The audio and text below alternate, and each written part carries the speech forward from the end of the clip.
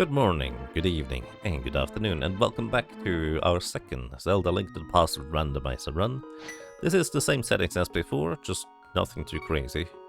Maybe the third run we will change it up quite a bit in order to show the more crazy side of the Link to the Past Randomizer, but for now, these are the same settings. We have the open world, all item slots, inventory slots are accessible, and we need to defeat 7 bosses to get 70 crystals, complete Ganon's tower to defeat Ganon. So that's gonna be our initial goal, so I suggest let's just get going. As usual, I like to start in the Sanctuary, because that gives me a decent start to try and get bombs early on. Because one of the things you want to do is you want to have either one form of combat in some capacity, or money to buy bombs. And, you know, if you just get bombs as a drop or enemies drop as bombs, either way would be fine.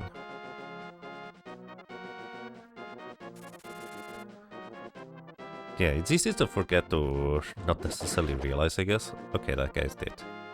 That's fine. We don't know what the crab drops yet. Full magic from the trees. Also the magic drop from these guys, which is unusual. Or, well, which is their vanilla drop, I guess. Arrows. Don't care. Knock out this guy, and then we want to knock out that crab too, technically. But we didn't. So we have defeated 2 enemies. If you defeat 4 or more enemies, and then pull on the tree, if you have gotten hit, you get like the 5 rupee drops in the vanilla game.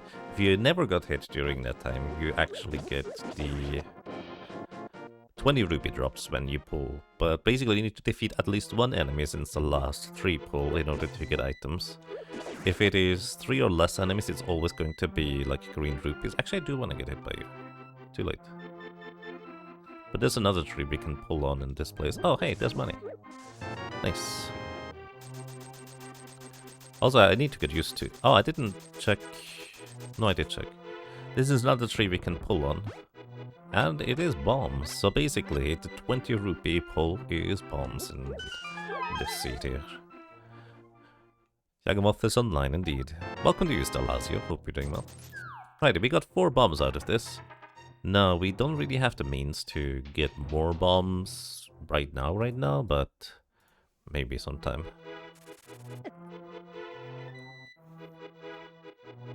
We also don't know what the guards drop yet for what it's worth, so we could go ahead and knock out one of these guards if we really want to. The sign is a 1-shot. The bushes are a 2-shot because they deal the same damage as the basic sword. At least I think it's the same damage, it might not be. Anyways, 4 bombs is enough for most of the bombable walls in Kakariko village. Sort of the made money ready? Not quite. Need a little bit more for that. But it's a good way towards the flipper money. There's a lamp, very nice. We have a full piece of heart and another one. You know, early health is very nice. I'm not gonna complain, especially since both of these were full pieces of heart. These normally drop from bosses after you defeat them in the game. And this one is actually a special one. Good segue. There is 1 piece of heart in the game, or like full heart container in the game, that heals you back to full, and that is the one that is normally in the Sanctuary. Last run I said there's a piece of heart in the Sanctuary chest, but it's actually a full heart container that also simultaneously heals you to full. The heart containers from the bosses do not actually heal you to full. Bomb number 2. We actually use up 4 bombs total. There's the Moon Pearl, which will allow us to move more freely in the overworld. There's 5 rupees under these pots here, and we get a bunch more bombs, which is definitely interesting. But we don't really have a way to fight enemies, but we do have 100 rupees to pay the bottle vendor. For a sword, okay. I was actually gonna go ahead and buy bombs in order to have, you know, more bombs available, since unless I get some other means of fighting enemies, bombs would be my only option. There's a bunch more checks where we do need to defeat some enemies in order to get stuff. But in this case, I don't have to worry too much about only having 4 bombs remaining, it's fine. We can't check the bugnet kit because we don't have an empty bottle, or a bottle in general. We do, however, have a hammer. Interesting, that's another way of fighting enemies. Hello, welcome to JP Erics, hope you're doing well. So, we can't get the item in the library here, but we can check what's in here. Also, I just remembered I didn't... 20 rupees, we don't need those. So, because I'm a little bit strapped for bomb, I'm actually going to check what the item is here before we're just gonna run over there. So, full heart container. It's fine, we don't need that now, necessarily.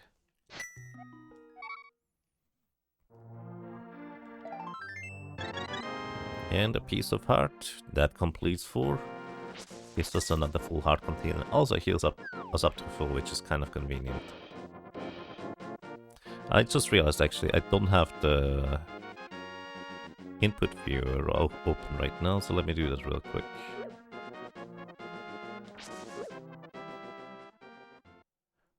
Also, is this 30 FPS again? Can't quite tell. Actually check the settings real quick.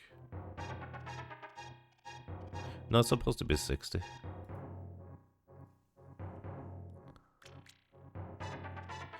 So the game is telling us to go to Dark World in logic with the Hammer on the Moon Pearl. Not yet. We do still need the gloves in order to access any of the portals at this point. But it is heading in that direction. As soon as we get any glove upgrade, we will be able to enter the Dark World.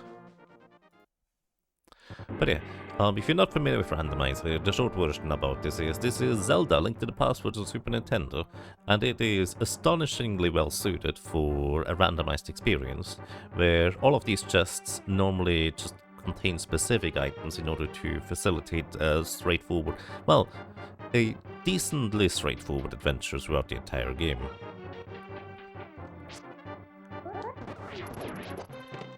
There's a small key, and that small key is actually quite interesting, because... oh, I forgot I have a hammer. Hammer is actually much stronger than the sword. Anyways, what I forgot is... I do actually want to take damage from these enemies, because I don't currently have an easy way back out of this dungeon, so I want a death warp. Anyways, all of these items have normally their place, like the lamp is in the first chest over there, if you haven't picked up a lamp in Link's house yet or something like that. This guard here we have to defeat in order to open the door. This guard here has a small key in it. And we also get the bottle. Now we could theoretically go back to Kakariko Village and check the bugnet kit for another item, which normally gives you the bugnet. Basically all of the items, or the key like progression items, are just randomly placed. I don't know where they are, but we're just checking everything where they are. And there's actually a decently large racing community for this game here.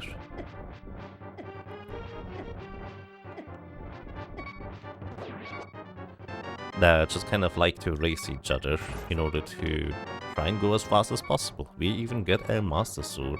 Now the Master Sword and the lamp is interesting because these two items alone enable us to... also safe warping back to the entrance. These two items alone enable us to actually theoretically go and fight Aghanim at the top of the tower of Hyrule Castle here, and giving us one-way access to the Dark World. But if I briefly mark Aghanim as defeated, in the Dark World you can see there's a few places we can visit, but a lot of the Dark World does not actually... is not quite accessible yet. We would need a hookshot or gloves or something else for that in order to, you know, get all the places. I'm still kind of playing this as if I'm racing, I guess. Oh, there's the gloves. Now we have access to the Dark World. We don't have to defeat Aghanim in this game in the tower, because it's not an all dungeons run. I just need to get the 7 crystals, and this glove here makes it reasonably likely that we're not gonna get to defeat Aghanim at all in the tower, because there's only one more necessary, let's say, thing that he could possibly be necessary for, and that would be warping for the big bomb. Actually, no, we have a hammer. That's not even all that necessary. So I don't think... Oh, well. Okay. We got 2 medallions. The Quake medallion, and I actually forgot which one the other one was. Bomb boss. Brain only working half power right now. Thank you. Welcome to Rakadactyls. Hope you're doing well. Alrighty. But yeah, there's basically, if you like racing and being reasonably competitive, there's so many little things you can learn and optimize about playing this game. Like a lot of things I still remember, because I liked to participate in tournaments and try to play at a decently high level at the time. And it's actually quite enjoyable for that.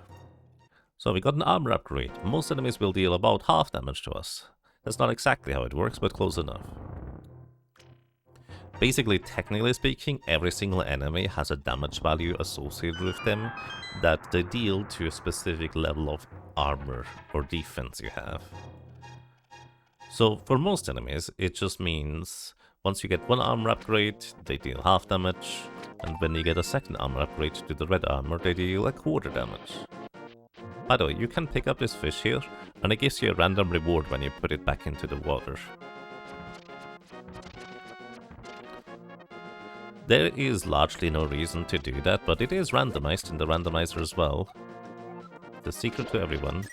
And it is 20 rupees. Like, if you're really desperate to try and get bombs, because you haven't enough bombs in order to open up this thing here, it might be like one very obscure option to just get bombs here.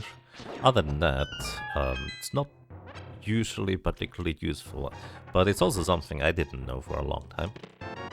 It's a thing you can do. And this is kind of what Randomizer is really good at. Oh, ball, that's nice. That is something Randomizer is really good at. It just teaches you things that you might not otherwise have known about. Alright, let's actually check the map. What dungeons do we have? So, we currently have now a crystal requirement, so we needed the bow for Eastern Palace. And there's a crystal in Desert Palace as well, so we need to somehow get into Desert Palace. In Randomizer, the usual way to get into Desert Palace is to use the flute to the desert, use the Titansmiths to get into the Dark World through the portal under the rock, and then mirror over to the desert. It's much more rare, actually, that you need to use the book in order to complete desert. But it's entirely possible too, because, you know, it's a possible route, because what if the Titansmiths are in the desert, then you don't get them otherwise.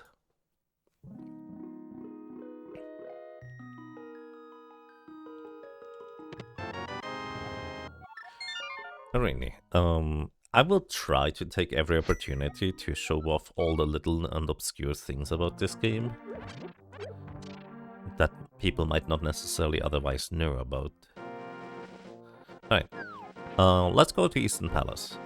One general rule of thumb that I like to follow for my more optimized playthroughs when I try to go as fast as reasonably possible is I like to go after... So nothing useful on the Hylia Island. I like to go after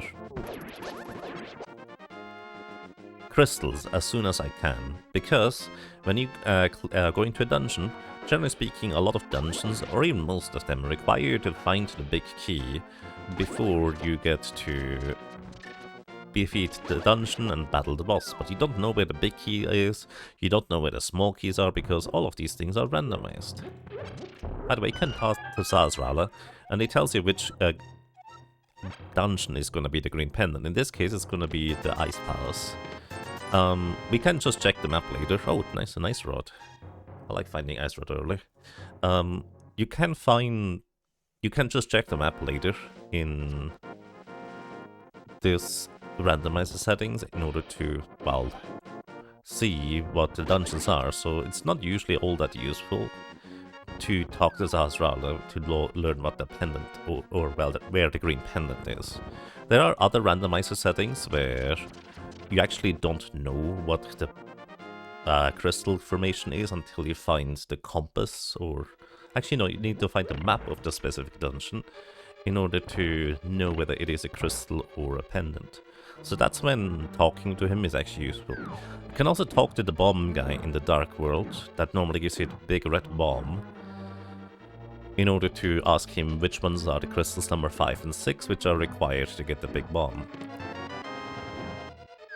Also, as usual, there are always a compass and a map in each dungeon, as well as usually a big key, and occasionally some small keys in chests.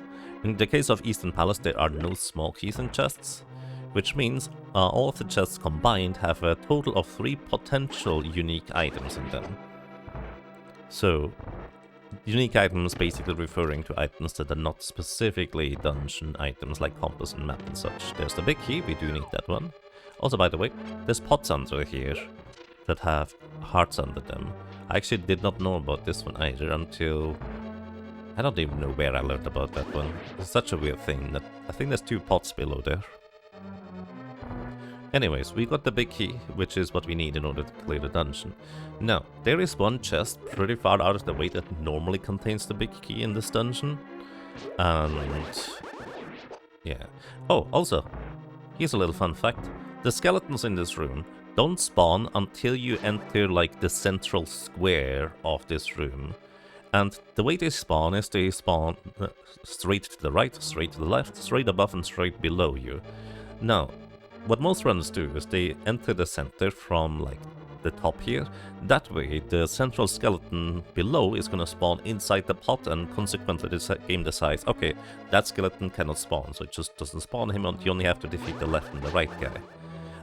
They technically spawn as soon as you enter the middle, but they are not attackable by a lot of weapons until they are, like, properly appearing with the puff of clouds. So what you can do here is actually you can put down a bomb, enter the square, and that skeleton died before it even, like, visually appeared. So you can theoretically optimize a little bit by using, like, 1 bomb to defeat that guy. Anyways, I think this might be our second item in the dungeon. I did not pay attention. But we do have a big key. Oh, there's the Titansmiths. Alright, so... oh, I already pressed the X button earlier, whoops. Now we have the Titansmiths, we didn't have those before. Alright, the Titansmiths, that is, I think, the second unique item of the dungeon. AKA non-dungeon item. Now, this chest over here, some runners like to skip this one because it is quite far out of the way. And you have to make a rather lengthy loop in order to get over to it. Especially right now, there's like a 50-50 chance that the item that is like the last non-dungeon item is on the boss. So if you're lucky, you could just go and defeat the boss and you're not missing out on anything. So this could be the compass. It is the compass, so if I were to go straight for the boss, I wouldn't have lost anything. But, well, I didn't know that before.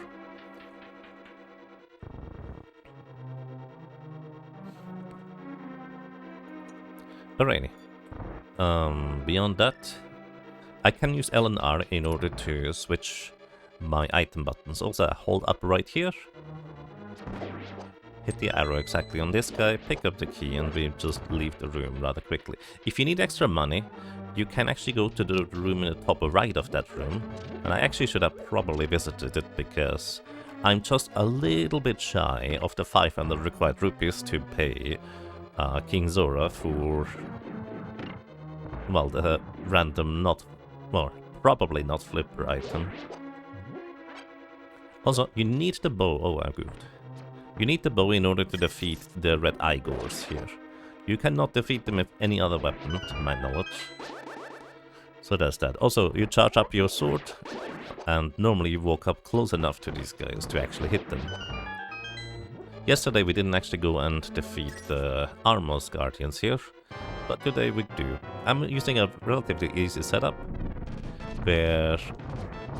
oh, I shot actually one too many arrows. If I shot only 2 arrows to that guy, I would have to, well, shoot 2 less arrows here, because the Armor's Knights regenerate their health as soon as the last one turns red, and consequently, well, he didn't actually take damage from the first 2 arrows in a weird way. But that's okay. Anyways, we cleared Eastern Palace, we got our first crystal. And then from here, we're just gonna walk south. Because this is going to be one of the ways we can enter the Dark World right here. And kind of stuff I mentioned before, if I can go out the crystal dungeons, I will do so, because that just seems the most relevant, because you can just find useful things, like the Titansmiths we found earlier. Even though there's many more item checks I could do in other places of the Dark World, this just feels appropriate. Oh, but in this case, actually, oops, sorry. In this case, I actually may not want to do that, because Eastern Palace is a pendant dungeon. As I mentioned before, I only really care about getting all the crystals in this game, so I don't actually care about getting all the pendants in order to get whatever is on the pedestal, because it's probably just, I don't know, 20 rupees or a piece of art or something. So I would have actually immediately gone to clear the Dark Palace, but conversely, right now I feel compelled to just not worry about that.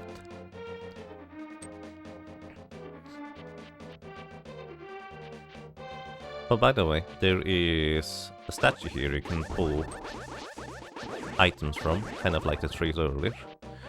And it turns out our 4 kill plus getting hit pool is 20 rupees. That is normally the 5 rupees in the vanilla game. But basically, anytime I have done a number of combat, I probably have defeated more than 4 enemies, and I probably have gotten hit in the meantime, somewhere along the way. So that's just kind of what I call the most common pull when you pull on a tree or another statue. There are a few more places where you can pull on things, and I'm gonna try and remember showing them. There's one in Turtle Rock and one at the Palace of Darkness. Wild Dog Arcade, welcome back. Hello, hope you're doing well today.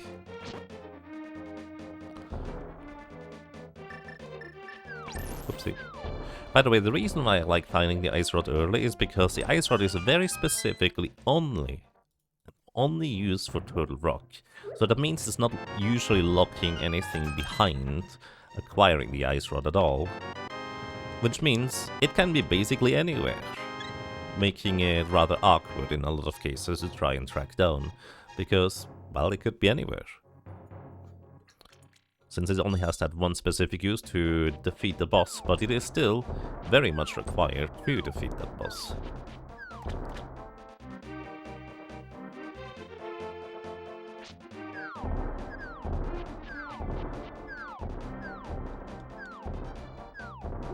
Because we have Titansmiths, we can actually take this route over here to the Dark Village.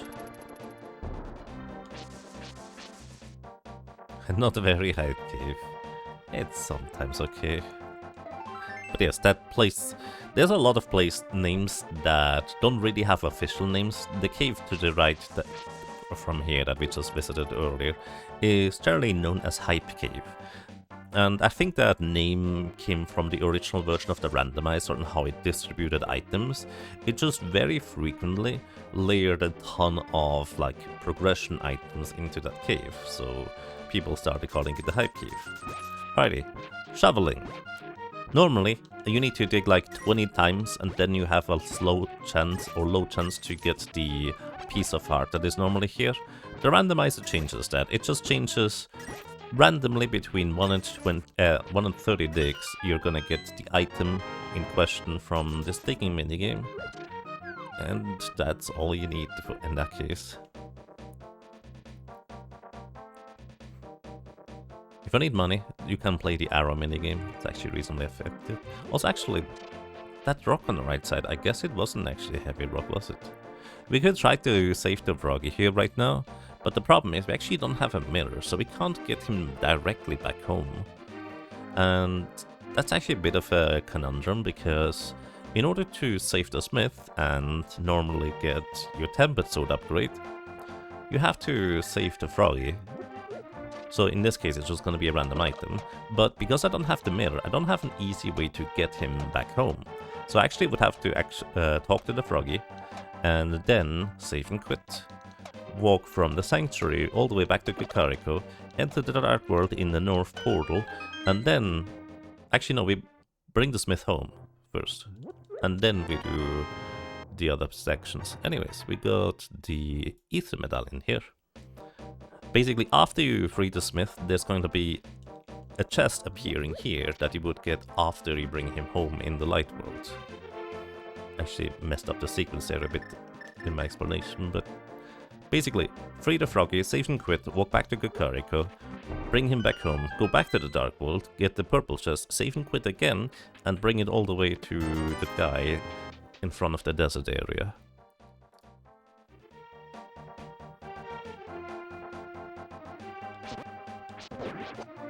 And yeah, mirrorless Smith chain, it is reasonably frequent that this just happens. And you usually just try to optimize your way around, okay, how many item checks do you want to do beforehand? Because maybe you find, like, the mirror before you end up doing the Smith chain.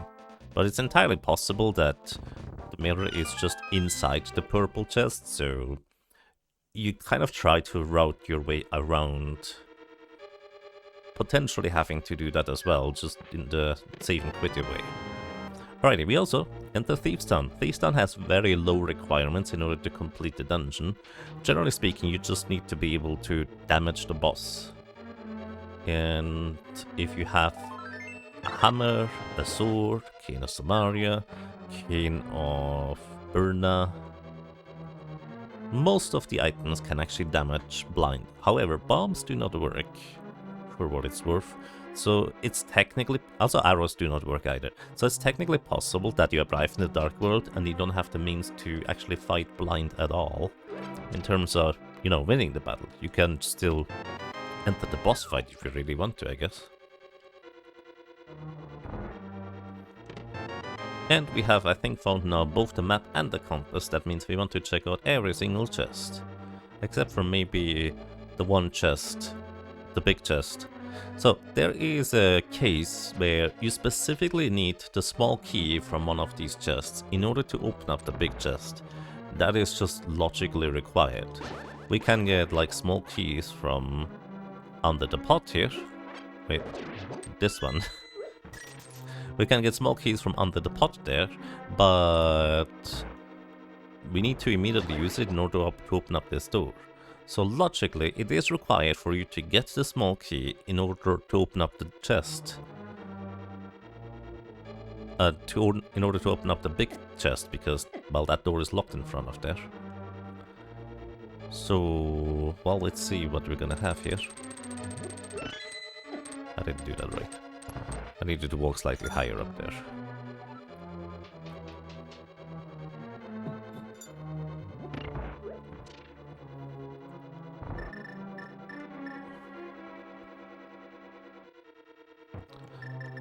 Brought out the hammer just in case that little lizard decided to be friendly with us and go straight left. So we need to open up that floor there in order to shine a light into the boss room.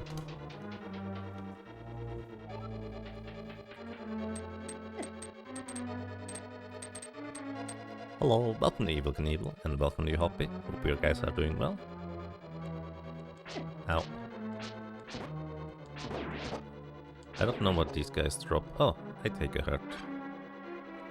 Because I'm a bit clumsy right now. There's an arrow in the top left pot here. There is, I think, a piece of heart in the top right pot in this room. These red guys take... Oh, nice fairy. These red guys take 2 Master Sword hits to defeat, or 1 hammer hit. It's just the hammer is a lot more awkward to hit these enemies with, because it has such a small hitbox. Also, as you might notice, all of the text boxes and everything is just removed from this. So we did get the small key. It's actually technically possible for the small key to be locked inside the big chest, in which case it might be entirely plausible that we could never actually access the big key. the big chest and its contents, because you need a small key to get there, and the small key is inside there. Like, theoretically, you could, like, steal a small key from a different part of the dungeon and bring it over here, just to make sure that you get opened up the big chest, but there's not really much of a point in doing that. Oh yeah, right, no, never mind. There's not a heart in the top right here. The heart I was thinking of is right here. Well, it would be if I didn't already pick it up. Oh, roll a d20. I missed that one. I'll do that in just a moment. So, if you defeat blind by hitting the head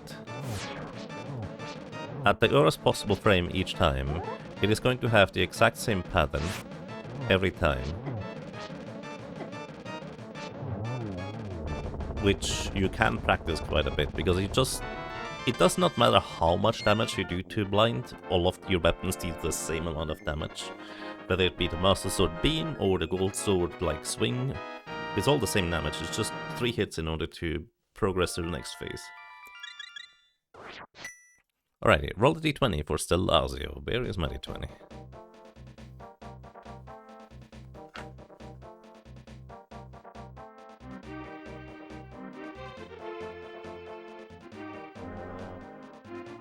Oh, found it. Alrighty, roll a d20. And 14. As usual, you do have a luck point if you'd like to use it. But that is the current high score of the day, 14.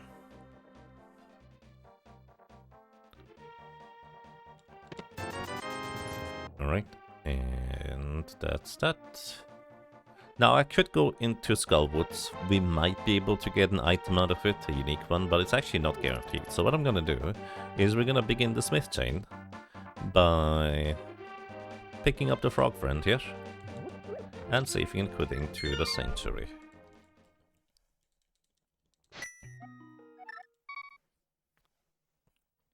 As you can see, the smith is just following us, which, by the way, funnily enough, makes Zelda disappear from the sanctuary, because she's also, like, considered a follower, and there can only be one follower at a time.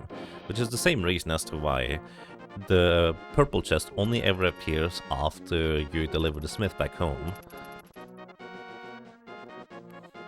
That way, the game never has any conflict as to which follower you're currently having.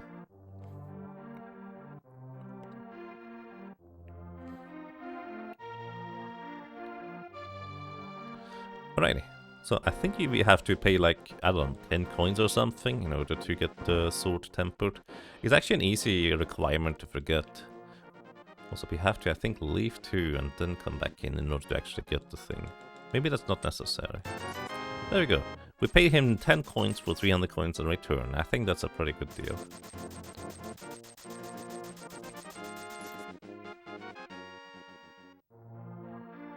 Coinsmiths, indeed. So, we do have a bugnet that we can go and deliver to this friend. Well, actually, we have a bottle to deliver to this guy, and he gives us 10 arrows in return. That's okay. Money forging operation spotted.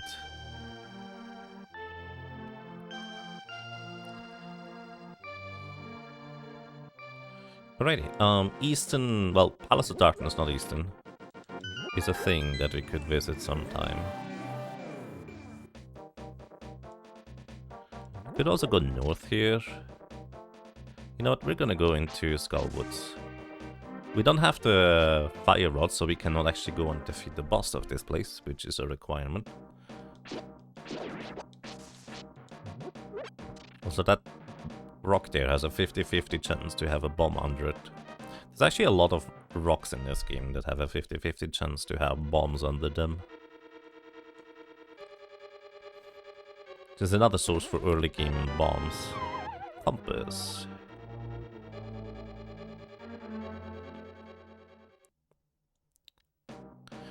I think I should have just dropped in here to begin with, because I don't have a fire rod anyways.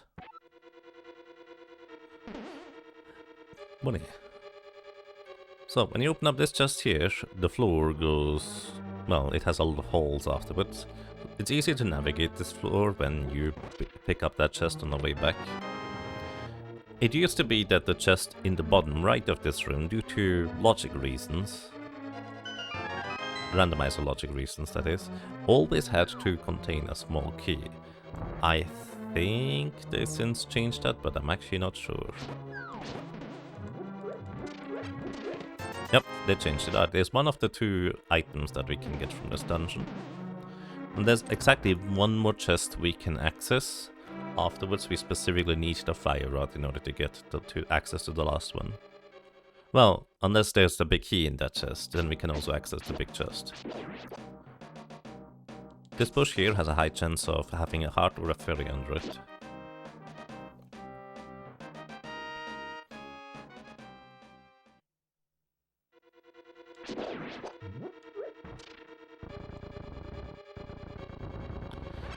If you move up and down... Oh, bye fairy. If you move up and down while pushing the statue, you actually push it slightly faster than normal, which is why I did that earlier. 50 rupees. Okay, so we did get both items out of Skullwoods. Just neither of the items were particularly useful.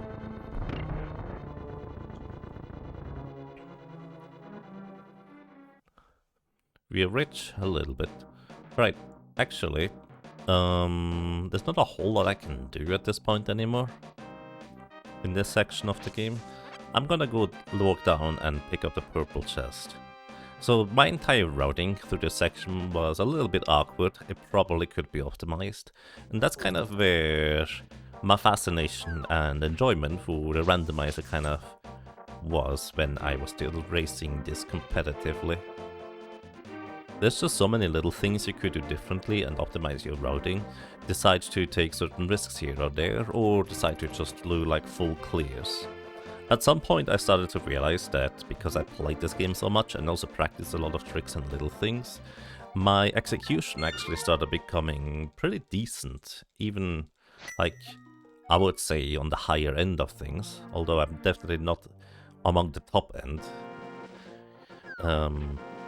And conversely, my playstyle started to shift from, initially I was just taking all the reasonable risks, to just not taking any risks. I was just planning on full clearing the game if I knew my execution was better than my opponents, because on average that would just leave them the ability to get lucky for it.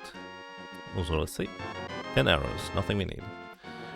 It would allow them to get lucky for what it's worth, but on average, in most situations I would win as long as my execution was better and I wouldn't make any big blunders or something, which I'm pretty good at making blunders, let's put it this way. Alrighty, we can't get that item over there, that piece of heart, right now, but we could check what it is, and now that I know it's just a piece of art, we also don't have to worry about it anymore. Next up, I guess we're gonna either go up Death Mountain, go to Zora's domain, or I don't know, what are we doing? A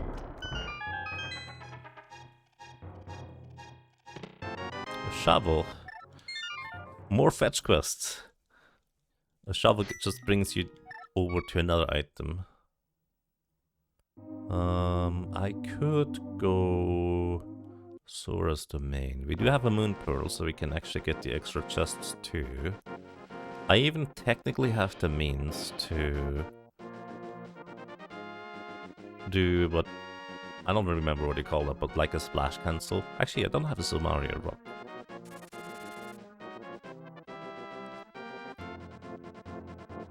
Do arrows just work for splash cancelling, or do you need Sumaria as well? Hey Felfaron, welcome, hope you're doing well.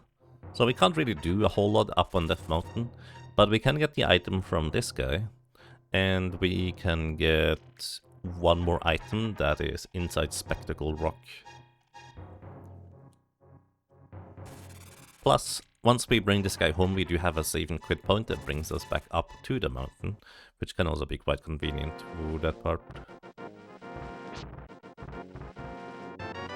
Small shield, we don't really need that, but I don't mind having shields. Can be useful in specific circumstances.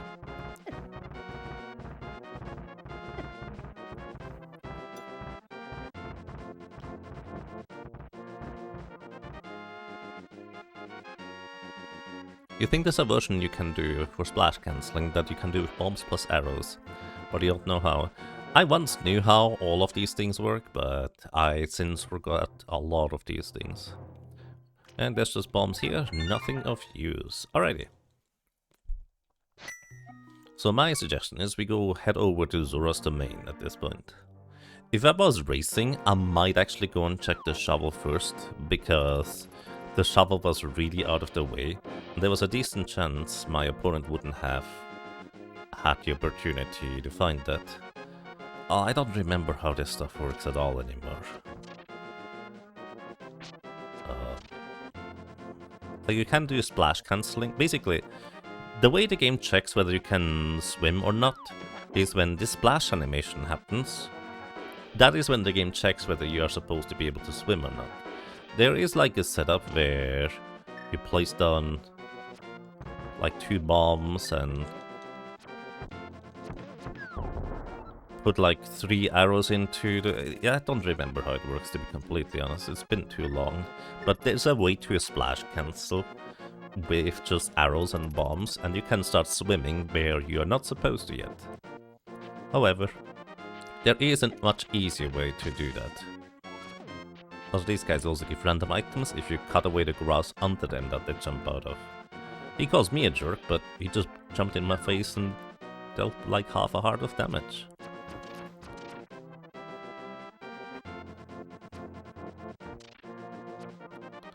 There's a lot of weirdness that you don't understand, like killing Armos Knights. Something like that. Anyways, what I'm doing now is I'm intentionally touching this wall right here. And this gives me the proper alignment that if I then either slash this bush and hold upright or pick up the bush and hold upright from here, I can then jump into the water at the exact place where this allows me to now swim. Oh, I don't want to get hit because that's bad. I can now swim without having the flippers. Now, I think I want to go into this whirlpool here. No, actually, that's the wrong one. I don't even remember which whirlpools I need to go in. Anyways, we can take a whirlpool in order to go all the way up to the north to Zora's domain, which is slightly faster than walking normally. But also importantly, I can now still swim, and if you don't have flippers, you can actually swim through shallow water too, for some reason. And then we can enter this place. We need to leave in order to get the walk on water glitch, and that specifically works if you have the moon pearl for some reason. Don't know why, but that's just specific to this. But basically, we can get these chests here. Before the randomizer logic would assume that we would be able to, because you normally need the flippers in order to get that. But, well, minor glitches are allowed, so we don't need it. We also see what is on the Zora Ledge over there. The Zora Ledge, once again, technically I could get there by a splash cancelling with bow and bombs, and again, there's weirdness to it that I don't remember how it works. But 500 rupees for the big catfish. Actually, it's not a catfish. And we just get a bottle out of it. No required progression, but I guess this is the time for us to head over to Palace of Darkness. I avoided Palace of Darkness earlier because it is a pendant, and I could technically fully clear it, but I didn't want to because the pendant itself is not required. It's just another set of locations that we can check instead. King Zora selling bees. Yep. There's also a friendly bee. It actually would help us, I guess. By the way, you can press L and R if you have Quick Swap activated in the randomizer settings, in order to change which item, like, layer it has.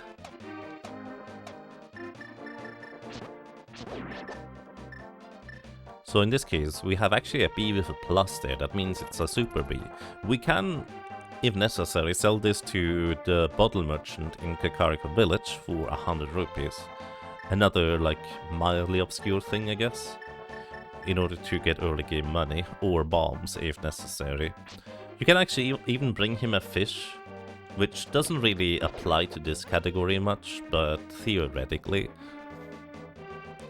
bringing a fish to the bottle merchant in Kakariko Village also gives you like 20 rupees, 5 arrows, 4 bombs, and some other stuff. Like, it's just an assortment of items.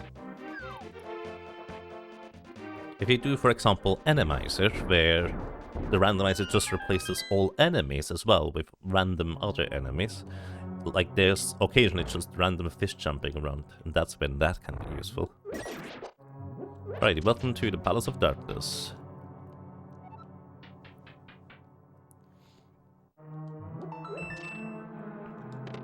And we have a mirror. There is a reasonable argument to be made that I should just immediately leave here.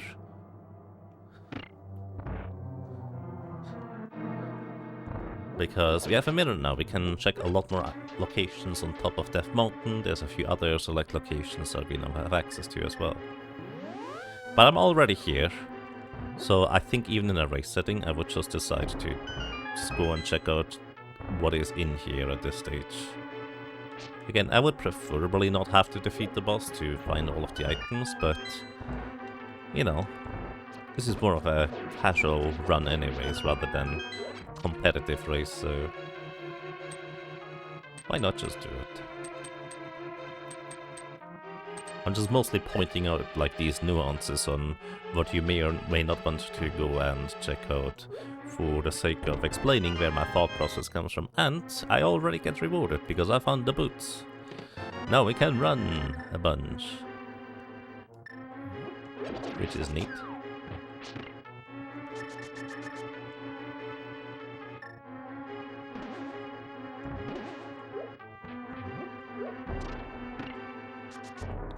I can also bonk here. Can I bonk there? Oh no. Well, you can bonk there, right? In order to get down to the chest? Yeah. It's another key.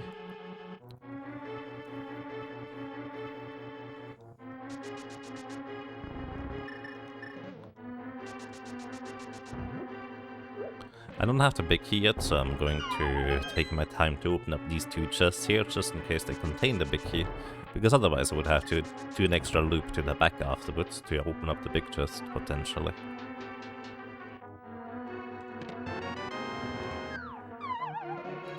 Just a small key. Basically, that chest is never necessary, technically, because it was just a small key for a small key.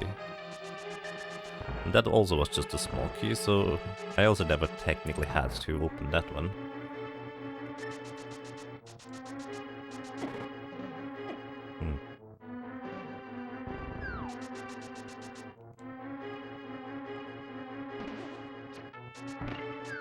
Oh. A dingus. I did not actually want to hit that switch. You only hit that way if you want to go to the right. So, there is a bomb jump you can do in order to jump over to the big chest, but because I don't have a big key right now, that feels rather pointless to do.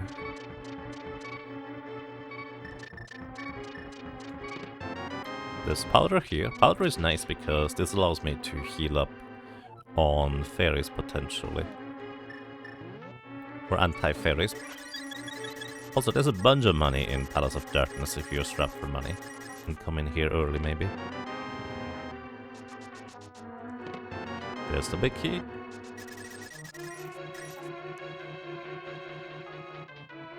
I didn't pay attention to whether we already got the compass and or the map. We actually have neither so far, so there's still the compass and the map somewhere in this dungeon. And it's not here.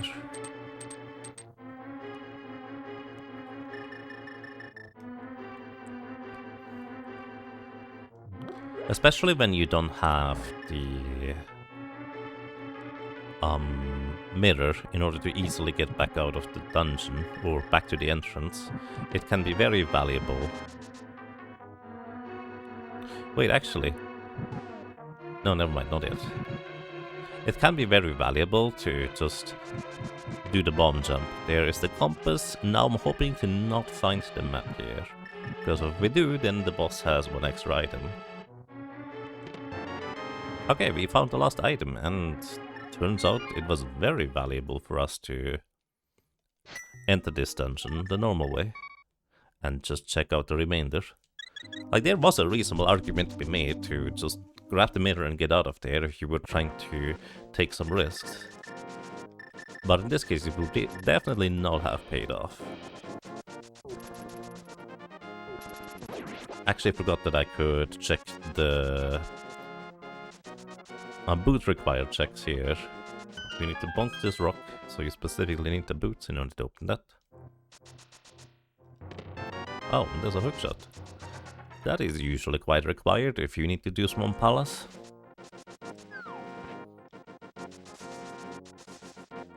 We don't have to check the... Well, there's an argument to be made that I shouldn't have run back over here until I come to check the cave behind the graveyard, because I have to be in the Dark World in order to get there. But it's okay.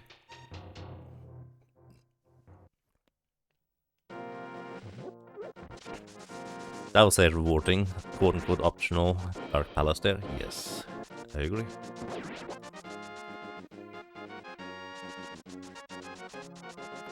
So, the flute is not yet active, you always have to go and activate it. That is, unless you play like specific rule settings where the flute is pre-activated.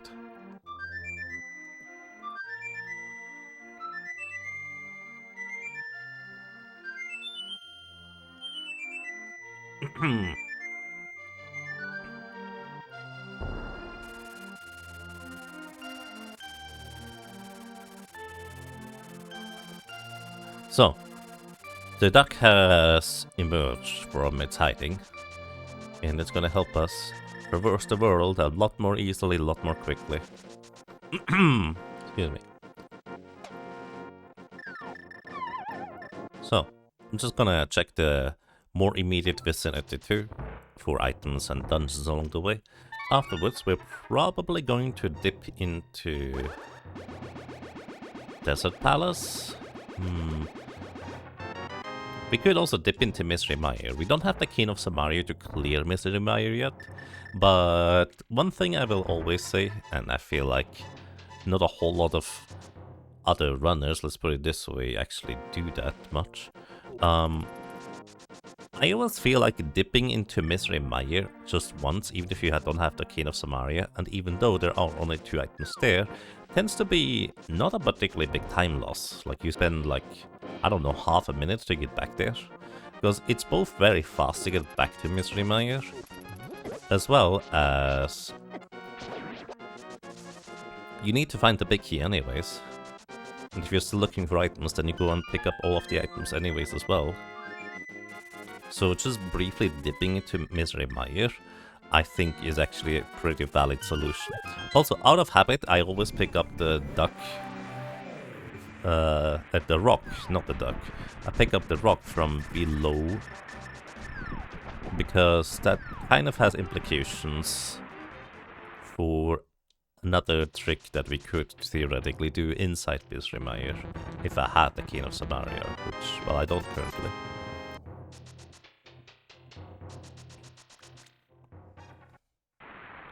Right. We already know the ledge item is not useful for Desert Palace, so let's head in here. Whenever you're trying to optimize your movement, having the hookshot out as your item tends to often be quite useful to stun enemies, so you can just run past them or run through them, or to even do like little movement checks, because if you're running, as in you're dashing with the boots, that is only like faster if it's on longer distances. Like this distance here, it's more efficient for you to go and use the hookshot at. We do have the small key. So I basically now had the choice to go and check out the 2 chests on the right, or I could have checked out the big chest and then went to the right. But I'm kind of doing like a slight optimization with a very mild risk to it. Like small risk, potentially decent reward. We already got one dungeon, or one unique item out of this, and we got the second one already. So we never actually have to open up the big chest, because we already have the item that, or the 2 items out of Desert Dungeon. There is an argument to be made to maybe skip Desert until we defeat or complete Misery Mire, if we had like better tools to defeat Land Molas. But if you're comfortable with the battle as is with this setup here, there's not much of a reason to wait until later. It's going to be just as fast, probably actually even faster to do it right now, purely based on, you know, how long the battle takes, I guess. Like, it needs to take quite a long time for it to be more efficient. To be done later.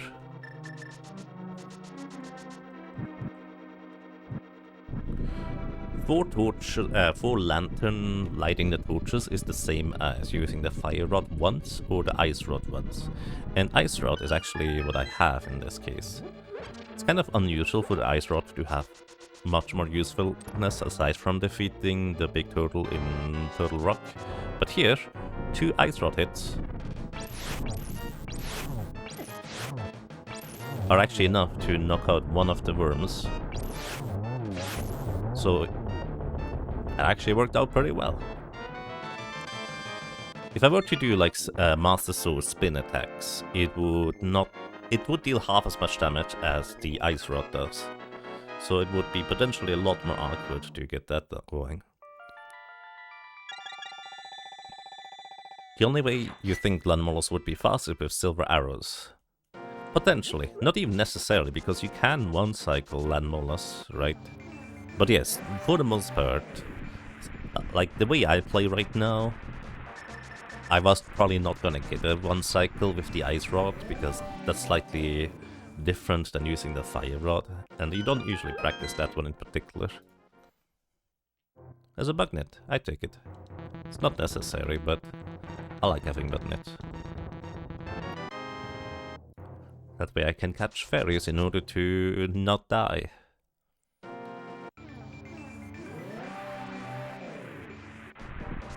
Yeah.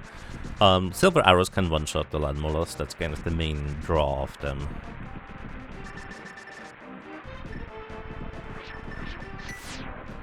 Also, today we use Ether in order to open up Misery Mire, which is the normal item here. Hello, welcome to the sect. Bagnod is necessary for Aghanim. It can be in Swordless, which is quite amusing.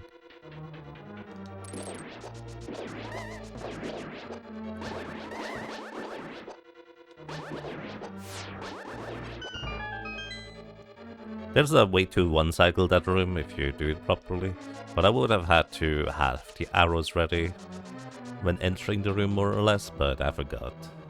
It's okay.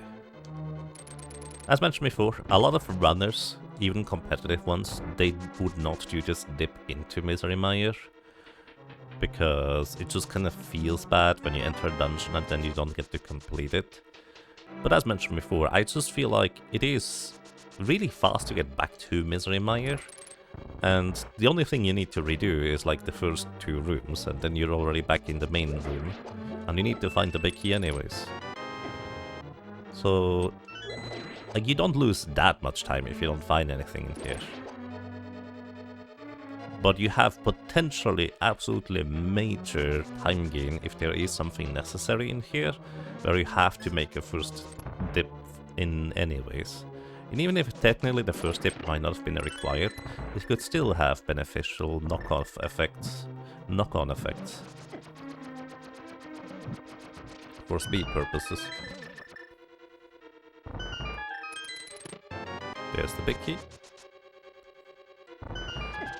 Now, once again, you could decide to not visit this room over here, because especially with the lamp, it's kind of slow. However, I used to do that really fancy thing where I just used like hookshot across, quick swap over to the lamp, hookshot back over to the left, hookshot back over to the left, quick swap to the lamp, while walking back over here, switching back to the hookshot. And basically, it's an entire thing that you can do in order to technically very slightly speed up these rooms here. Oh, I'm even too slow because one of the torches already went out. But you can theoretically like optimize it with a hookshot and the lantern. But it's so difficult to execute that I've done that like once in an official race. It was kind of fun to hear the commentators' reactions to it though.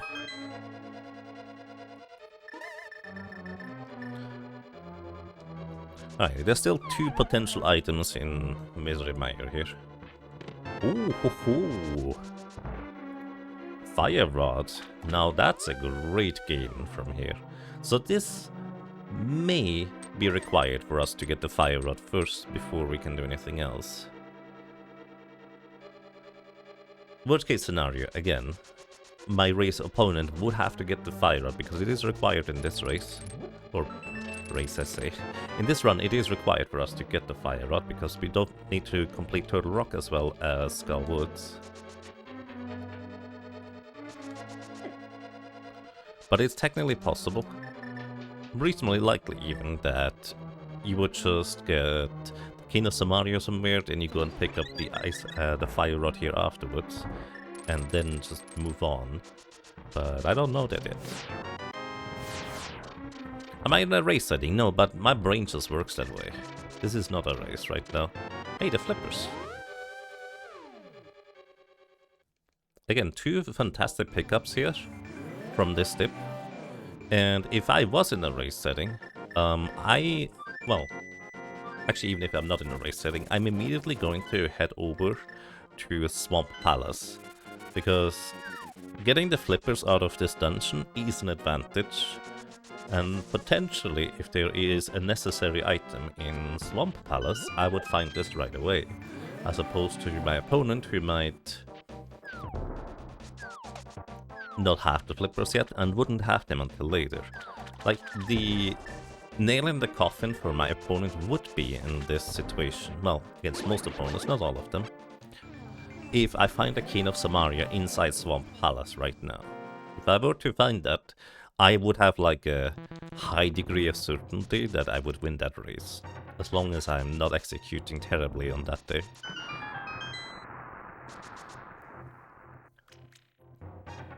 But that's kind of like these gold ticket items, if you will. It's also kind of slightly unnerving, however, to find the flippers, because now Ice Palace is open as well, and I would like to not do Ice Palace if I can avoid it, because once again it's a pendant, so it wouldn't be all that conducive to finishing a run all that quickly.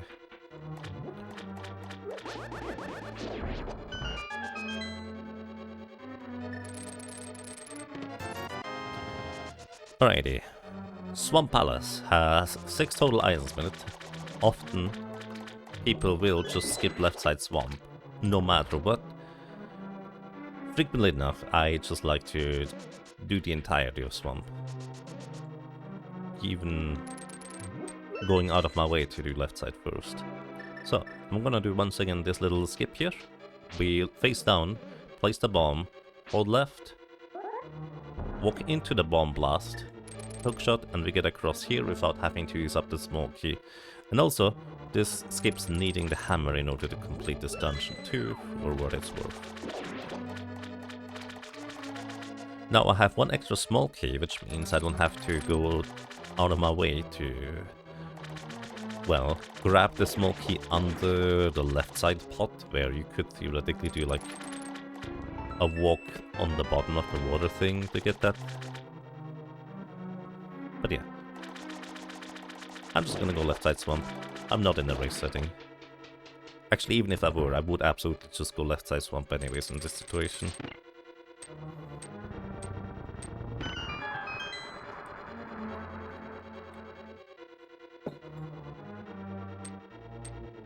Because the best case scenario would be if I were to... Hey, I got the hookshot this time. Try getting that hookshot right there, the one I just did. It looks rather innocent. It's not.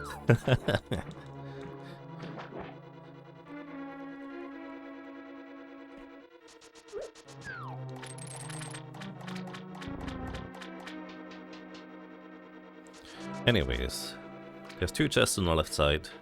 You generally hope that it's map compass or something else entirely useless, so you don't have to visit here. Let's see. There's a map. And if this is a compass, somebody who just goes like straight for the boss, oh wow, it is compass, would be like having the absolute certainty that they don't have to go left side swamp at all, and they would have saved like a minute over my route here. It would take a few seconds, I guess.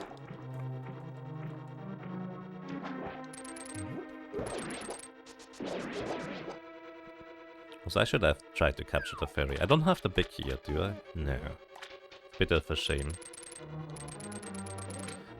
Basically, this is even more of a reason to potentially do left side swamp early, because it would allow you to get the big key if it was on that side, but it's not in this case. Alright. Doing a little setup here, and I goofed.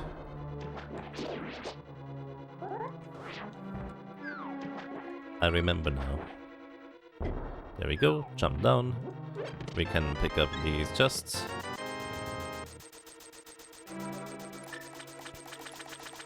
And this is either the big key here, or the last item. Well, the second to last item. It's the big key, so we have to come back inside anyways, in order to get the big chest. I technically could have backtracked there, but I think it's more efficient to just go and beat the boss first anyways. Plus, thinking about it, I actually only need the Cane of Samari in order to beat the game at this point. So actually there is no incentive for me to do anything aside from just beating the boss first anyways, even if it wasn't faster. Because if I just get the Cane of Samari here, I would be just going through.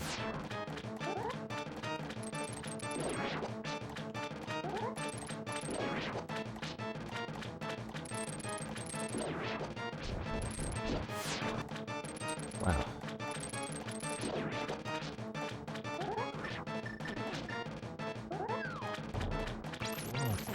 I goofed. I thought I had the fire rod, but I didn't. Fire rod is the same damage as a charged master sword, or a tempered sword slash, or an ice rod hit, or a master sword spin. Okay, and with this, there's one item remaining in here that I didn't get yet. Let's go and visit the big chest. If I didn't already have all 3 medallions to guarantee being able to open up Turtle Rock, I would have actually also potentially prioritized going to Turtle Rock a bit earlier than I did here. Oh yeah, actually, because I skipped letting the water in here, I have to redo the skip again, huh?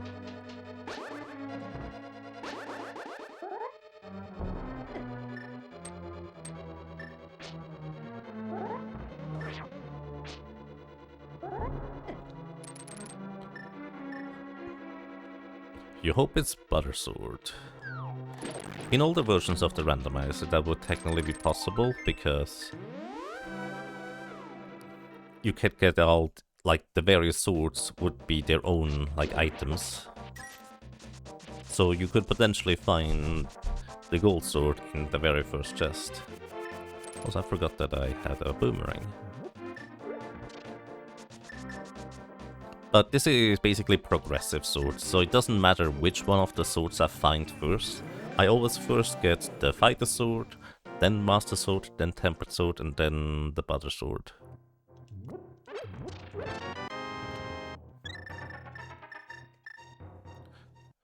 Right. And with this, we go up Death Mountain.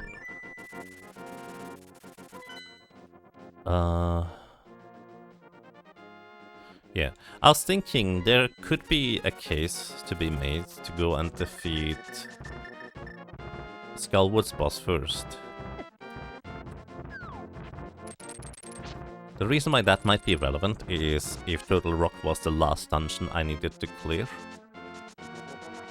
That way, if I find the Cane of Samaria up here on the east Death Mountain,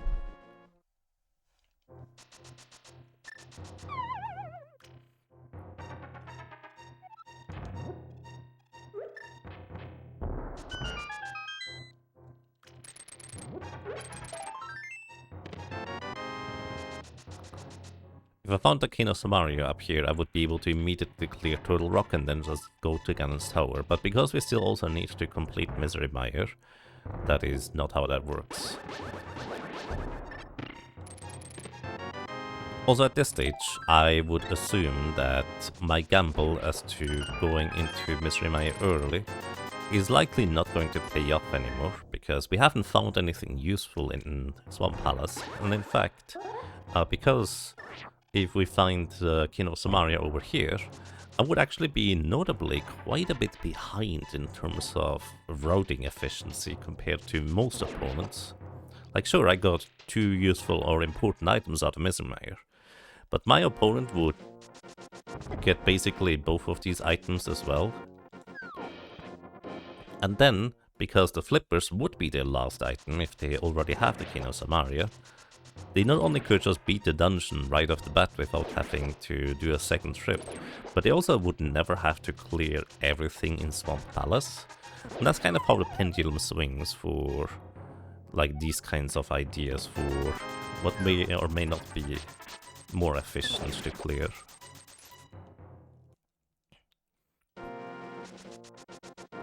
Enjoy your dinner, Stellasia. Thank you for dropping by. And if you pause the video, until later. And welcome back, Stellasia.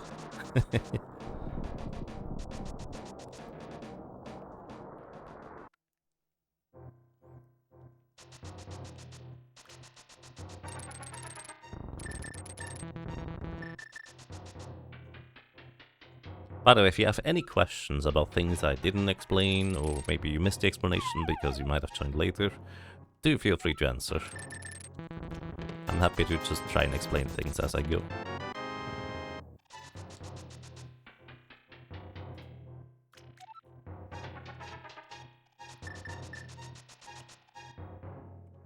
Why is Butter Sword the best sword? Well, because it has the highest damage value. Unless you play the vanilla game, where you might actually deal 0 damage with your swing against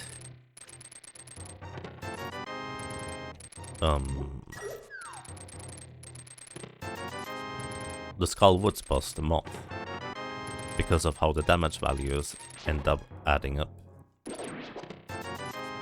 Mothula, there we go. Alright, there was actually nothing up on Death Mountain so far. No, at this stage I would mostly visit the Tower of Hera, hoping that there's also nothing in here.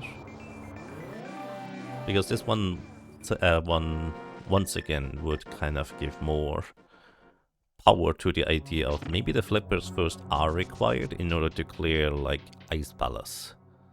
So initially I didn't want to go Ice Palace, but you would probably dip into Misery Mire before heading into Pendant Ice Palace without flippers. Because logically the flippers are required to get into Ice Palace because it's in the middle of the water. Also, I don't remember this setup here anymore, but I guess I don't need to use it because I have a hookshot. I just remember. I have boots. I just remembered.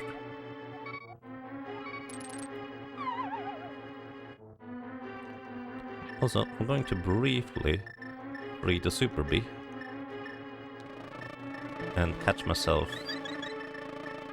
fairy. Okay, I guess we used up the bee instead. Oh well. We didn't get the big key yet, did we? So it must be in the basement. It's actually faster to defeat the boss rather than going into the basement, because there's like a tile room where you have to literally wait until all of the tiles have disappeared. So it's quite a lengthy trip to get the basement, to get the big key, to open up the big chest.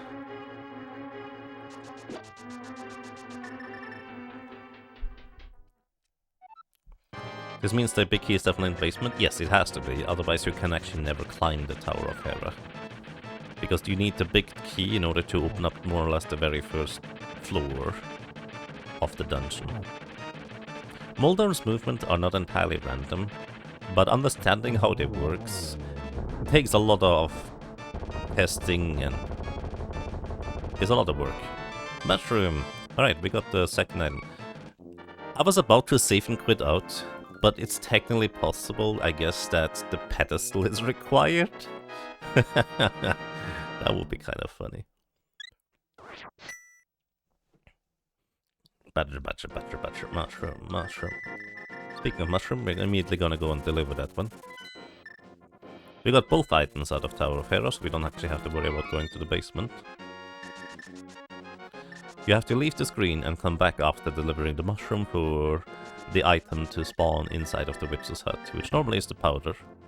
In our case, it is the King of Samaria. Ooh. I think I would be losing if this was a race. I'm pretty sure I would be losing if this was a race. Because I dipped into Misery Mire early, got the flippers, did a bunch of unnecessary checks, all things considered, and it did not pay off. Like, initially it looked good for all of the items I got out there, but turns out not a good idea in this scenario. But hey, such is the randomizer. And I guess there's always the chance that your opponent does in fact dip into the dungeon early as well, kind of like you do. So you're never necessarily out of the race right away. But this here I would categorize as a major disadvantage.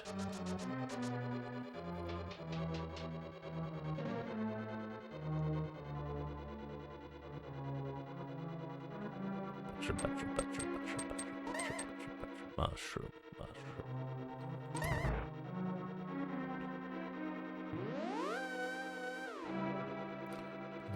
Moldorm moves randomly. Every 2 to 3 seconds it beelines towards a player. After about 1.5 seconds of this, it resets to a random pattern and repeats. Yes, pretty much.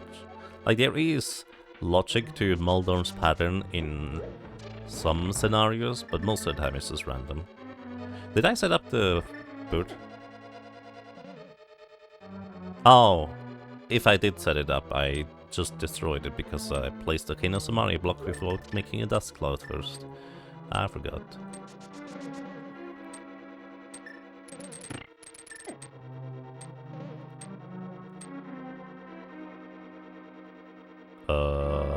I forgot. This is one of these things where normally when you go through Misery Mire, get all the chests and just do everything normally, the switch state is set so you need to go and hit that switch over there. But if you just go in here without hitting any switches, you don't have to do that.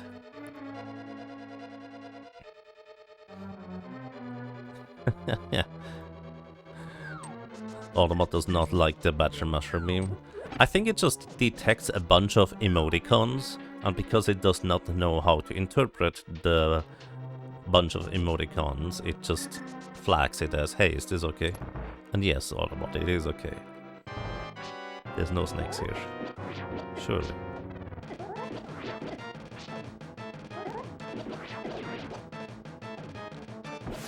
So what people like to do when they're not as practiced in like low percent, which I'm not,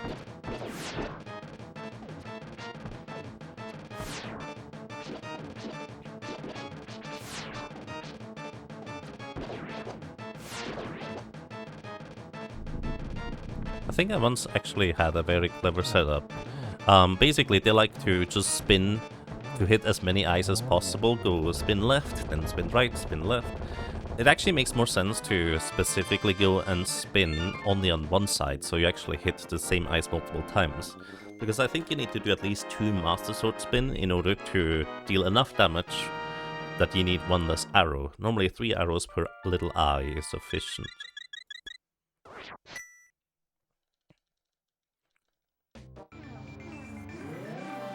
Now we know where the boss is. Boss compass. Yes, the compass in this game normally shows you like the location of the chests, where the boss is and everything. But of course, if you already know the game reasonably well, that's mostly useless, but that's what its usual use is for. Also, by the way, I entered this warp from the left because this shortens the light world to dark world transitions very slightly. It's a super minor thing, but it saves you like a quarter of a second. Also, this guy just ate one of my arrows. It's pretty rude. Also, I never checked what the item is when I stun an enemy, have I? Because when you stun an enemy and then defeat them, they always drop the same item. It's just 5 rupees. In the vanilla game, you always get a single green rupee for it. We have one small key, so I don't actually need to go and pick up this small key over here. However... Oh wait, that's not here. One of these pots in this dungeon has...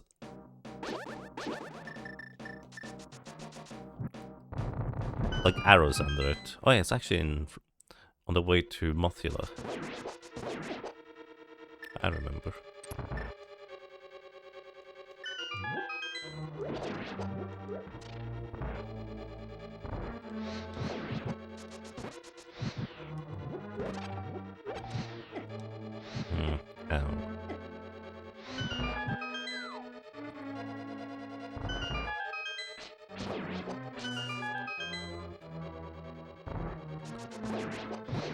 Some people like to use Fire Rod against Mothula, but it actually only deals half as much damage as the hammer, or Master Sword spins, but it's the same damage as a Master Sword swing.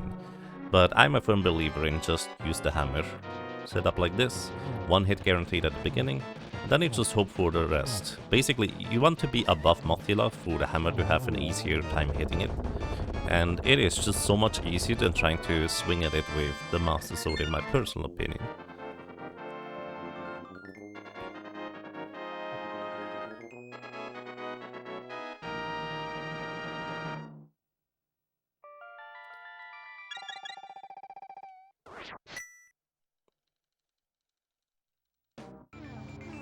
Also, if you come out here and immediately mirror, you're also on the correct, like, horizontal axis to get a shorter warp transition there.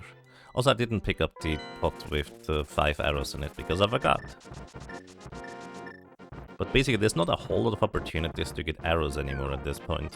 So, that was actually a good opportunity to get a slight refill on them, and we will want to have more to go through Ganon's tower. Basically, that's how far ahead I'm thinking. Like, sure, there's an entire turtle rock in the way, but I would have loved to pick up some extra arrows, because that would have sped up Ganon's tower a bit.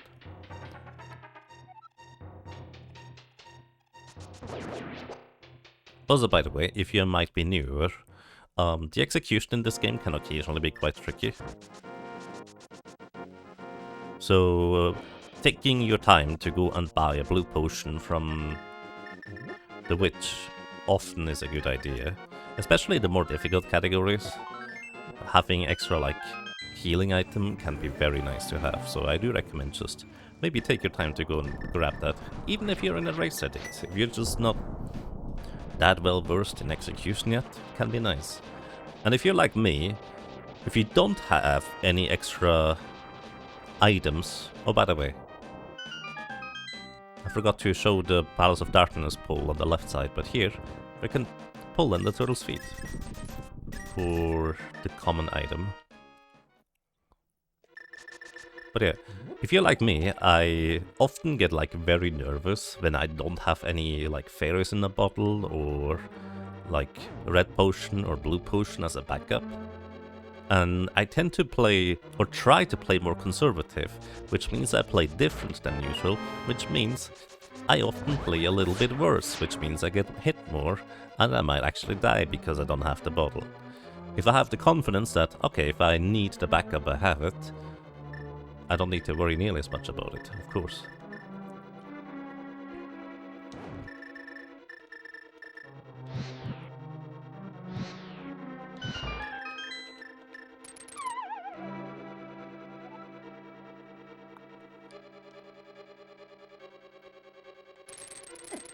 Fun fact, which boss you can pull in items change around when Aghanim 1 dies. Yes, in the light world that is true. The dark world you're not supposed to get to without defeating Aghanim, but the light world actually does have a lot of different locations where you get different items when you do pull on before and after defeating Aghanim. Some pulls turn into like bees instead, and vice versa. There's one pull south of the circle forest place, whatever it's called. One pull south of the grove only appears after you defeat Aghanim, if I'm not mistaken. It's very obscure. So these guys hit like a truck if they ever come into contact with you. But also I have a red armor, so I'm not nearly as worried about it. And we just got the big key, which means we largely don't have to worry about items at all anymore, so we just go through the dungeon.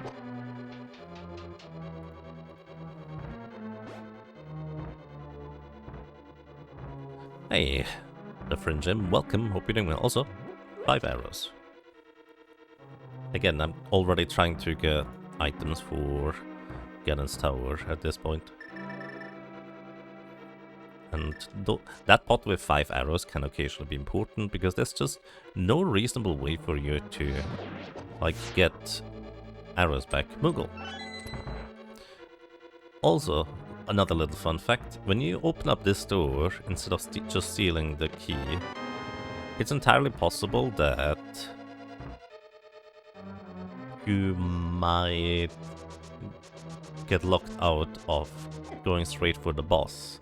But there's like a 5% chance that this lava chest here has a small key and the big chest has a small key in it. Which means, in that specific scenario, you can actually not go directly for the boss and you have to, you know, backtrack to get the item from the big chest. But it's a relatively small chance of that happening. Because I thought there was another set of arrows in here. I was mistaken. Moogle. By the way, don't try to open up a chest as a Moogle in Secret of Mana. At least not while you have the Moogle sprite. Because it will crash the game. Oh hey, look, we get a tempered sword, how nice. I actually mostly opened this one just in case well, it had a small key in it. Since the lava rune chest already had a small key in it. But conveniently enough, now we have a much easier way to deal with Ganon, which is going to make the endgame significantly simpler. Oh wow. Okay, the upgrade from a tempered sword to a gold sword is surprisingly small. Like, it's much nicer to have. It saves you a bunch of time here and there. But the difference between tempered sword and master sword is so much bigger than the difference between tempered sword and gold sword. I went the wrong way, and now I'm gonna get hit by all the fire bars. I guess I didn't. Oh. Nice butter sword.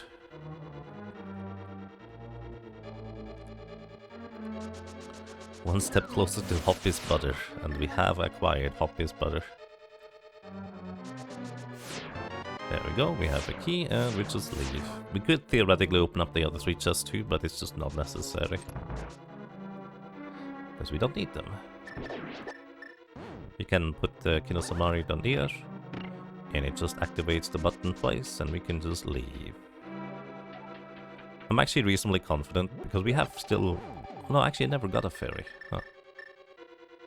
Is it Fire Rod first, or... I think it's Ice Rod first. Anyways, let's see.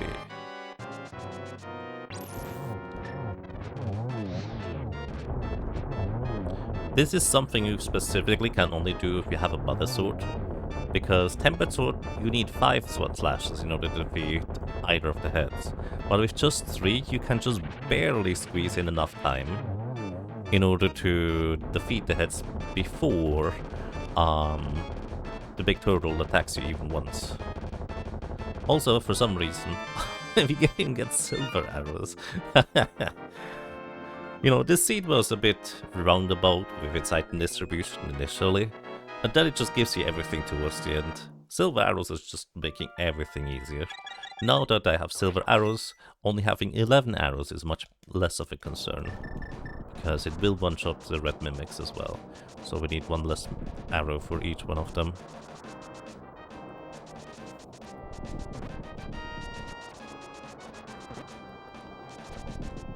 Technically speaking, most rooms and bosses are not made faster with Butter Sword in optimal play, but they are a lot easier. Yes, the turtle being one of the exceptions.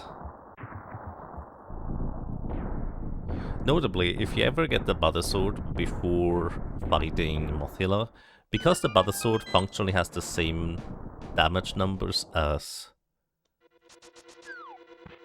the spikes, and Mothilla takes 0 damage from the spikes, Mothilla just takes 0 damage from a Butter Sword hit. It's kind of weird.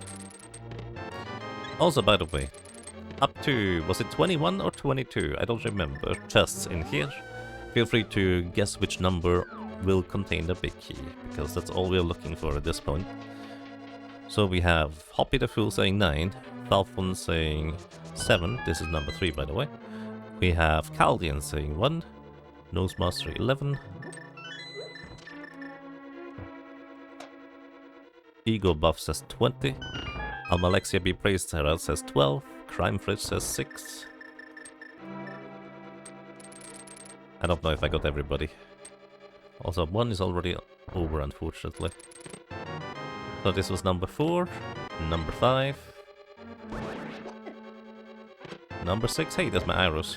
How convenient. Number 7. I should get to go a bit further over here now. I goofed, so I have to actually wait here. Otherwise that spike will hit me.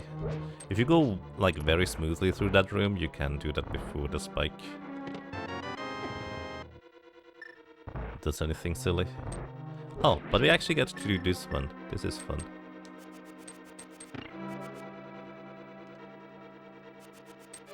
If you spam the boomerang, the red one specifically, while going into that room, to the bottom left, and then just immediately as soon as you throw the boomerang, go the other way.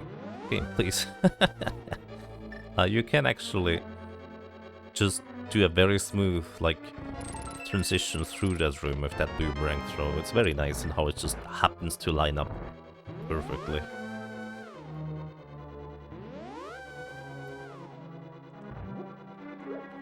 Right, I think this is gonna be number 8, 9, 10, 11. Number 8, 9, 10, 11. And it's 11. Alrighty. Nosemaster with 11 on the dot.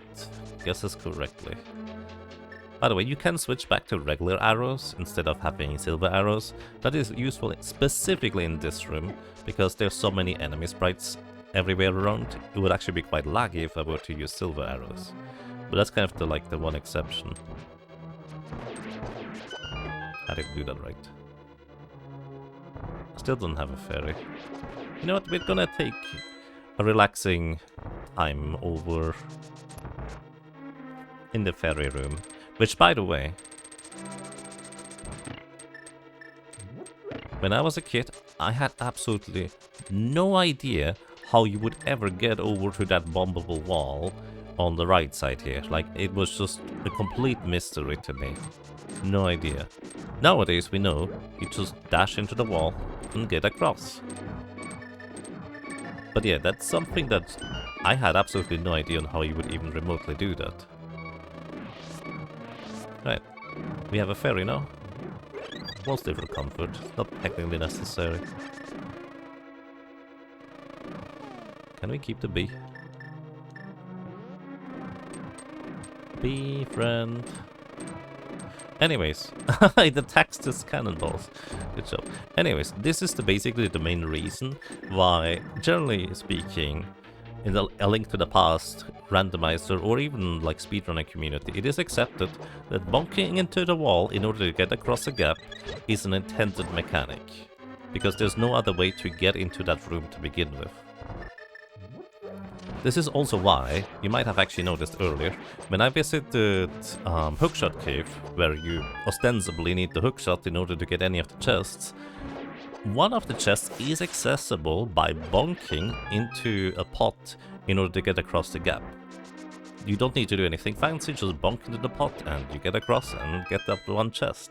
That is why that one chest is actually accessible in logic as soon as you have the boots. So you don't necessarily need the hookshot. This is also why it's split into like 2 boxes on my tracker here.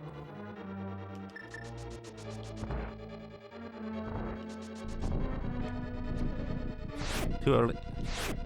I forgot to set up, but it's okay. My goodness. I was faster with the fire rod. Even though this is a one-shot. I'm just missing left and right. There we go, my goodness. Be free! There's another set of arrows in here. There's one more arrow pot I can pick up a little bit further ahead.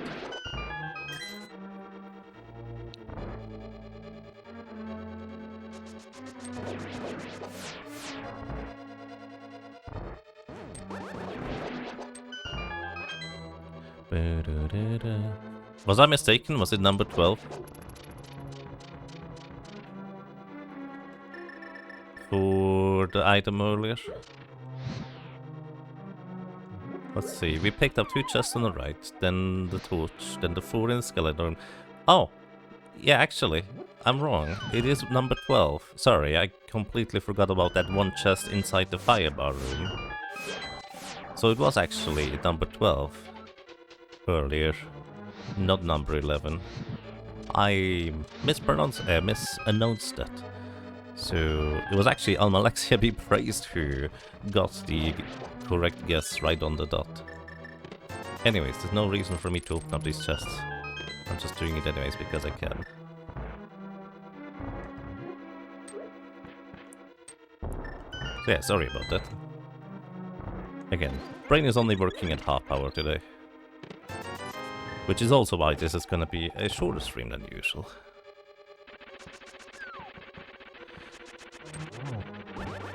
Well, shorter stream than I usually like to do during December specifically. Alrighty.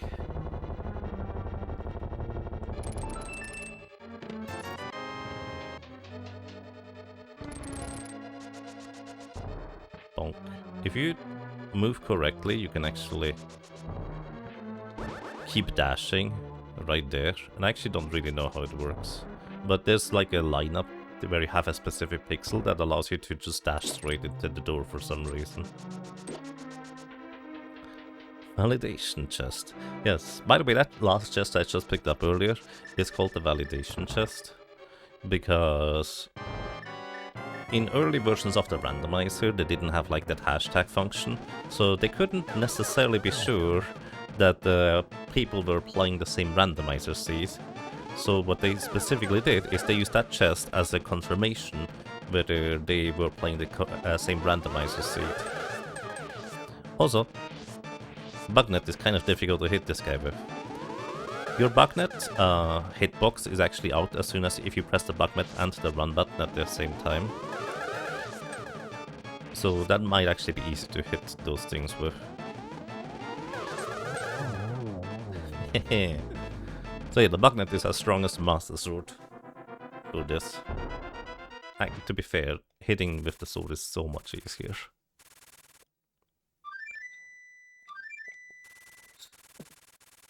Also, I tend to forget to update the dungeons and the tracker after I get out of the dungeons. Whoops. Anyways, welcome to Ganon. Normally it is 12 tempered sword hits, but right now it is in fact 6 gold sword hits, which makes Ganon significantly easier. 3, 4, 5, 6. Like, it's not necessary, because I can hit him 12 times. 1, 2, 3, 4, 5, 6. This once again completes that cycle there. Like, it's not necessary to have the gold sword here, but it does make it significantly easier that you don't accidentally miss a cycle in this battle.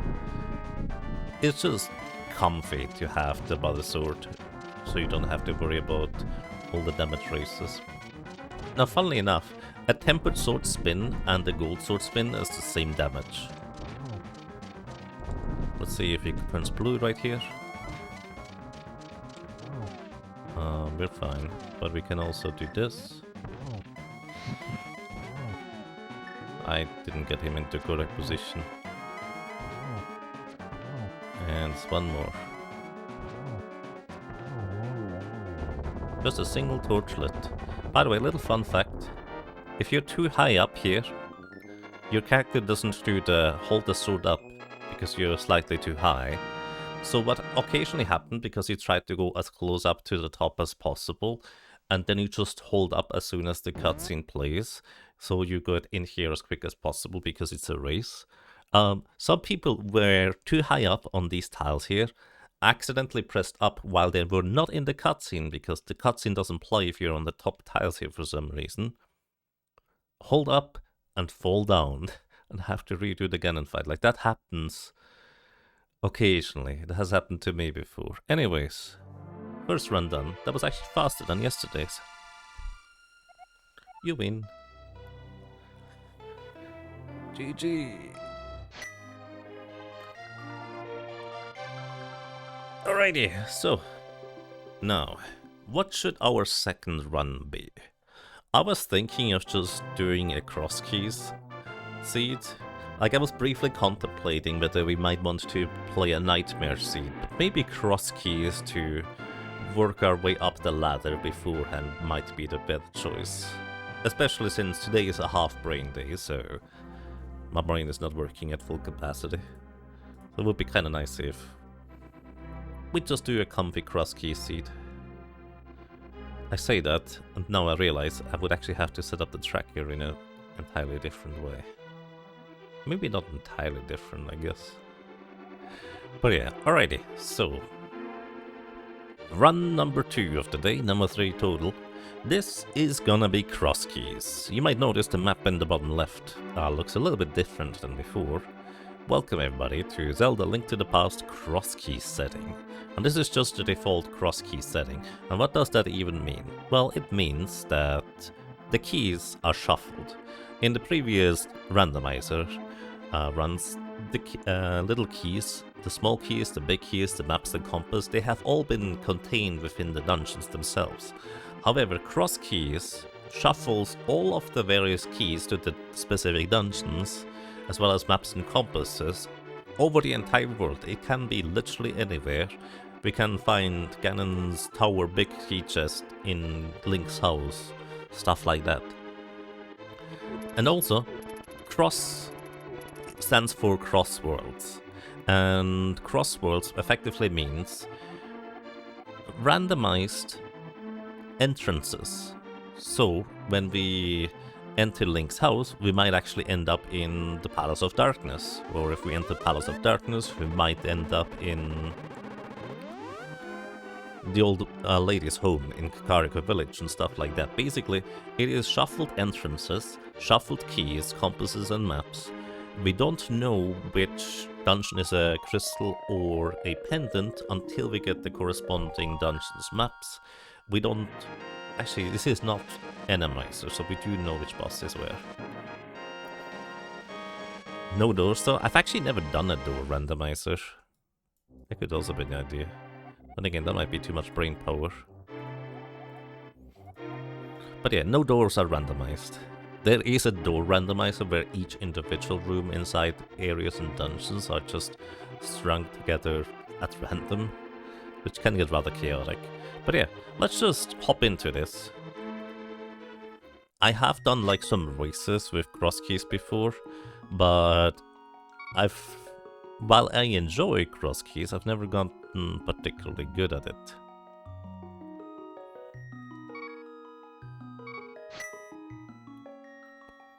Alright, let's just hop in. Welcome to Link's house. We do get this chest guaranteed at least, which is a small key to Misery Mire. So we're gonna mark the small key to Misery Mire, mark the small key or the chest off here, and Link's house is actually at Link's house. Huh. Is this normal in the cross key settings? I guess it might be. Probably the least useful key to get. Yes, you actually need no small keys to complete Misery Mire. So, if we defeat one guard here, get arrows, we can pull on this tree and see what items we get. Hearts. I was hoping for bombs, of course, or money. Now here we have... oh, okay. This is useful, technically. Let's see what we find here. The thing is, we don't have bombs in order to get one of the items in the Kakariko well. This is the library, we don't have to worry about that anymore. However, we can get 2 chests, or 3, over there. My goodness. Sir, I need you to move. Thank you.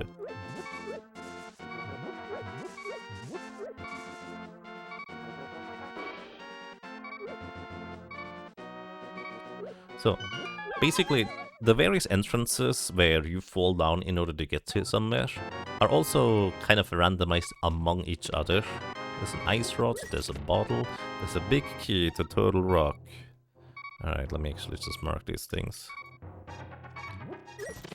And money. Pretty good, but there is one more item we can't get over there right now. So I guess we go Sanctuary. I assume at least the Sanctuary is gonna be randomized where it is, right? We got the Sanctuary chest. What else do we get? Okay, so the Sanctuary is over here in the Thief's Hideout. The reason why it's over there, I guess, is because it also has like a connected drop-down, kind of like the bottom of the well in Kakariko, as well as the other drop-down. Also, we got bombs. How good, nice. Now we can actually go and drop down here.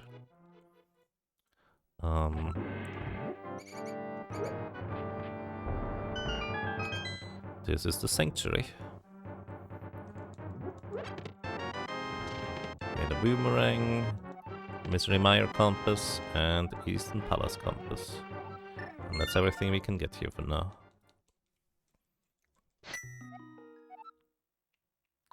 Now that we have bombs, I'm actually inclined to just go straight back to the well over there. It's a bit inefficient, but it's something that I'm thinking about right now. So maybe I want to do that sooner rather than later. So, crabs. Oh, full magic. How convenient. Now we can actually use the ice rod. Okay, this is a dark room. And there's a hole right in front of me. I have absolutely no idea which one that is, to be honest. But it is dark. By logic, you need the lamp in order to traverse these dark rooms, but practically, if you know what you're doing, you can figure out which dark room is where, and then traverse them that way. I have absolutely no idea what I'm doing. Also, can't you... Oh. I guess not. Anyways, these lumberjacks are only going to move away as soon as you defeat Aghanim in his tower, but we don't need to worry about that today. Also, it's actually vanilla. This is once again a drop-down area, and they are randomized amongst each other, so it's reasonably likely that the individual ones are still where they are originally. And here we have the back of Skullwoods. This is Skullwoods.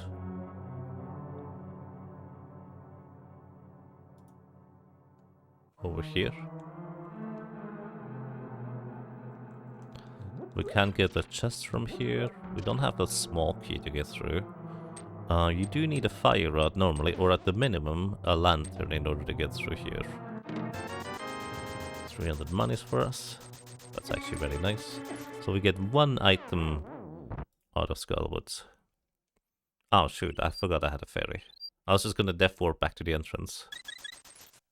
Well, this is gonna happen, I guess. Does the music clue you into being pendant or crystal? No, it doesn't. It is randomized.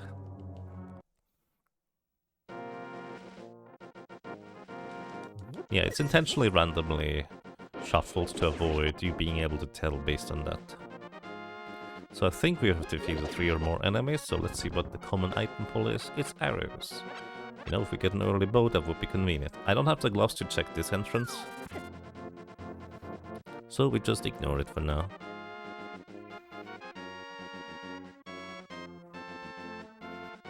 Although I have no idea what best practices are for cross keys. So this could be Ganon. Let's see.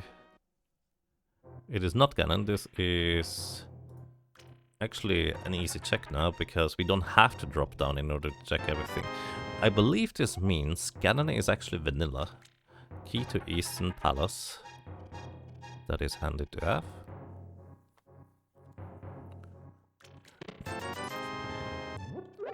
By the way, a little fun fact.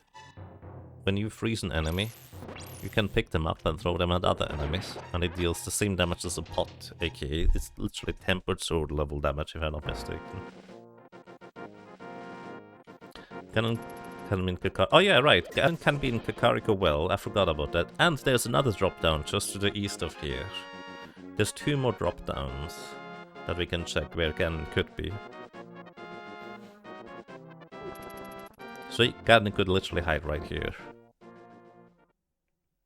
And he does. Alright, we found Ganon.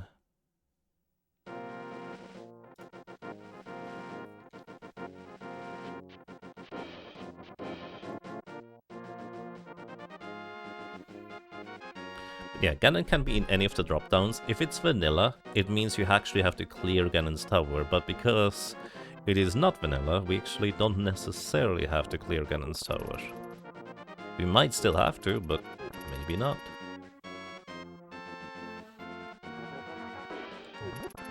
Oh wow. Just a guard hiding under that bush there. Shop. I actually will take a bundle of bombs, thank you very much. But beyond that, I can just mark that off the map and not worry about it. Alrighty, Kakariko Village, of course, has a lot of entrances, so let's see what we find in here. Empty room, so we can just mark that away. Then we have this one here. Another shop. Not an interesting one either. Is it... Oh, now we have this. Actually, are there hints enabled? The Skullwoods Death Mountain Foothills, or the Southwest Death Mountain Foothills cave leads to a common shop. I think it's this one? I actually don't know. Also, hints are enabled apparently. Anyways, we have found the main entrance to Turtle Rock. So we mark that as such. Actually, we know this cave here. No, we actually don't know this cave here. This could be... Oh yeah, right. There's also the Bat Cave drop down. We don't have the powder. There's also the other Fairy Cave drop down that is mostly useless. Oh. Right, I forgot the Thieves. We haven't seen that one yet. There's a map there. The map could actually be useful to clue us in as to which dungeons are a crystal and which one are pendants, so we could actually just grab that.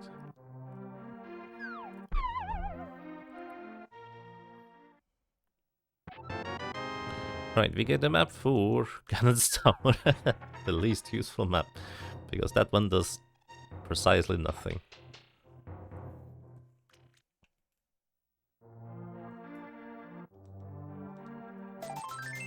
We get a piece of heart from this friend. And then I don't want to bonk into the lady because she's just gonna call the guards on us. And here we have Turtle Rock East entrance. We could technically use a bomb jump in order to get across there. But I'm not gonna do that right now. I'm not visiting these homes in a appropriate order, am I? Oh, here we have Palace of Darkness. We can get 1 chest out of here, guaranteed. Technically, we could check like 2 more chests, I guess. Also, this is an easy way if we want to get bombs out of the... Oh. Small key to Turtle Rock. Oh, they changed the color of the keys. It used to be that the brown color, or like the darker color for the small keys, indicated that it was a small key to this specific dungeon. So we can actually do a slight sequence break here. Once again, I'm not using any major glitches, but small or minor glitches are allowed, and this is going to be considered a minor glitch, what I'm going to do. Basically, in order to get through the left side here, you normally have to use the bow in order to get items out of here. However, if you know a little bit about something, we can get this red mimic to be convinced that the walls are just merely suggestion and it will just decide to leave. So basically I let the mimic walk into the wall for exactly 1 frame. Oh, I had it. And then I make it face away from the wall, which means the game doesn't actually realize that the mimic should get pushed away from the wall, and consequently it allows me to just clip the mimic into the wall until the point where it just leaves the screen and there's no more enemies in the room. Okay, and that was everything here. I should have actually taken some intentional damage before this, so the death warp here would be slightly faster, but I forgot, and that's okay.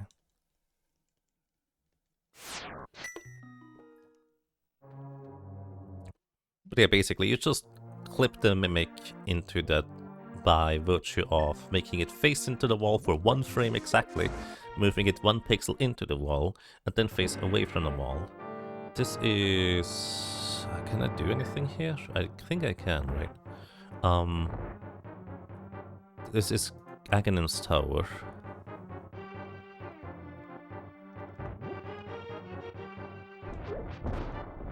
We can defeat these guys, it's gonna be a bit awkward, but entirely possible.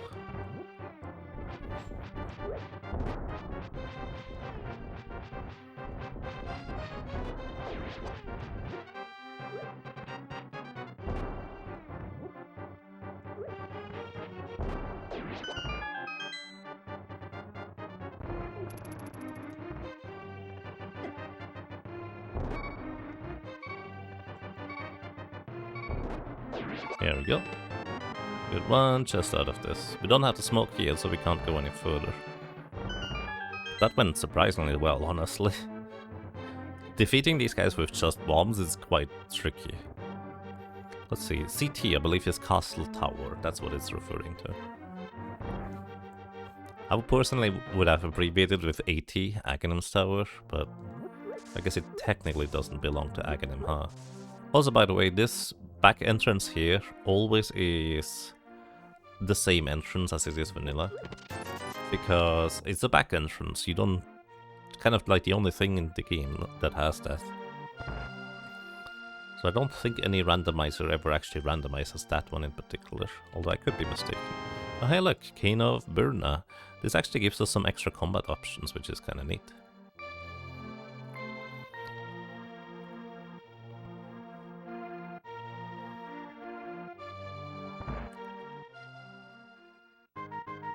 And we could play some chests.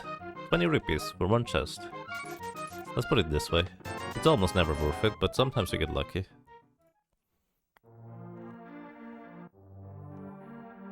Let's see what we have over here. Misery Mire. We have so far 4 dungeons in Kakariko Village, so it's more like a dungeon town. Is this Terraria? Where the town turned into the dungeon? I think that's how the story goes. Anyways, we have the fairy. And she gives us an empty bottle? Okay. I didn't know that they could do that now. Oh, by the way, there's one bush in particular. This one has a 50-50 chance of having a bomb under it. So if you are desperate for bombs, you can get that one, and there... No, I think that's the only one in this town. So if you're desperate, you can just keep picking up that chest. Alright, there is Hyrule Castle West. Hyrule Castle West, notably, is a connector. And what that means is it can connect to all sorts of other places in the overworld. So I'm gonna note that and not quite go in there yet, even though there are some chests we can get there. This is vanilla, actually. This is where the bat is.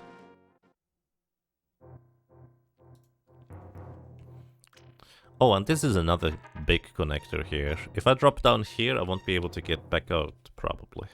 Well, actually not entirely true. Anyways, this is Death Mountain.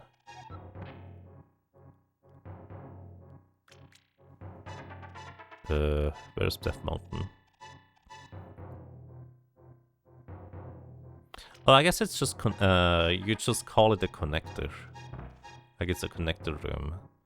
Because it connects to various places.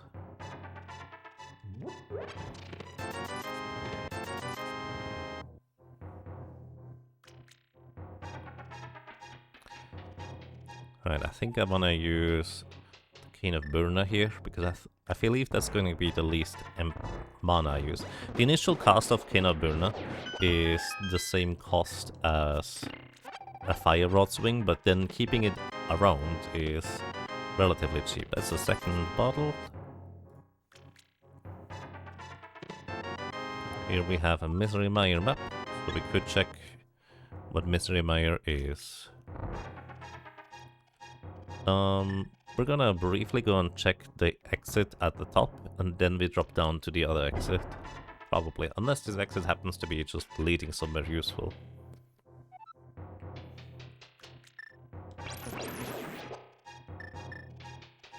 Let's see. Oh. Welcome to Death Mountain.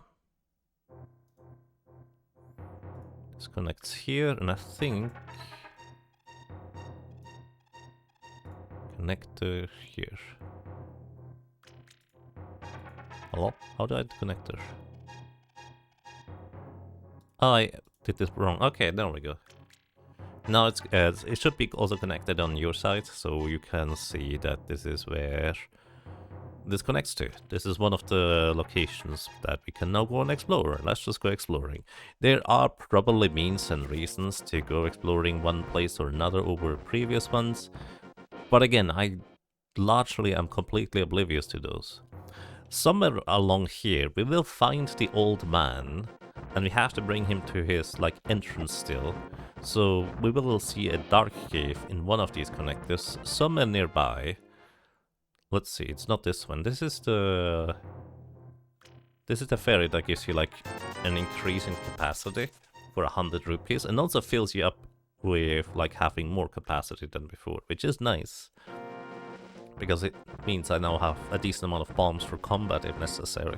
Which, sometimes in these more convoluted randomizers, you are going for quite a while until you finally have any reasonable means of defeating enemies, and you have to just defeat a lot of enemies with bombs. So finding that very early while I have money is kinda nice. Okay, there's nothing useful on top of Spectacle Rock. Well, I guess technically it would be. And another connector here.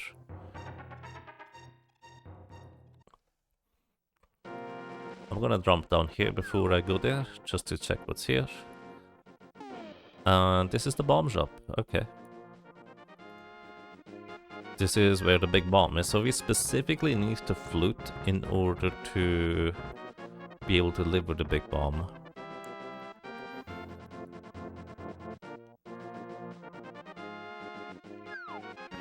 We also need to get the crystals number 5 and 6. And this is another connector. Well, let's see where this one leads. This connects to... oh, into the dark world we go. Oh boy. We're also a Moogle right now because we don't have a Moon Pearl. So there are a few things we can do, like check out other connectors and such, but let's go and drop down the other place before we do that, I guess. Also, yes, we stay a Moogle until we get back to the light world.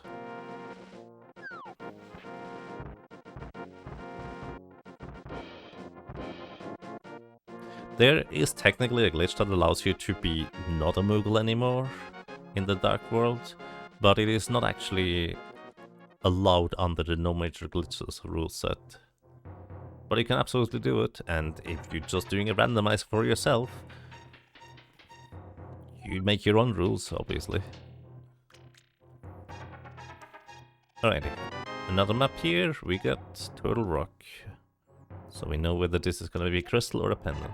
Small key to desert can be found in Palace of Darkness. I don't know what to do with this information. Also, by the way, we could technically do a bomb jump to get across here, but I have like one chance, and I have no idea what the lineup is with Popoy. So...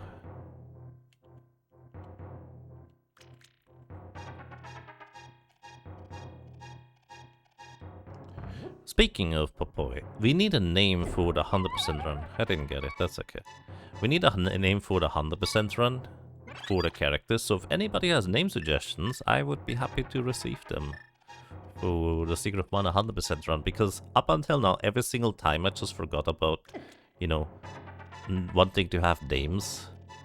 So, any opinion is welcome.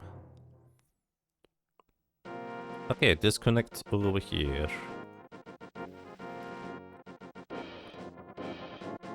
And the thing is, there is another connector there. So I think I'm just going to try and note that somehow. Well, there's not an intentional way to get over there. Like, you can't get back up through here. So I'm actually gonna mark these off of the map for not being necessary. Also, let's stun this enemy here. And then defeat them to see what item they drop. Ooh, heart. Okay, they also drop a heart when you defeat them while they're stunned. Which is... oh no, it's 20 rupees. The other guy must have been just barely unstunned. Yaga, throw back. I think I would like to have the 100% run just be separate from the throwback marathon, because we just do this every year anyways. Or at least that's the idea. Secret of Mana. But which one is the off? Is it the sprite or is it the lady? Because in the bottom area, the order is sprite, is boy, lady, sprite. But if you have them in the party in the other order, you have boy, sprite, lady. Oh, the back entrance to Turtle Rock is here.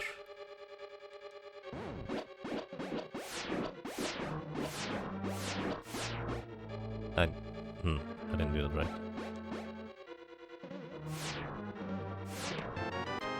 Map to Desert Palace. Trying to do the laser skips here is quite tricky at times, especially when this clown here decides to just be in the way. Oh, he does also 2 damage apparently. Good thing is that if we die, we just respawn here. Alright.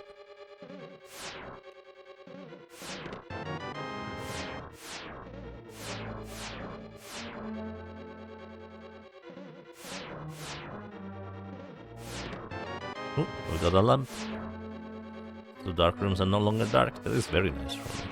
Again, if you're more adept at the game, the dark rooms being dark is not that big of a deal. But especially like the random connector caves, I'm not particularly familiar with. Alright, I'd like to have a heal, thank you. So, we found the back of Turtle Rock. And we have 1, 2, 3, 4 chests out of there.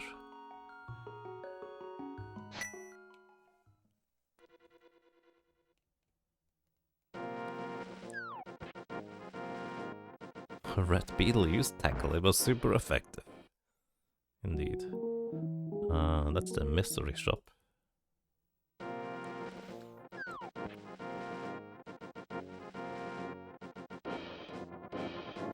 Nothing over here. By the way, you specifically have to get a connector in order to be able to get out of the left door to get that item.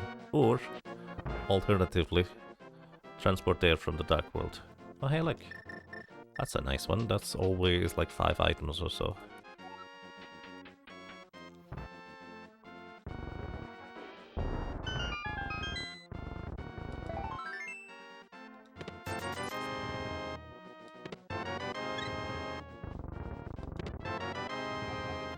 Map of Hyrule Castle. That's the other useless map.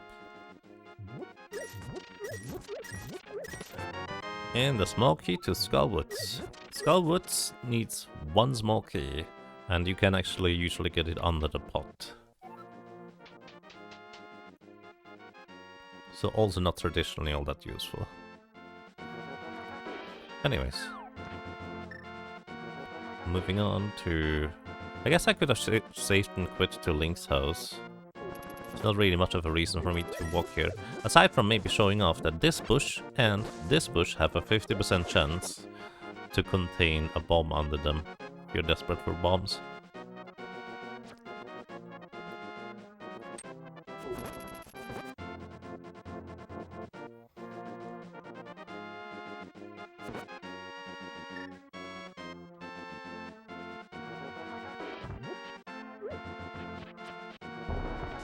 Ah. Getting that bomb throw is quite difficult. And I didn't get it this time. Okay, there's hearts under these ones.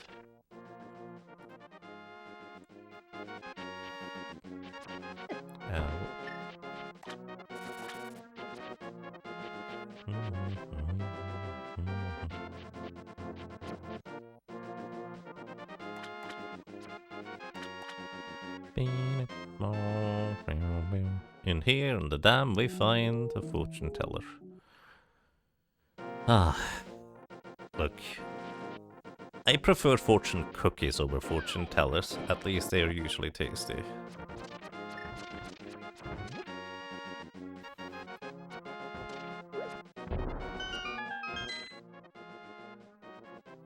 Oh, and here we find another connector. Where does it go? That's a good question. Oh, wait, no. That's the chicken house. I'm a dingus. Sorry. It's not a connector. Also, I just realized you normally would like to have the gloves before you go all the way to the east, Lake Hylia, because one of the entrances you can only check when you have gloves. Also, by the way, for some reason, these bushes here are the same damage as pots and the tempered sword, instead of like most bushes who deal fighter sword damage. It's kinda weird. Also, these crabs deal 2 damage, or 2 hearts of damage to no armor. Swamp Palace we have found, okay. We do need to drain the dam in order to be able to go in there. And we need flippers too.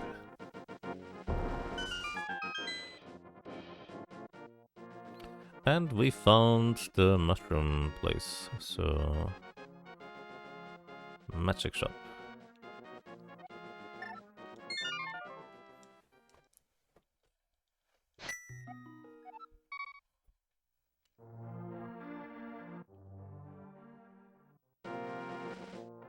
You know what? I'm gonna finally go and grab that one last item out of the well over here before I forget about it.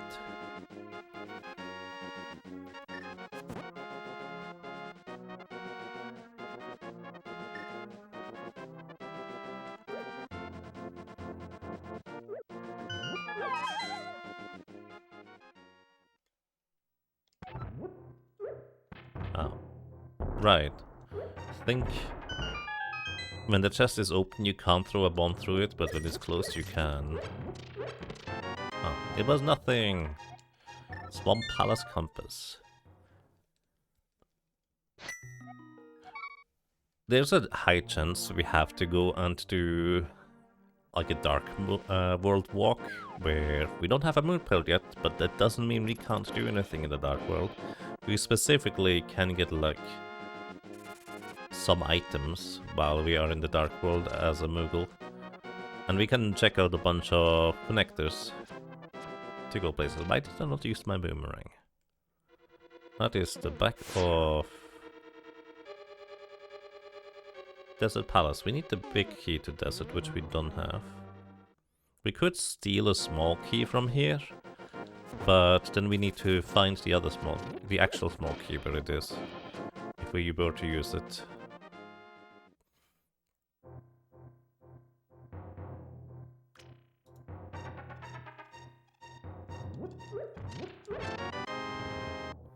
And we get a shovel.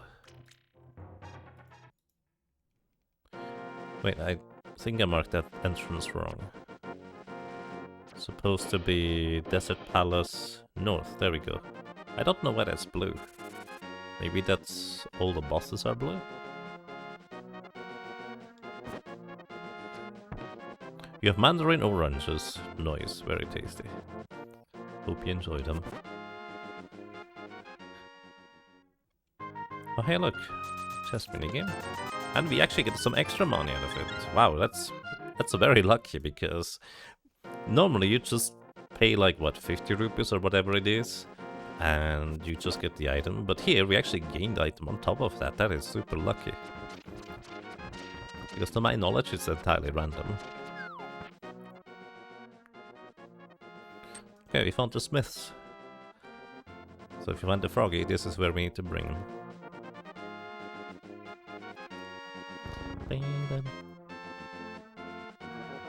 Did he bring enough mandarins for everyone? Maybe. That would be nice.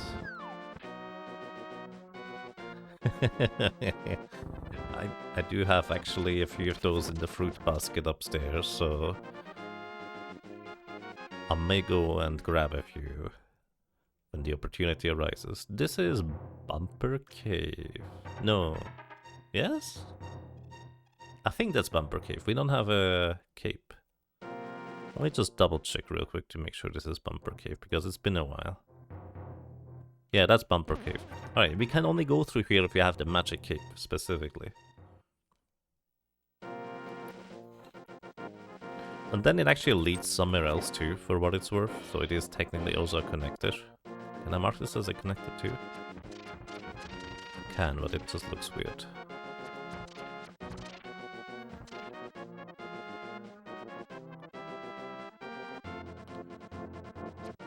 You only have kiwi left, ooh, unfortunately I have to pass on those. I have a slight allergic reaction to kiwi, very slight. But enough that it's unpleasant, unfortunately. Alrighty, we found Ice Palace. Kind of out of the way, but fair.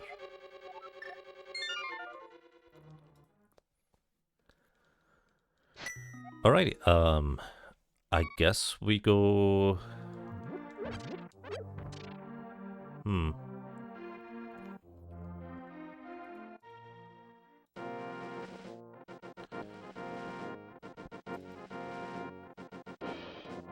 I guess we go Dark World Walk, with just some other things we could theoretically do, but I don't know, I like the idea of just walking through the Dark World as a Moogle. Of course, normally you would be a bunny, but we're not exactly Link. So hopefully we don't get the pearl here, so we can go and become a Moogle for an extended period of time. Compass, we don't need it.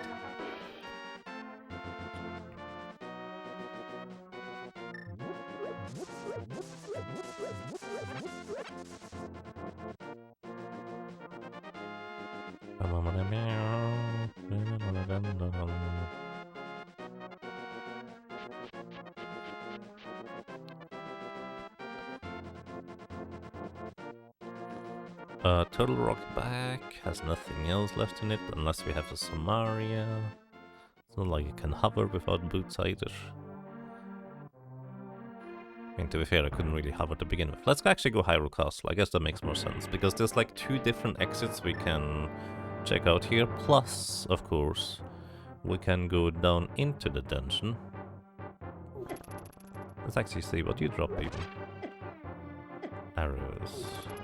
This could be the standard drop table, or it could be the arrow drop table.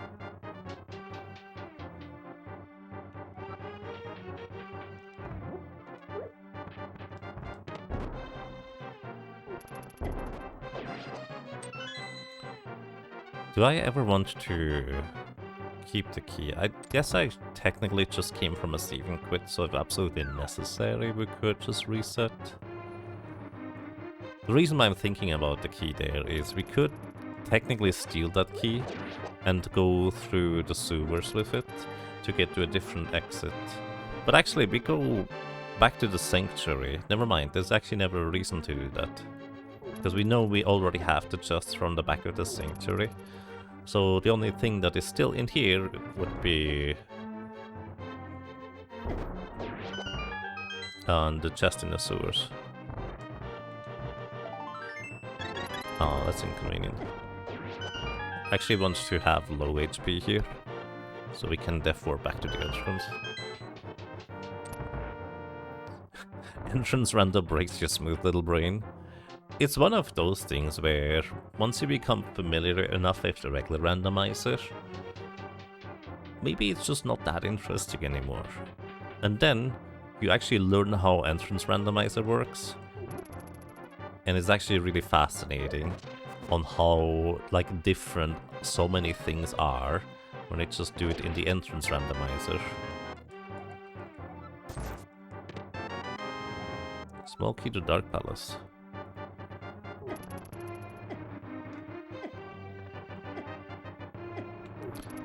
Anyways, it's basically like one of these things where initially I really didn't like cross keys too much until I was in a tournament where there was just changing rule sets for different weeks, and cross keys was one of them, so I had to learn it for that. And I actually ended up enjoying it quite a bit in the end, so I actually kind of like cross keys now. It's really a case of kind of need to learn it. And yes, Hal Clan, that's fun fact, that's actually what I plan on playing once we get around to the Goof Troop. Thank you for notifying me, appreciate that. Actually, you say ROM hacks with an S, is there more than one? Because of course I would just do like one player, two controller Goof Troop, just for, well, old time's sake. And then I would go for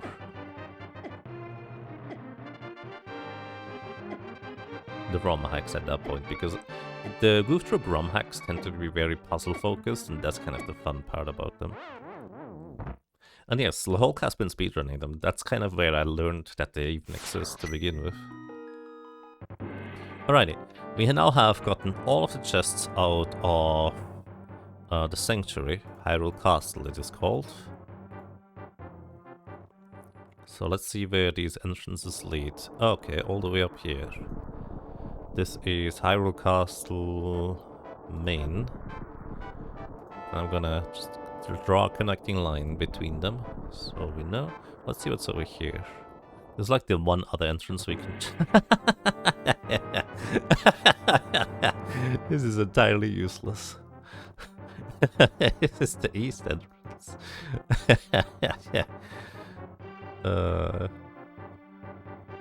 Koopa? Yes, Koopa. There's no reason to ever use these connectors or anything to my knowledge. Well, unless we are for some reason up on East Death Mountain and want to get back to Kakariko Village to maybe activate a flute or something. Like, that's the one time this might technically be useful. But, yeah. So we have Misery Mire, we need a hookshot or the boots to enter. Castle Tower, we need a small key to proceed. And Palace of Darkness, we did get a small key, which means we can actually enter the first door, which is occasionally a scary proposition in Palace of Darkness, because you may want to just save your small keys. But I'm not too worried about it. If I have to basically full clear the seed for cross keys, that's okay. I'll just not worrying about things too much. Small key to Skullwoods, that is I think number 2. We are already over here, so we walk back up.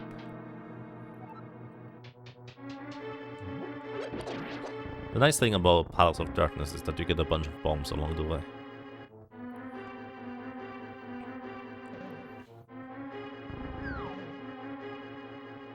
At least 5 Romax who've only seen Goof Troop Paradise. Interesting. Right, that's 2 extra chests from Palace of Darkness, and that's all of them. We can't actually get any more at this point. So I guess we'll go back to the entrance.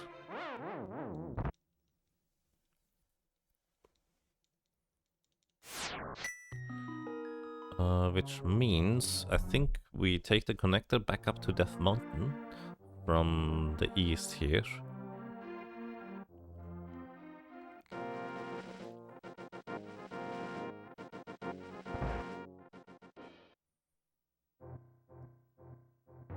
Oh, I never actually checked out where the other side went, huh? We could also drop down here to check out this. The reason why I didn't do that earlier is because it's a one-way trip. Oh. And we're stuck. Because this is the main entrance to desert. And we can't do anything there. Wow. Okay. Looks like more likely to be a Dark World walk. For which I need to go up to Death Mountain, which I was going to do. Until I realized that there was like that one entrance I didn't visit yet. And that entrance turned to be useless. By the way, if you're looking for bombs, this rock here has bombs in it 50% of the time, and this rock over here that you need to bonk with boots has rocks in them 100% of the time. It has bombs in them. Yes, the rocks has rocks in it.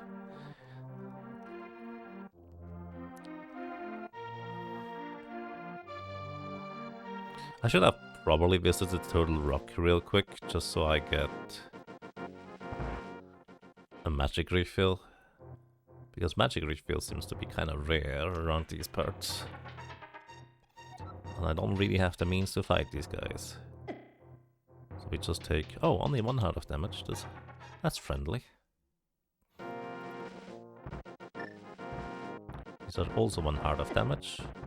The rocks are also 1 heart of damage. Also, there's 4 rocks over here to the right that you can lift up for a 50-50 chance. Well, there's more than 4 rocks, but only 4 of them have a 50-50 chance for bombs.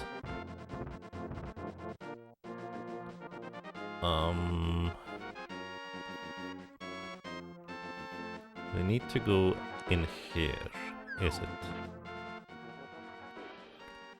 The upper area technically has a 3rd connector, but practically I would need to do bomb jump, which is not in logic in order to get through there. Alrighty, we are here. Let's go and check out the entrances we can check out. Moogle. Kupo. There's nothing useful in here. That is the Ice Rod Cave east side.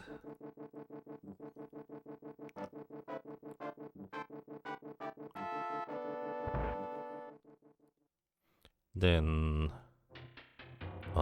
we can't do anything here, but there's chests in here. Can I mark chests? Yeah, item. Basically, I would need the ability to open chests and push blocks, neither of which I currently have. If I had a mirror, technically there's like a minor glitch you can use in order to open up those things, but I don't have a mirror. So we just carefully walk across everywhere. Hope that this guy decides that today is not the Fork the Moogle Day. My goodness, that's a difficult thing to say. Fork the Moogle Day. Small jumps, big jump.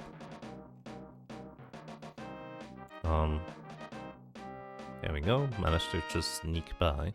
This is still Skullwoods, right? Yes. I think all the Skullwood entrances kind of lead to each other one way or another. So what you can do is you can take an intentional death here, even if you're a Moogle.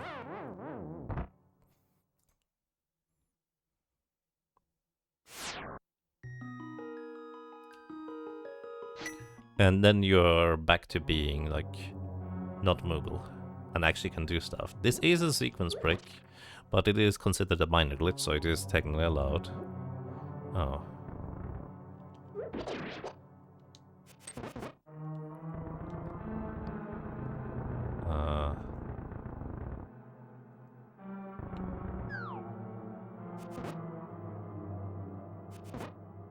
Thank you for getting out of my way.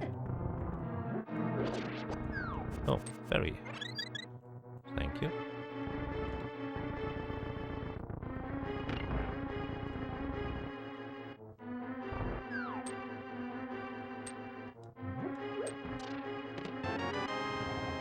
Small key to Ganon's tower. Ow, I'm back to Moogle. Oh, I actually didn't realize that you don't lose the Moogle status anymore when you're in the Dark World like this. That's interesting. Alright, we got one chest out of Skull Woods, then... I mean, we could check out the other entrances too, technically. But again, it's gonna be... Well, it's gonna be potentially getting us stuck. It's kind of a bit of a conundrum there.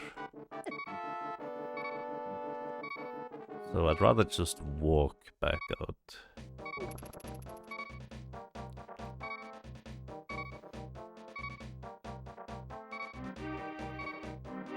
By the way, fun fact, this is half the beeping sound speed, which is default in the randomizer settings. If you feel especially fancy, you can just use the normal speed for beeping sound. Or you can actually double speed beeping sound because, yeah, I don't know, you have fun with it. It's very unnerving when it's just beep beep beep beep beep beep beep beep beep the entire time while you're on low HP.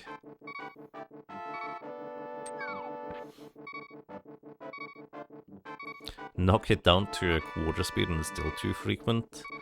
I suppose that's fair. Where is Spike Cave? There we go, found it.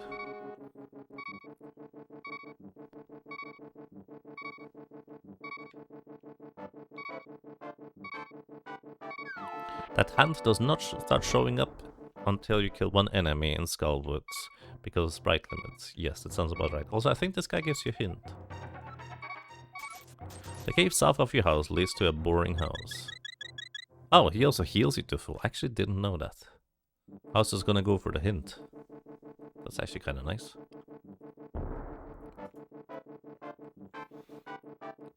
And yes, we already know that because we've been there.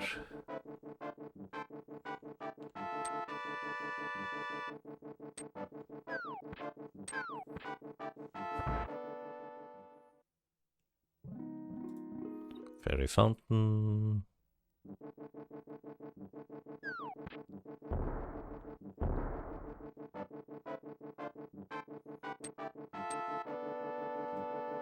And sneaking back out of here.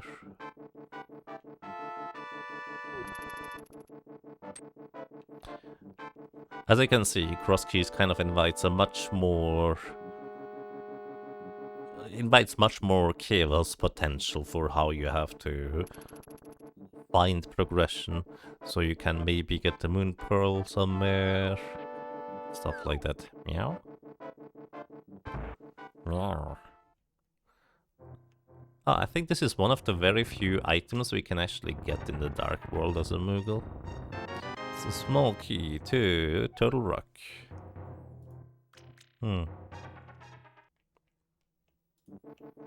There's like one other cave, I think the one that is normally the Hammerpeck cave, that you can get to as a Moogle, that you can pick up as a Moogle.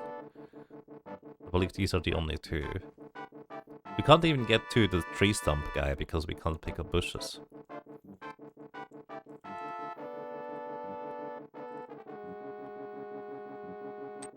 Oh, right. Dark Death Mountain, west side, we can check out too. I kind of forgot about that potential. Okay, this is interesting. This is a connector to somewhere. Let's check out the more nearby stuff first before we drop down there, because you can't get back up through that connector. So we want to check out what's over here first.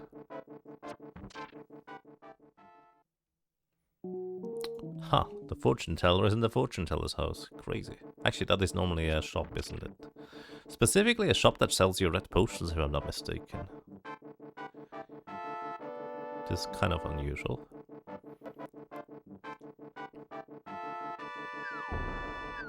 Why would I know that this is normally a shop with red potions when you never need to visit it in a regular randomizer? Because there can be the very fringe case scenario where that's actually useful. Okay, that's the cave normally southeast of Palace of Darkness with the fairies. Okay, I guess this is the place we drop down into. We unfortunately can't get the chest. Actually, can we get the chest? No, I think we can.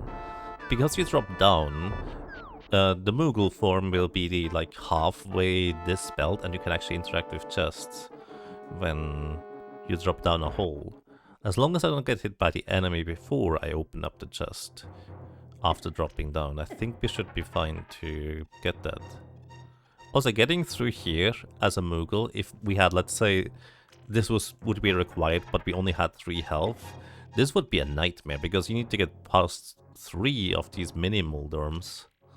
And getting past them without getting hit more than once is already tricky.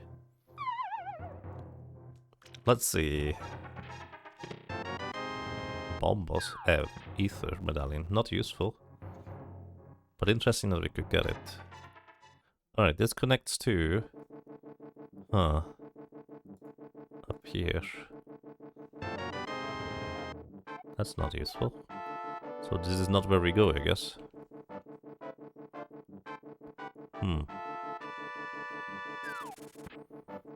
I actually don't know. Maybe nowadays the randomizer logic is slightly different and includes the Skullwoods chest, or like the death thing for Skullwoods. Then again, the tracker doesn't indicate that we can get Skullwood chest officially. Let's see. This normally drops us to the bottom right cave, and it actually still does, interestingly enough. Fun fact, Moogle cannot hold pots above his head, so you instantly throw them as soon as you pick them up, making it super fast to get through. This is a small key to this dungeon, it always is.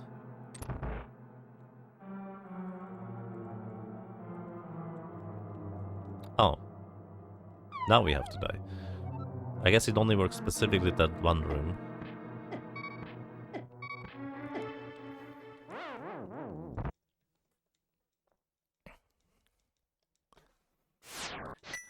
You're not doing the please key sanity, map compass sanity? It's called cross keys, yes. It's fun. At least I think it's fun.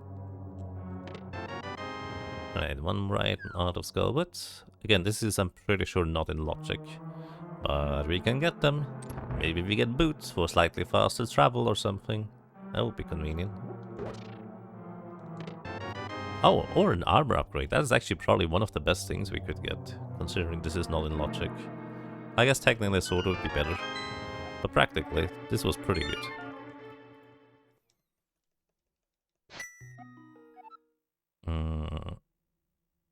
Didn't we find Skullwood's back entrance somewhere?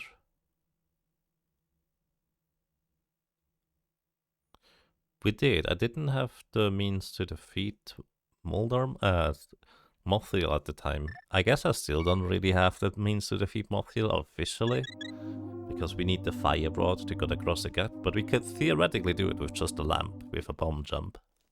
It's a very easy bomb jump too, it's just not in logic.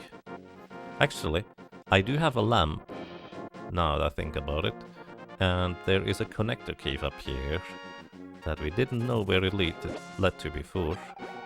Thank you, Mr. Krabs. Well, I didn't know.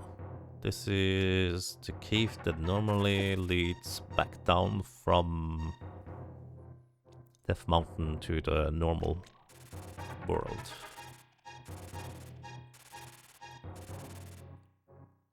And it connects to... Oh, that's a very interesting one. Misery Mire. Can we walk across here? We can. Oh, no, we can't.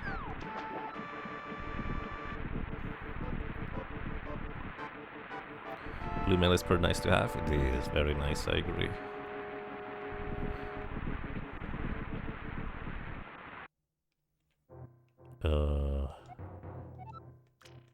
In which one? Swamp Palace is the green pendant.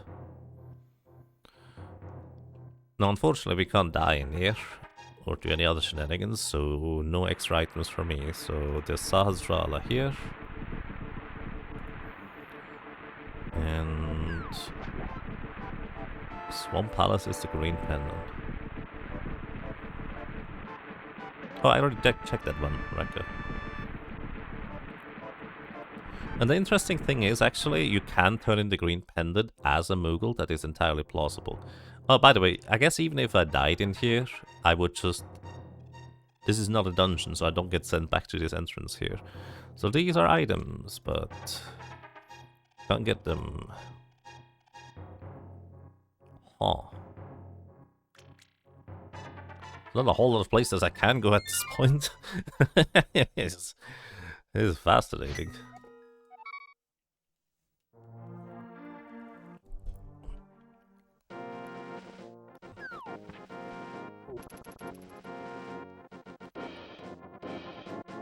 So, what we can do is we can jump into water and then do a screen transition immediately after. This cancels the splash effect that normally happens when you jump into the water. And the splash effect in particular is actually responsible for checking whether you can swim or not and sending you back to, well, solid ground or not. So basically, because you cancel the splash animation with the screen transition, you can just check it out. You can just start swimming. Oh, this is the other side. Where was that connector anyways? I don't remember. Was this useful? We have already been here, I just forget where it is.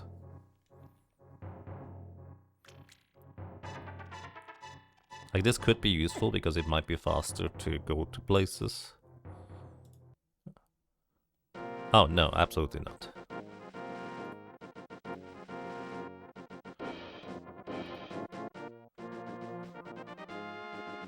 Huh. Wait. There's not a whole lot I can do at this point, is there? Am I talking about the fake flipper glitch? Yes, the splash animation is what normally puts you back on land when you don't have flippers. That's how you initiate the fake flippers. I think I did get another Palace of Darkness key. But I'm pretty sure you need... No, we didn't. No, we didn't. Still have the same one. You need 3 anyways in order to be considered legally allowed to enter the back, if I'm not mistaken, unless they changed that. Misery Mire, we can't do anything. Total Rock Main, can't do anything. Total Rock East, we could bomb jump, but it's not in logic.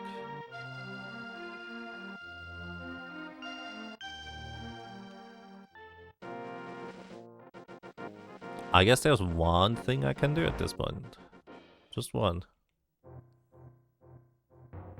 I just go up here.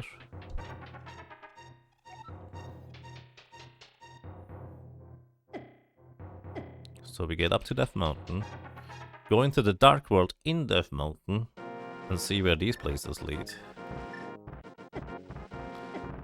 Fun fact, I can't use a medallion because you need a sword in order to use a medallion. But it is not traditionally a requirement that is particularly obvious that you need a sword in order to use medallions in this game. But it's technically possible to encounter this in the vanilla game when you give the smith your sword to forge and upgrade. So we can go into the Dark World here, and there's 2 entrances we can check out.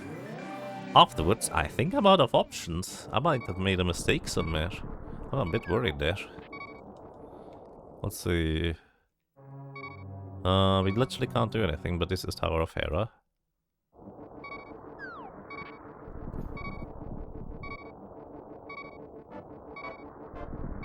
You've been practicing SMZ3, so you're always happy to learn more tricks about Link to the Past. As well as see someone just by playing it. I see, that's nice. Thank you. Wait, this is a connector, is it not? I believe it's a connector. This is like the most roundabout connector that you never ever normally enter in this game. But it is one. Let's see where it leads. Also, once again, we can pick up the pots because we just dropped down. But now we can no longer pick up pots. So, this is a two-way connector. Okay. Right. What's over here? Huh. Wait, is this stuff in logic nowadays? Like, we can... This is Turtle Rock. West. But it's actually vanilla. This is what normally is here. Is this in logic? No, right? Because my tracker says it's still purple, which means it's not in logic. I mean, I can get 2 more chests in here.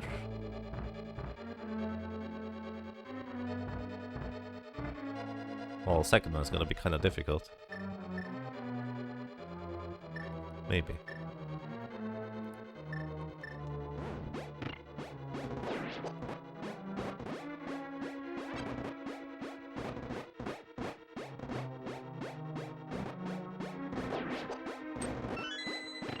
Right. Not me all my MP, but we got the key. If it requires death or the moon pearl thing, it's not in logic, right? Also, this was an item here. So this feels like the next step to progression, I guess. Also, conveniently enough, there's gonna be like a full MP refill right here. Yeah, I agree with you. This is not in logic. So basically, we need to assume we don't have the glove, even though, you know, we technically have it. Also, yes, I have to specifically use certain items in order to activate the switch. And I did forget that I had a boomerang. Okay, I just used the key here for no reason.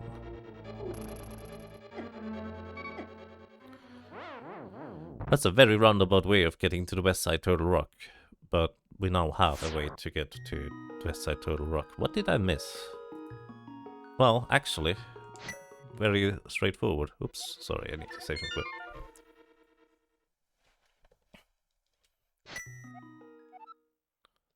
I missed, there's 2 more entrances just southwest of Link's house. That's probably it. By the way, this rock also 50-50 chance to have a bomb under it if you need bombs. And you have gloves.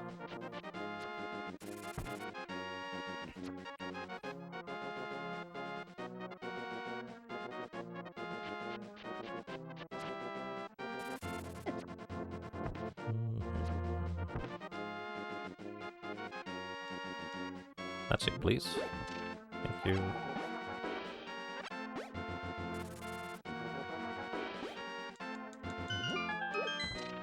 By the way, we technically can't get this thing yet. Also, I think this is like a hint cave, is it not?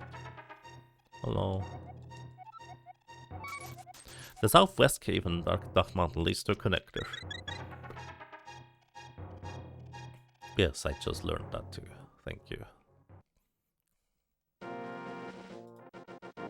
So this is in logic, this one in particular, and then one to the west is in logic too. That's a chess minigame, that's nothing. Full magic from those guys is really nice, very helpful, I agree.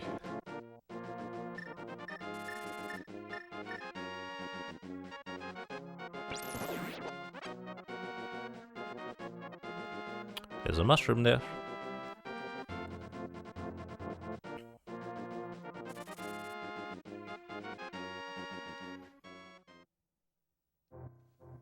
Oh, okay. Here we have 5 items. Small key to Ganon's Tower. I actually didn't mark the previous ones, did I? We have like 2... Oh, we don't have this one. We have like 2 small keys to Ganon's Tower now. Flippers! Now we can get to Zora. And the cave next to it. Officially. Small key to Turtle Rock. Okay. Flippers is the only thing we got out of here, basically. Then again, there's like a bunch of item checks and location checks we can do now with those.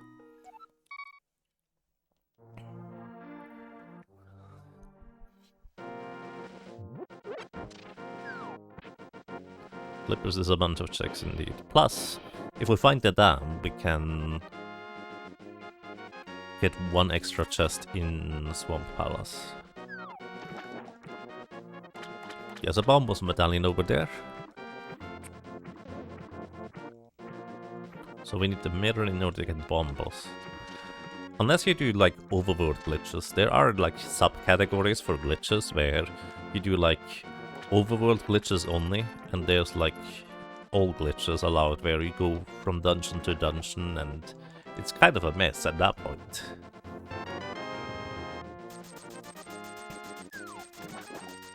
Kind of enjoyable to watch once in a while, but I tend to lose track as to where people are, which dungeon they entered, which boss they are technically defeating.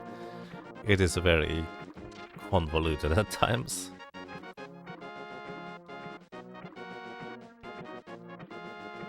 So, I'm gonna come back to that cave to the left of me a little bit later. I would like to see what's under the rock over here first.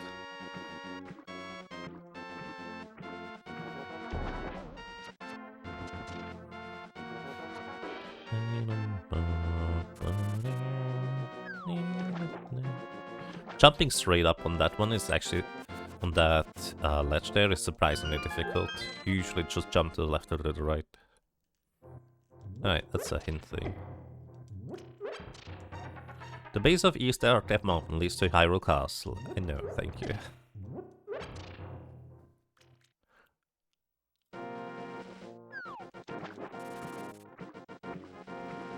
Okay. Now there are 3 things.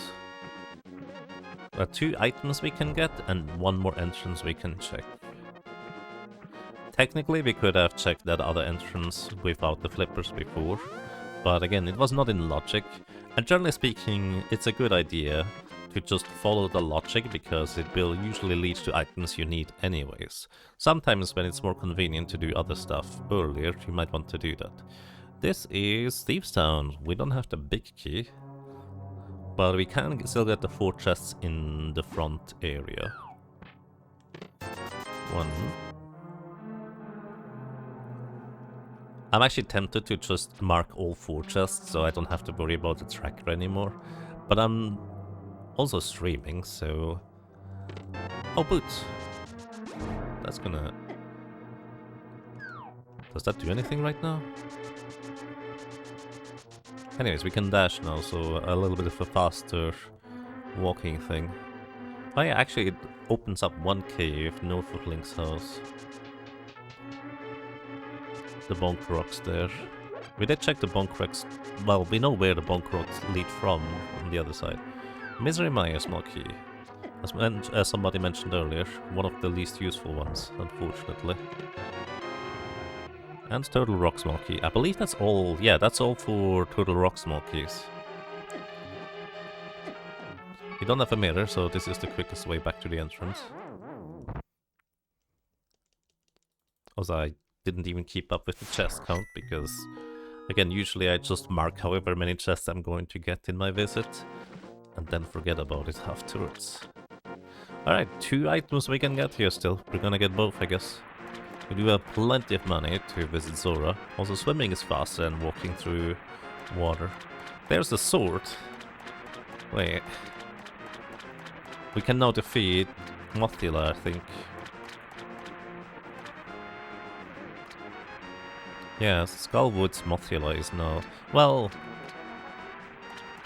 We still would need the Fire Rod for it to be in logic. But actually, I completely forgot about the requirement that we needed a sword for Mothila, to be honest. It kind of escaped me. Also, I forgot that I had boots.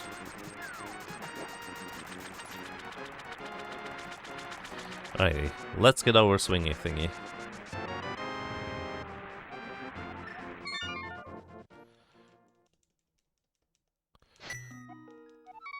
This is going to make combat a whole lot easier. Like, from no sword to, like, fighter sword is as big of a difference as master sword to tempered sword, I would argue.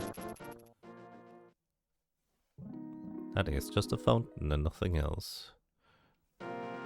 Wait, I forgot the other thingy in the middle of Hyrule. Like, I meant to grab that on the way back before going to Zora's Domain, but then I forgot about it. Oopsie.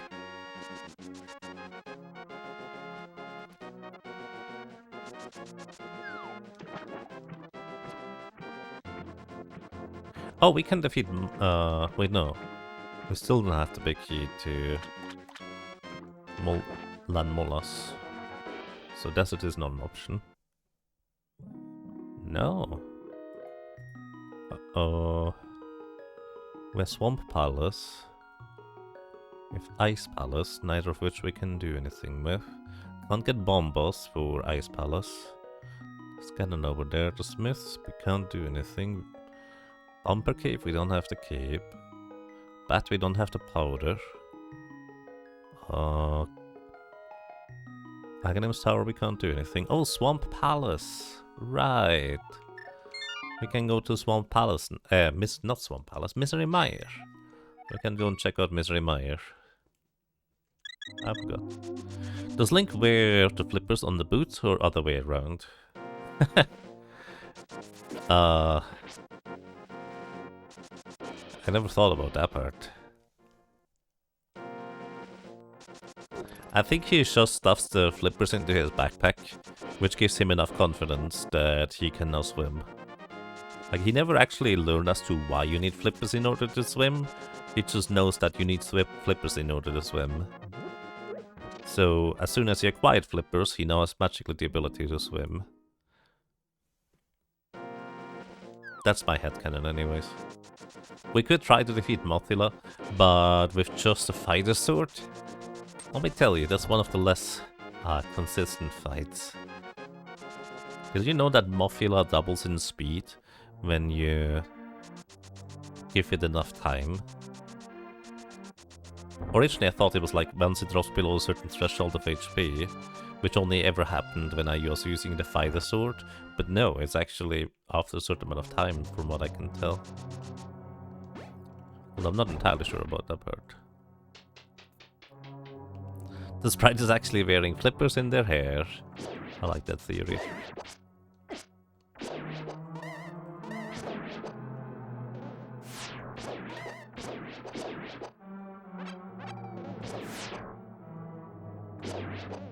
Alright, welcome to Misery Mire. We get a bunch of checks in here.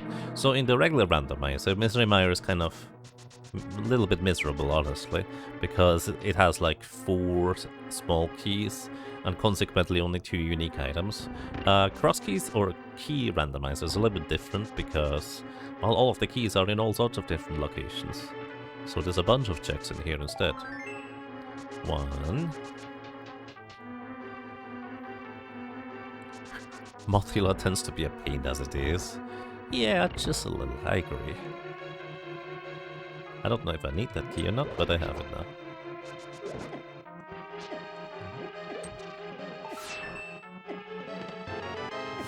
Alright, that's chest number 2. I don't know why I'm grabbing the money. In my head I still had like the heart stun drop from the previous. Ow.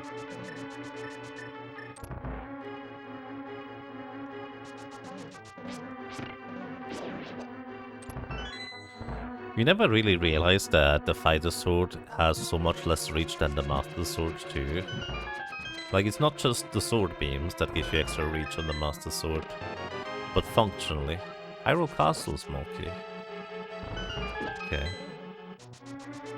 We didn't find anything in the basement that would be relevant for that, did we? Because technically the basement of Hyrule Castle is locked behind finding that small key.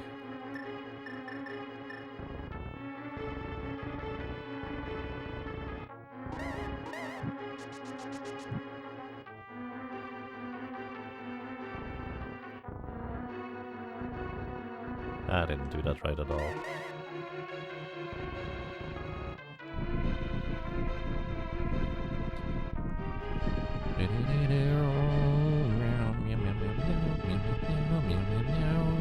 So we're gonna get one more chest over here. And then we don't have the big key, so we can't open the big chest. So there's 2 more chests after that. one in the main lobby.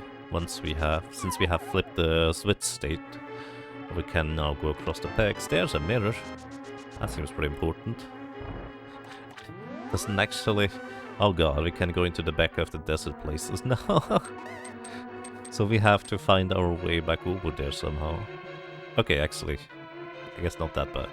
Anyways, that might be our progression right there. Could still be more things in here.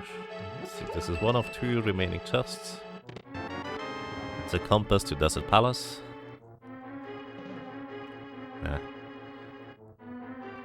That snake can be quite annoying.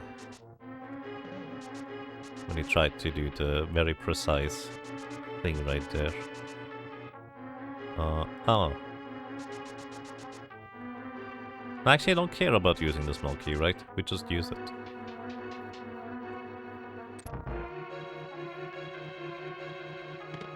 Oh, there's the moon pearl. Hey, we can actually walk around in the main area now. Okay, so in the last 2 minutes, I realized that I am very hungry. So I will actually be taking a bit of a break here, everybody. So, gonna go grab some food. It's going to be taking about 15 to 20-ish minutes. And then I'll be back playing some more cross keys. Thank you so much for watching, everybody. And if you're interested in what this entire thing is about, Jagabot just posted it. Welcome back to you as well, Alternative Stop. Hope you're doing well. Alrighty, quick break, everyone. Well, no, a bit of a longer break. 10, 15, 20 minutes.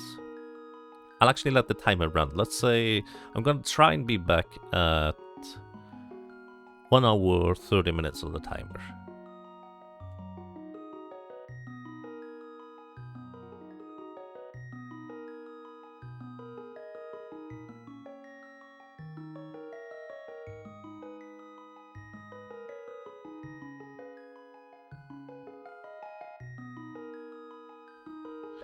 Welcome back. Hello, good morning. Oops, I accidentally full screened OBS there. Good morning, good evening, and good afternoon, and welcome back to you as well, Dragon Mama, and welcome back to everybody. I hope you have a lovely day today. Let's head back into the Dark World. This time, we're not gonna be Koopoing all over the place. We'll actually be able to do stuff now. So, order of operations, I think we're gonna go up to Misery Maya first, because there were a bunch of things we can do there now. Thank you. I always forget about this one.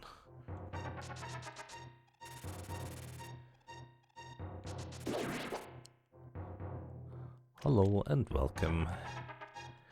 So, if you keep running, you bonk into this wall, fall down this hole, and start the room over.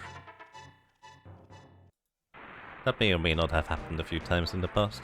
Anyways, now we can go and check out all of these places, including this place here, where we already know there's a bunch of items in here that we couldn't get before. Fun fact, Ether does actually work really well against these guys. It's a relatively short animation, and they actually die to it. A lot of enemies, instead of dying to Ether, get frozen, but the small mini-multiples are an exception. Ice Palace map. I guess, in a weird kind of roundabout way, you can think of them... Small key to Ice Palace. In a weird kind of roundabout way, you can think of these mini-multiples. If they ever stop moving, they're dead. Which is a lot more dark than I meant it to be, but here we are. Anyways, we actually...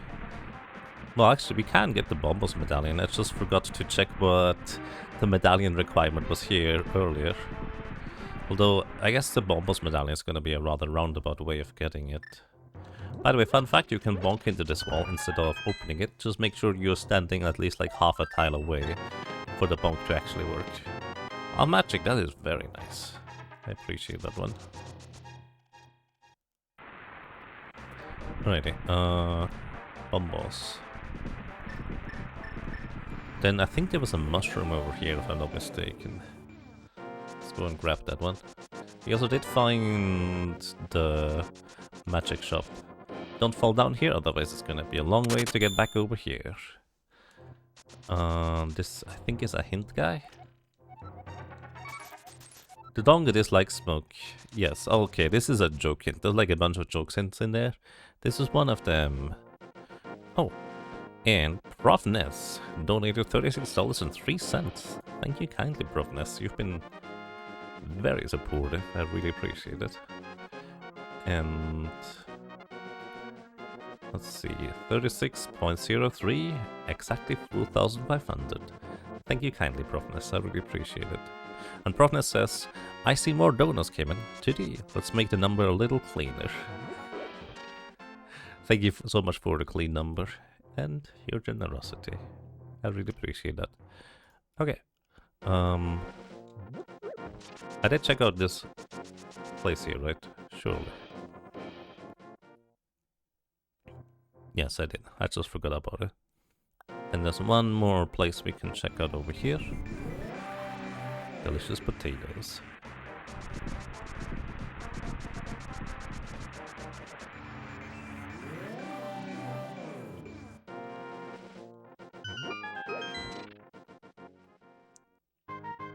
It's a shooting minigame. We can make money there if we need to or want to. Alright, we actually don't have a traditional way to go into the Dark World, so we actually have to go through the connected that leads to the Dark World in order to do anything there.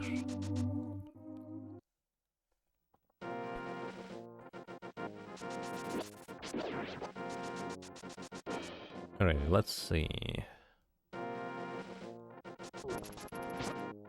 We can take...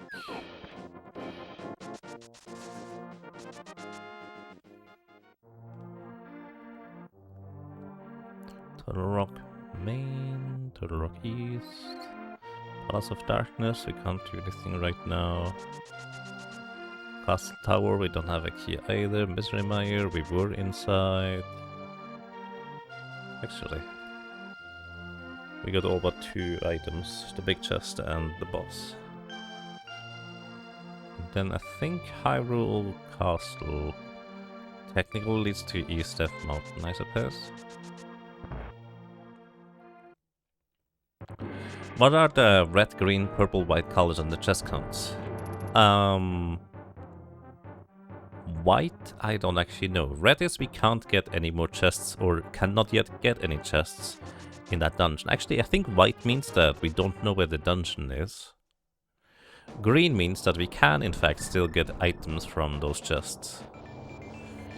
Purple means that we can maybe get items from a chest, maybe through sequence breaks.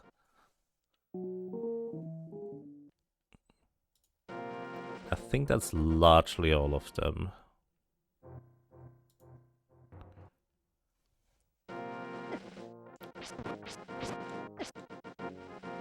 Oh, also I want to actually stay here, because we otherwise cannot visit this here. I forgot these were bomb bushes. But yeah, I hope that information helps. If you... Oh, Desert East. If you have any more questions, feel free to ask. Let's see. Desert Palace East.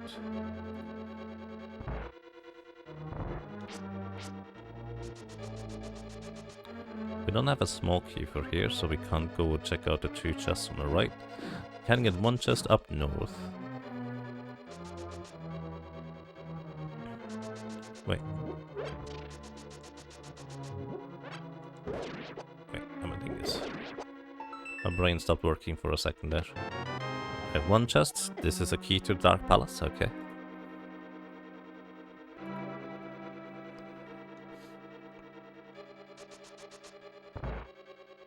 Then we have another small key here. We don't have a big key yet. Small key to Misery Mire. I believe that's the last one, yeah. So that's all the things we can get in Desert Palace right now. It's actually not... Well, no, it is true. Why is it yellow? Oh, because I... Oh, yellow means I could do like a sequence break thing. Oh my god. Here? Desert Palace West. I can't go back there because I have no way to do that. We don't have a King of Samaria to sequence straight the bat, so I guess we just go back through.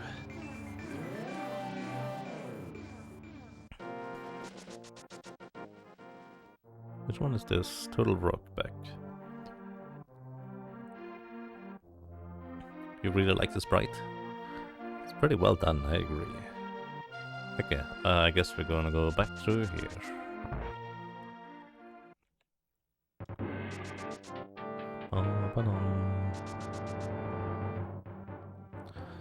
There were like 2 more entrances we could check out. Also, plus the Desert Palace has like a main front entrance that also leads somewhere.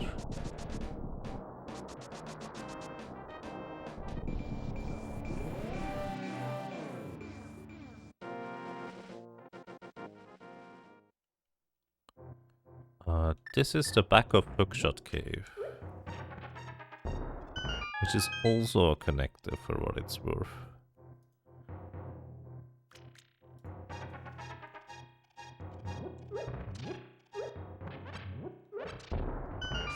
And if I could hover, I would be able to actually get all of these chests, but as it stands, there is one chest that's in logic, and that's this one over here. Because the bonking is in fact intentional.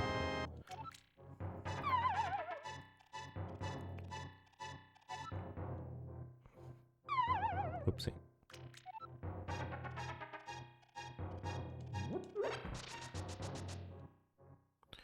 And this connects all the way over here. That's interesting, because we now can get this item, and we can also get a bunch more other connectors otherwise. It's a map of Dark Palace. With this, I think we have most of the maps. Let's see, Desert is just a crystal. Just a regular old crystal. Then we know 5-6 is Total Rock. Thieves Town is 5-6 as well. Ice Palace is a crystal. Mystery Mire is a crystal. Swamp Palace is a green pendant, we knew that already. Palace of Darkness is a crystal. So, we don't know whether Skullwood, Tower of Hera or Eastern Palace are the last pendant that we don't... Actually, 2 pendants still. We don't know which one is the last crystal, I guess. Alrighty, interesting. So let's just continue from here, I suggest, because we can drop down here and check out this entrance now. Because basically a bunch of stuff just opened up. This is... Oh, okay.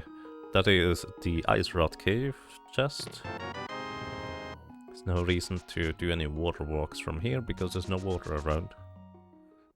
Actually, I think that's technically wrong, but... You know, practically there's no water.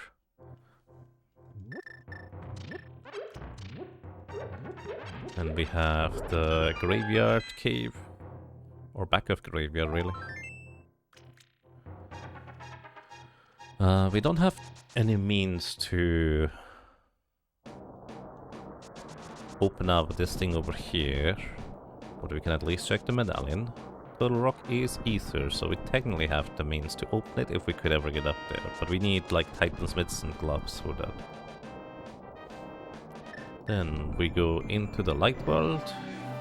Because from here there's like 3 different things we can check out. Oh, it's another connector. Where's it go? The old lady's house. Oh, it connects just right over there. That's kind of funny.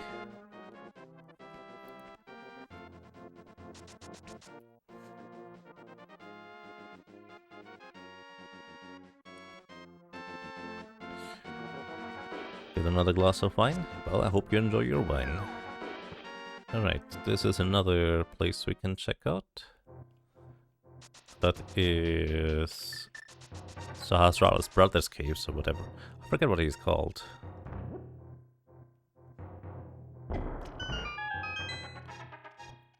This just gives us one extra item check. And he has the Arrow of Doom.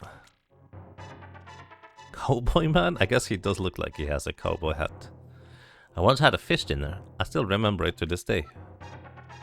It's just... That might be the most random dialogue that he could possibly have. I once had fish dinner. I still remember having it. Okay. This cave we also have not yet checked out, and it's just a big heart, which, you know, we'll take it.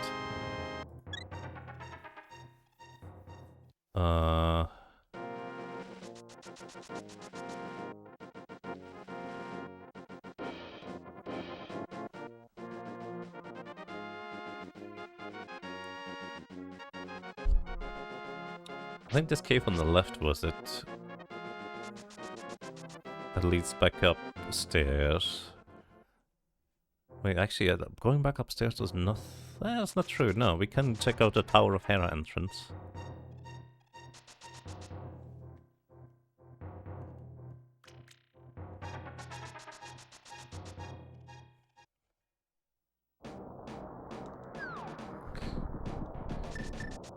How did we get to... I think we need to go to the other side of Death Mountain.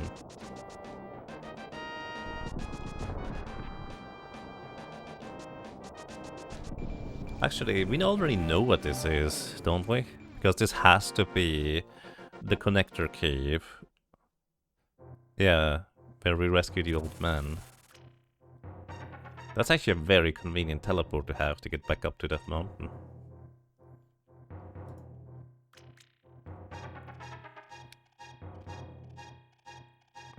Agina, which is also confusing when you have an Aganim. Maybe they are brothers too. Or soulmates. Maybe both.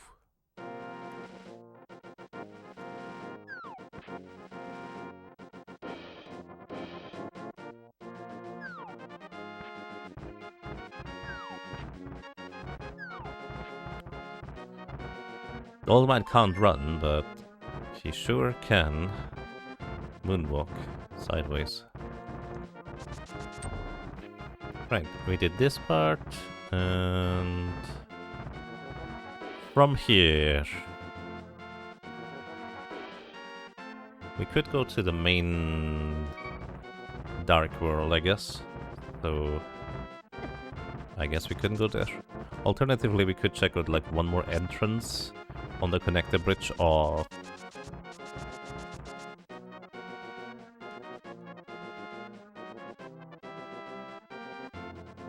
Total Rock, that one.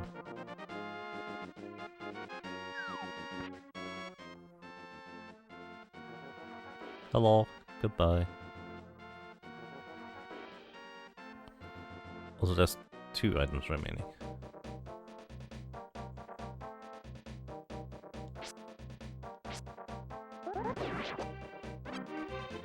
Okay, if I jump down south, we can't get back up. We know there's an item in the top left area here, because we couldn't grab that when we were a bunny. So we can go and check that. Apparently I never checked out the... Huh. Apparently I never checked out this... Oh, right, I couldn't actually check out the main entrance because I can't pull. Actually, can you pull? It's a bunny? Oh, this is Ganon's Tower. There might be a bunch of stuff in here.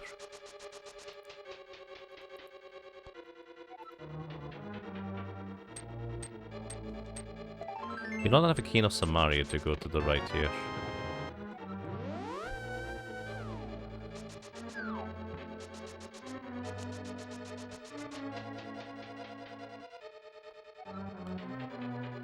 Okay, that's 3 items so far. In Ganon's Tower, 1, 2, 3. Oh, and that's all we can do, because we don't have a hammer to go left, and we don't have a block to go right. I remember now. I guess technically we can water walk to the east from here? Oh, we cannot. We don't have to water walk. We have flippers.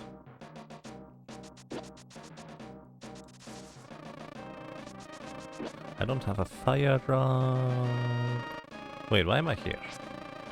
We already got everything out of Skullwoods, didn't we? And we need the fire rods to get the other entrance on the left.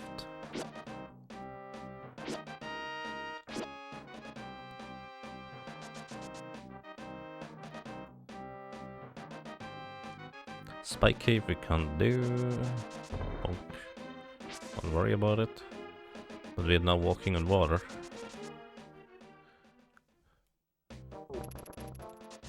What do I mean with now walking water? Watch this. We're walking on water. Anyways.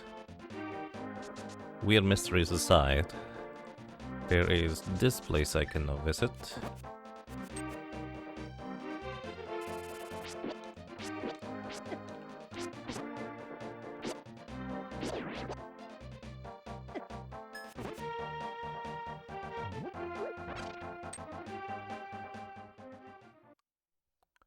Oh. Hi. Oh, this is another connector leading somewhere. You didn't know you could have fake flippers like that? It's a very unusual use for that. But basically, the way this works is you intentionally bonk into like the side of that hole in Skullwoods. And as long as you don't jump straight down anywhere, you actually keep the fake flipper status. And you can actually use it in order to get to East Dark World, in case you don't otherwise have access to it. Much easier than doing the bomb jump stuff. Well, much easier if you have the time to set up, because if you... Oh, okay, sure. It's a bit inconvenient. But also fair.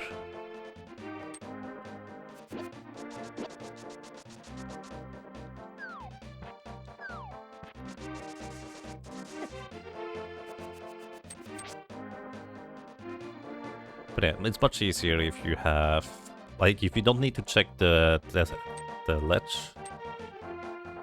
on the way past the graveyard, because if you mirror to the light world on the ledge, then the water and walking thing is gone. So we can get night at least over here, and this is Fairy Friend. He's very friendly over there.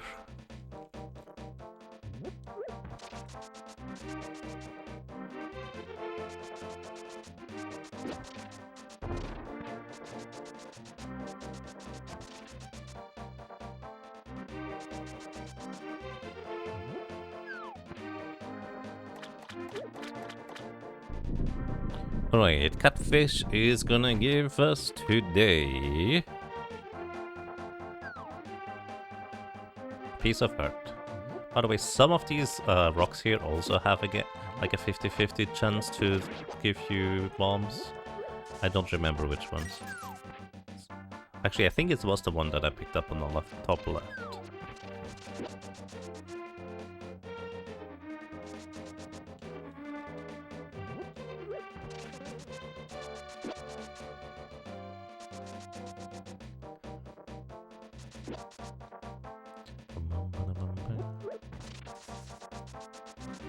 Unfortunately, I don't think we have a way to get back over to the West Dark World from here, so we'll have to go back all the way around. But there's a bunch of things we can check out still around here, so it's fine. That's a shop, we don't need it.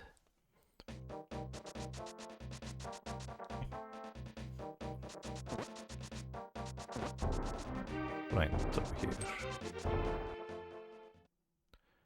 There's another shop, we don't need it.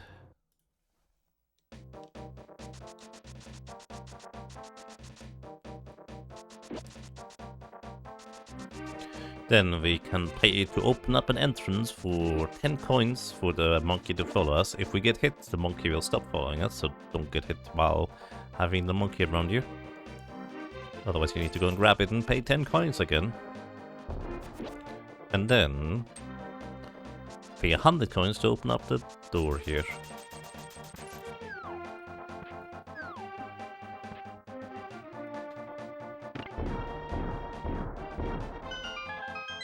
And this entrance is a ferry. It's an expensive ferry. Maybe the most expensive ferry in the entire game this time around.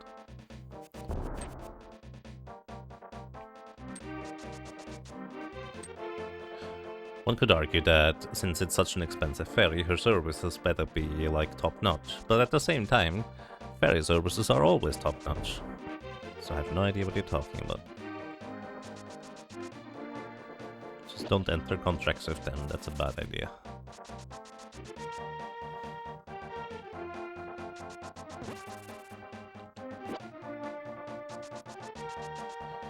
And over here we find a singular chest. This is the Bonkorax chest. 20 rupees for us.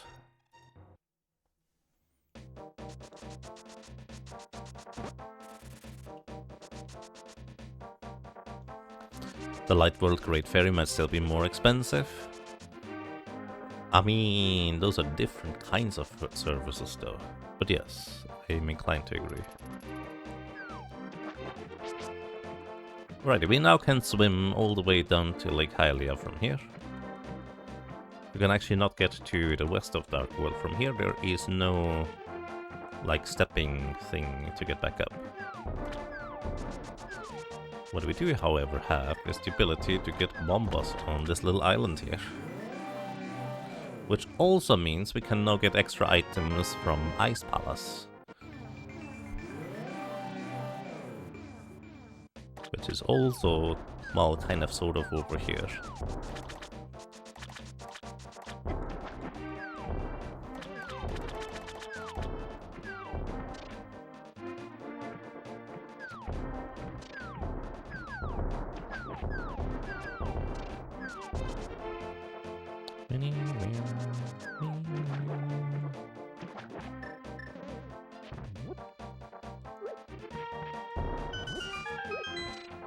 Alrighty, entrance number 1.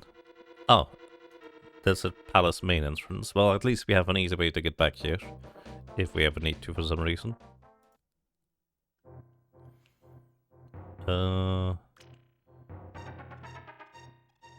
This is like one of those places where you can drop down. I don't remember how that works. Oh, we found Desert Palace. Yes, not Desert. Eastern Palace. We don't have the Eastern Palace big key, unfortunately. No, we do. But we don't have a bow, so we can't clear the Igor in the way to get to the boss.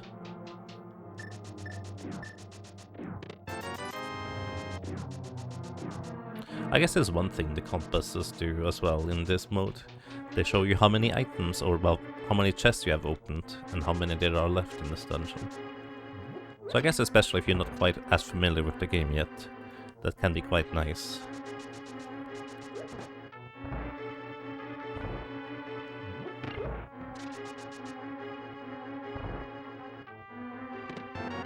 Now the compass of Skullwoods. Plus, if you're ever making a mistake, sometimes the compass can save you there. May have happened to me once or twice.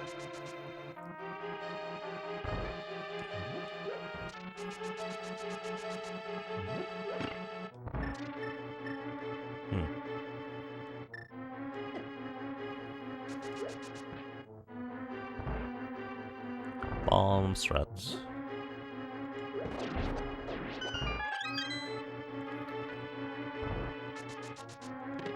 Chest number 3 is a book.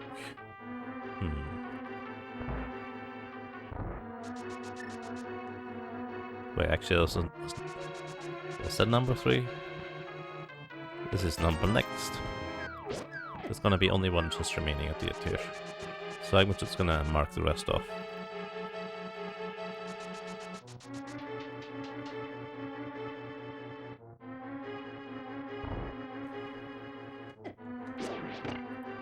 Are the 24 chests and big / small key next to it Ganon's tower tracker? Yes. That is over there.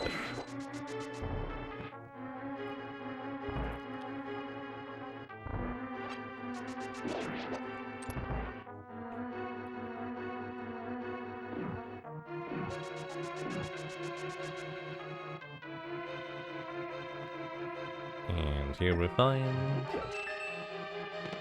Oh, the Key of Samaria. That's a very useful tool. It has access to other stuff in a different place. Quite a bit of things, I guess.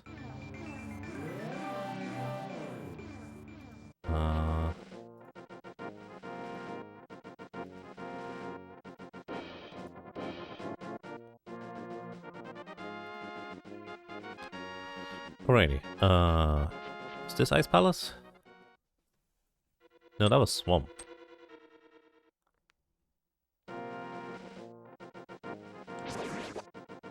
I don't think I can do anything else around here now.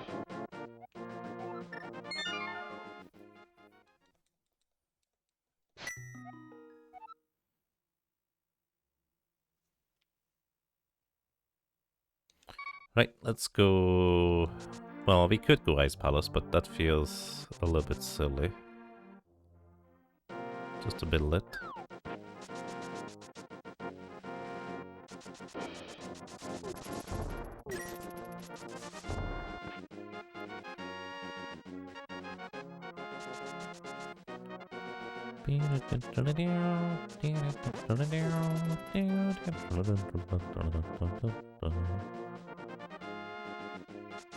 We just need a fire rod to clear Turtle Rock at this point, I think. But beyond that, we can get everything else in Turtle Rock. This is not the fastest entrance to get to places, is it? No, we actually don't know where the main entrance is to Turtle Rock. But the other entrances are definitely faster.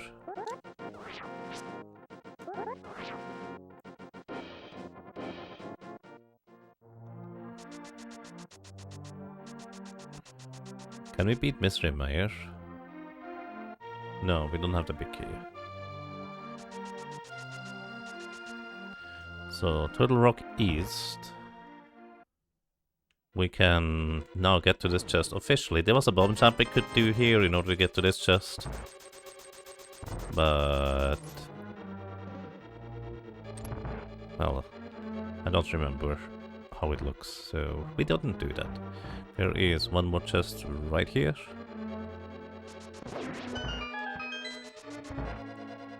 Maybe it would have been faster to just go through the dungeon directly. Big key to Misery Mire. Already now we can fully clear Misery Mire, although it is in fact going to be a slightly miserable. Also, by the way, we can do this. Just to have an easy way over here.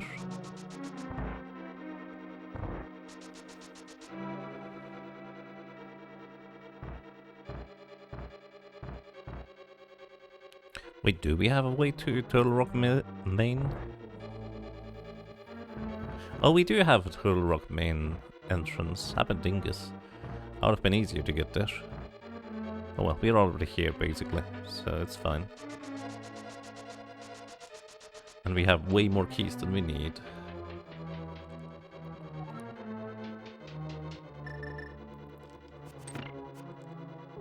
How? This pokey here has another small key, but we don't need it.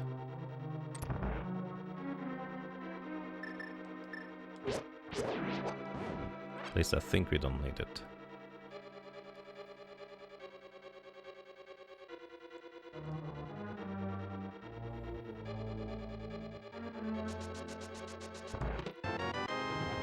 Dark Palace. Alright, that's the last chest I can get here, isn't it? Okay, Dark Palace. This actually means it is officially in logic for us to get to the back of Palace of Darkness. I'm pretty sure about that. So, well, let's just go and do that. For now. Because I think you need 3 small keys to guarantee getting back there. Because technically, you could use a second small key on this central chest here. You didn't get just, you know, one chest, this one on the left here. Instead of doing the smart thing and go to the back there, there's like 3 chests guaranteed. Well, 4 chests guaranteed, as long as you can navigate the dark room in some capacity.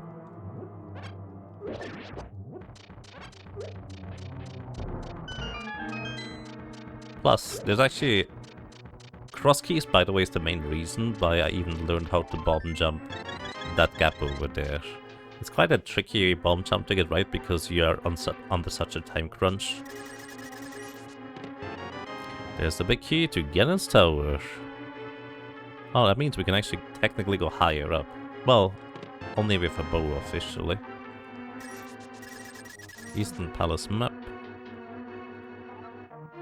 Also, with Kano Samari, we can actually go further in Ganon's Tower. Anyways, we're gonna pick up this chest over here. Investing a key for a Desert Palace small key. That is the only one in Desert Palace, which means we could get 2 more chests over there.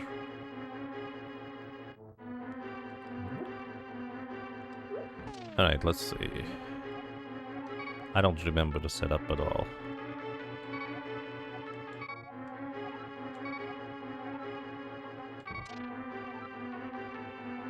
I don't remember.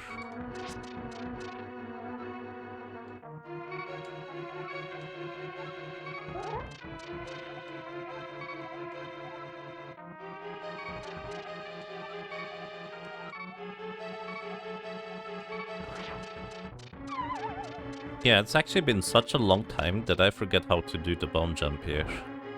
Huh. Does anybody remember?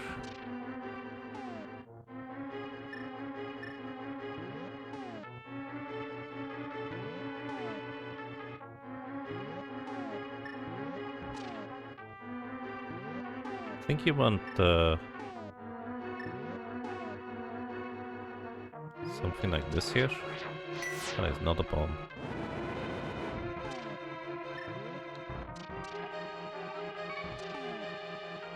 This is the correct alignment towards the bomb.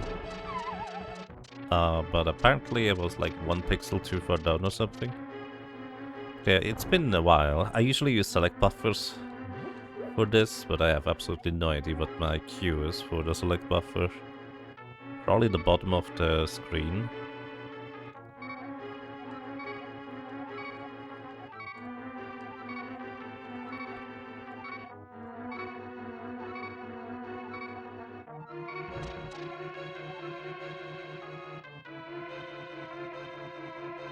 I know the second one, when this is correct for the bomb. Basically, if you see the full bomb shadow, but you don't see any blue, that is when you're correctly aligned with the bomb itself.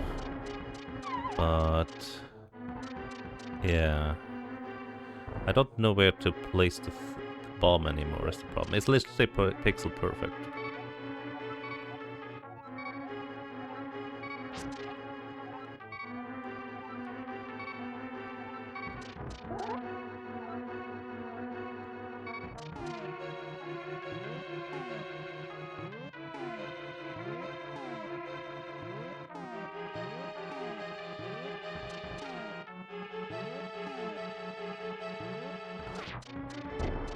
There we go, got it.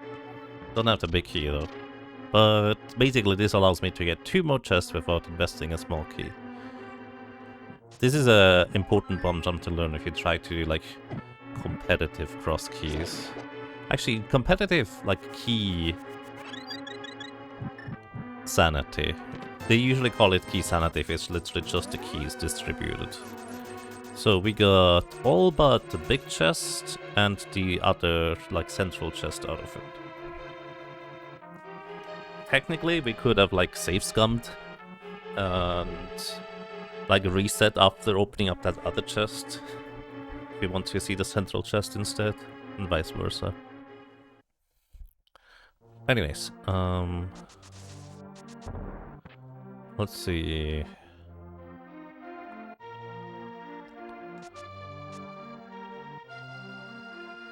How do I get to useful places?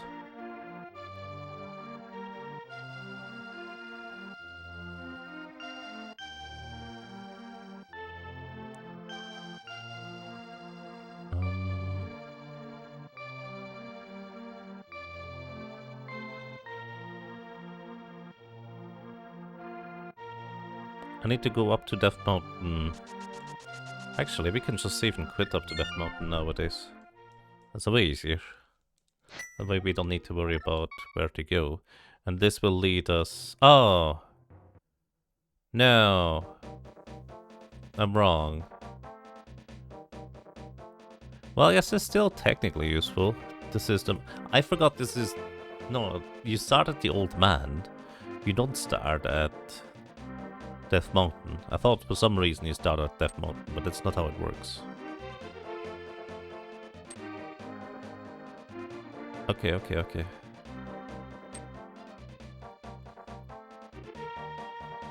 That's still helpful.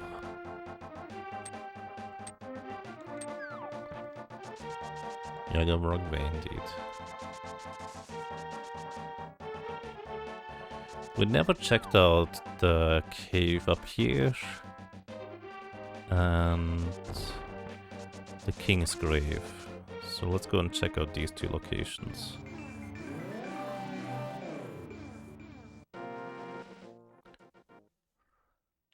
Oh, two more chests. There's a big key to Skullwoods. Okay, we can get one extra chest out of this. And a hammer! Hey, we now have normal access to the Dark World. And this fairy also has nothing. Wow, stingy. Anyways, we now have normal access to Dark World. We can just go into Dark World in normal places, like normal people. It's crazy. Also went the wrong way around the grave. You want a mirror on the top left, which gives you a slightly shorter path. Doesn't really matter. Okay, fairy. I think I want to stay in the Dark World though.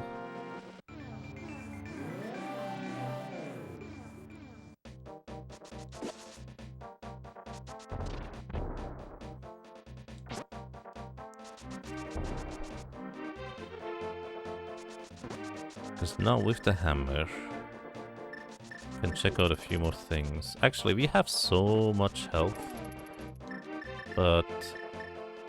Huh.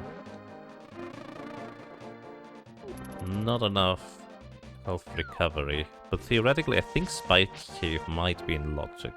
Where was the shop? This was not the shop. There's a shop around here, I think. Was it just Light World? Anyways, with the hammer we can check out one more place in here that we couldn't check out before.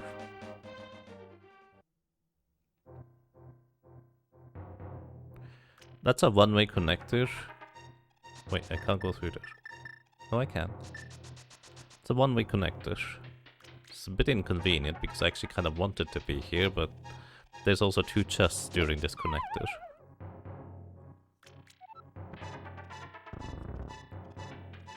Oh, I have a mirror. I could just take the shortcut. Derp. Anyways, this is how you're intended to solve this room.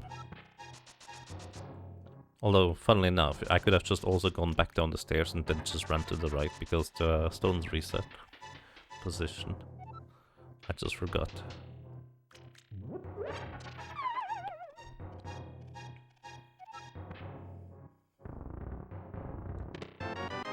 Ocarina. Oh, that's a nice find right there.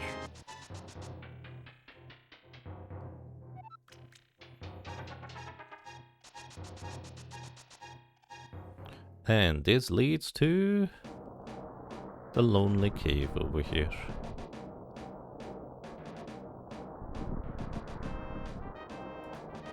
I don't know if it's this one.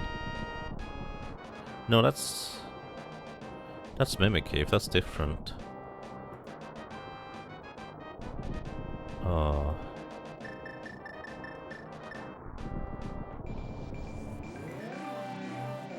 That's different, is it not?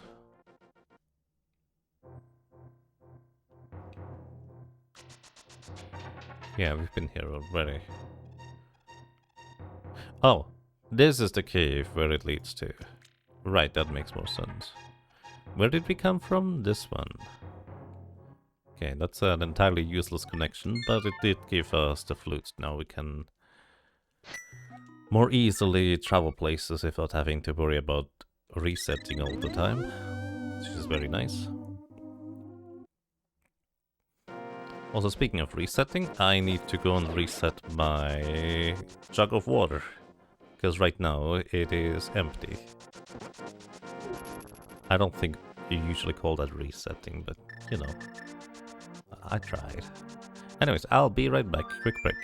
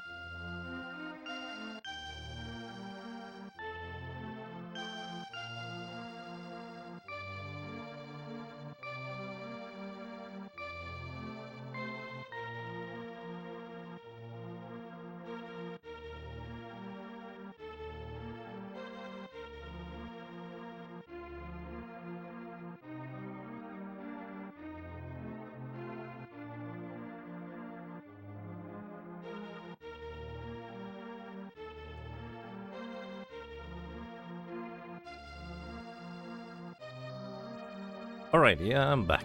So, we can now fly wherever we want. So that's nice. Where do I want to fly?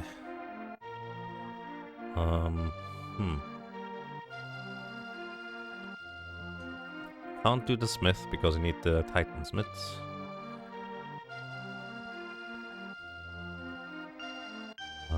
This one leads to Link's house. Okay. Let's go. Actually, let's go to where we were just now. Basically, it's just briefly decided to go the slight other way around because this is gonna result in me doing 3 things along the way instead of just going for that one thing. Good afternoon, November, and welcome. I hope you're doing well today.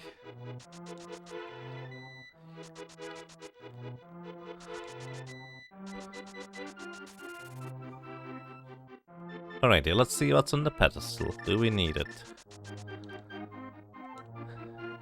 3 bomb explosions in a handy 3-pack. We can let the handy bomb explosion in the 3 packs just sleep. We don't need that. It's literally just 3 bombs. Speaking of bombs, if you ever need bombs... Oh, wait, there's magic, not bombs in this 3.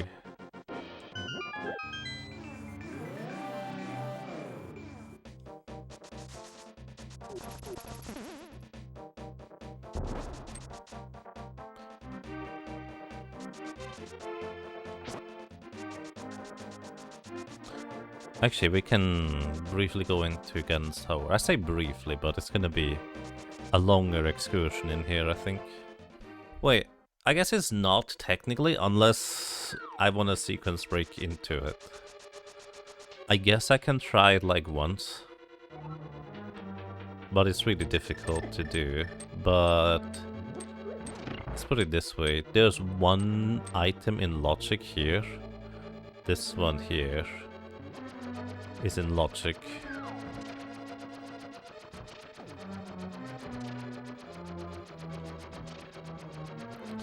Like, we could theoretically do a sequence break to the right. On the right side, logically, you're supposed to have the fire rod in order to light all the torches in time. And doing this without the fire rod is actually quite difficult.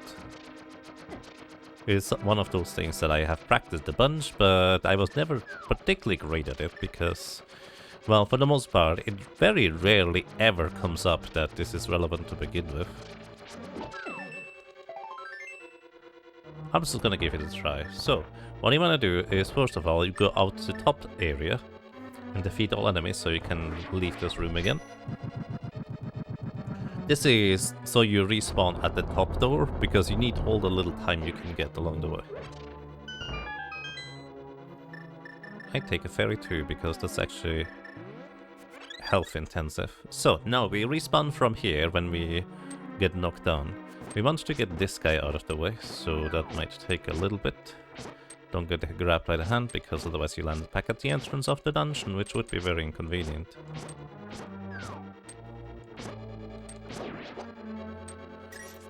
Then, we want this block to be pushed already. Move this guy out of the way. And here we go. We wanna do a bomb jump, which is quite difficult to do because of the fire shooty guy and this other thing the entire time. But I somehow managed. Then light a torch immediately. Light this torch. Run across. Run across. Hope the spike is in a good position. Open up the door. Run through. I got it! That, again, is quite difficult to do effectively. But we got there. I didn't... Again, this is relatively difficult to do. I'm very surprised I got that first try.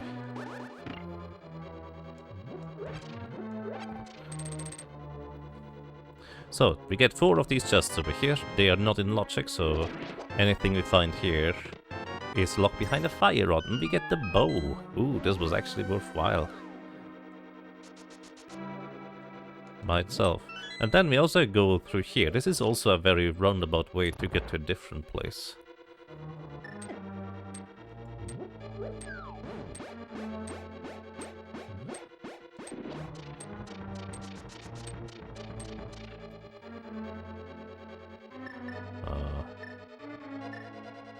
Sir, you're a little bit in the way. Thank you.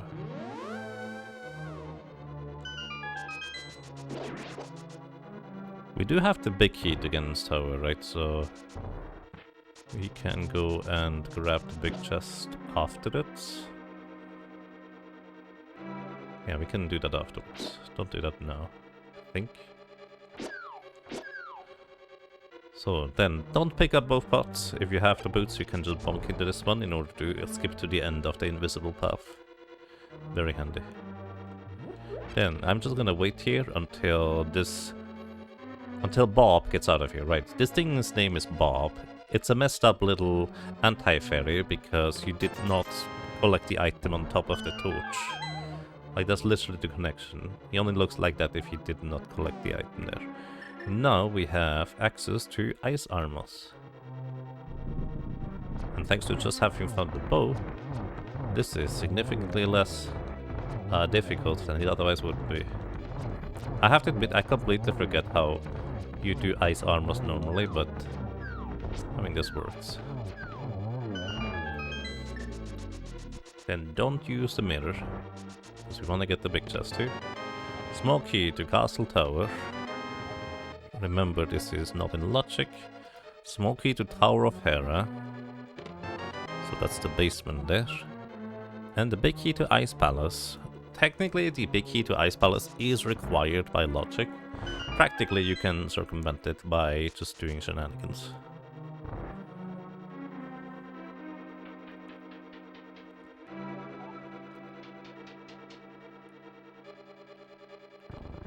I was thinking I couldn't actually get back down into the previous room if I went to the big chest here. But no, that's when you take this exit here. That's when that happens. Just because I can. We have defeated Bob.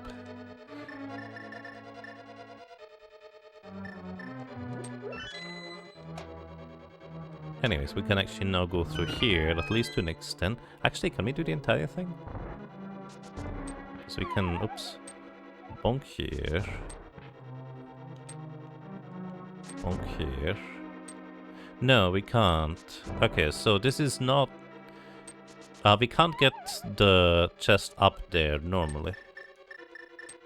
You can, however, get it via bomb jump. It's not a particularly difficult one. Actually, this is not gonna work.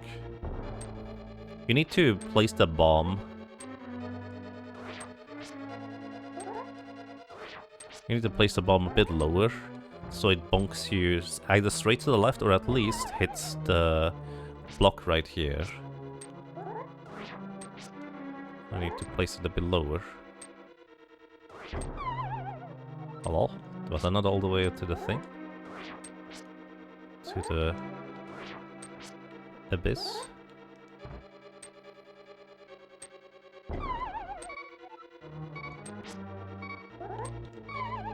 Whoopsie. Well, we can try again.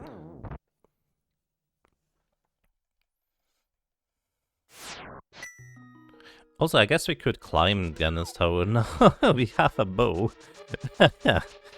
Oh no, I guess I could climb Ganon's tower. But I'm pretty sure clearing Ganon's tower is pointless because it leads down to a drop-down where the useless fairy is.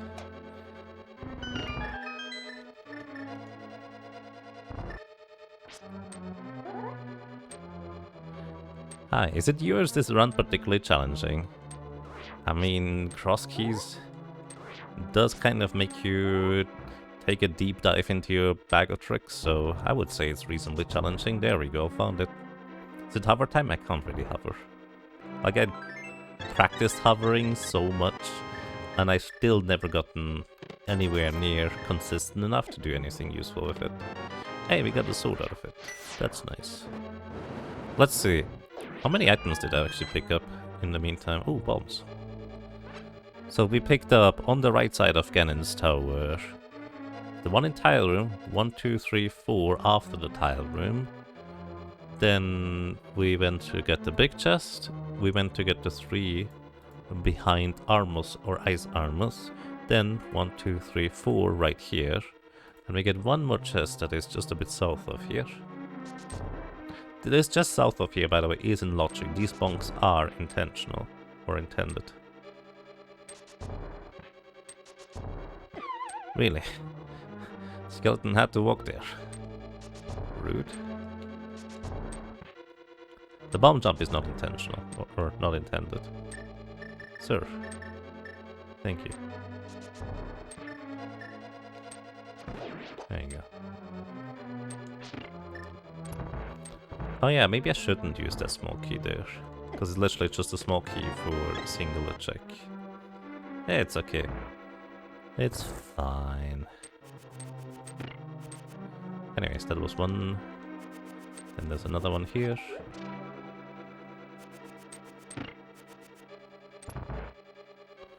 Actually, wasn't it 13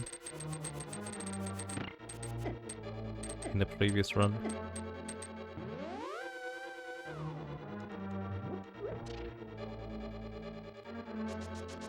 And we get one more chest. Oh, well, we do get one more chest here if I can make the bomb jump work. Thankfully, as soon as these guys go off screen, they stop moving. So you have all the time in the world to set up this bomb jump here. Again, this one is not intentional or intended, but it's also relatively easy to set up as long as you know about releasing the sword swing. The big key to Tower of Hera, logically required in order to clear Tower of Hera, and I don't have another small key. So this is where our story ends. There are 4 more chests down there. This is why I shouldn't have used the small key on the other door, because then I would actually get more chests out of it, but I forgot. It's okay. We already got a bow out of it that we are not supposed to have.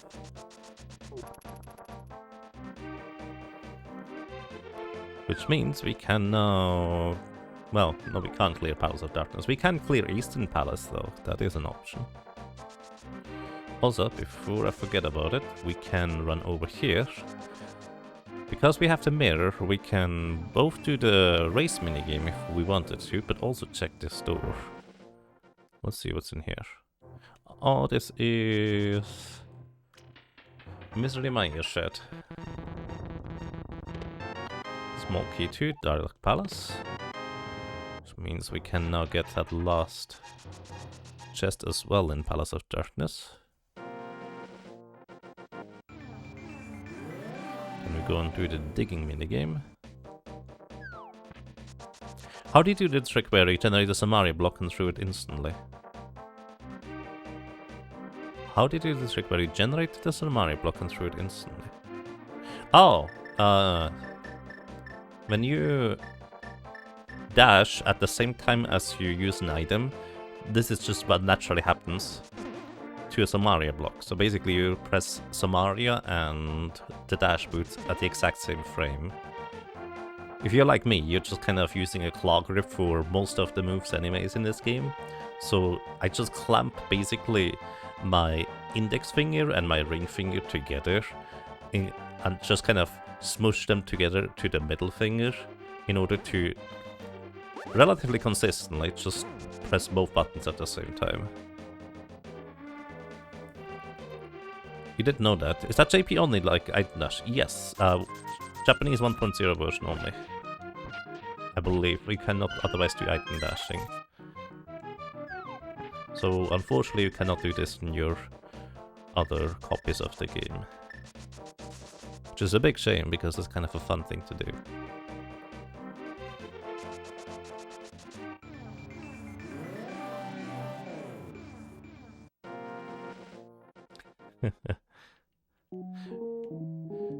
I'm gonna buy some red potion here. And you know what? I'm so rich, I'm gonna buy a second one.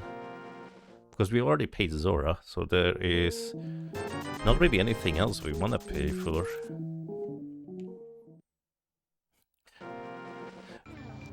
Rip tunic.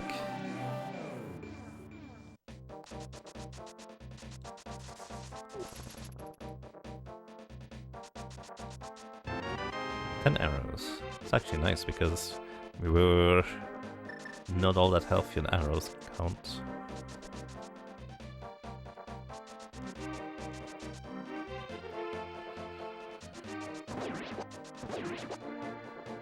Then in the dark world, there's also rocks behind Link's house that we can enter for Fairy Friend. You know what? I take a bit of lettuce tea. What do you think lettuce tea smells like?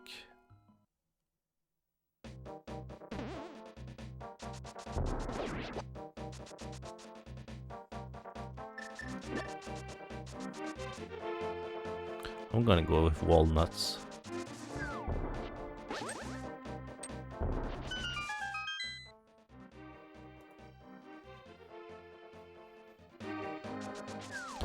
Actually, is that the boring house that the hint guy earlier mentioned? Might be. We do have the Master Sword, so we can go and the book, so we can go and check the Bomb Boss tablet while we're over here.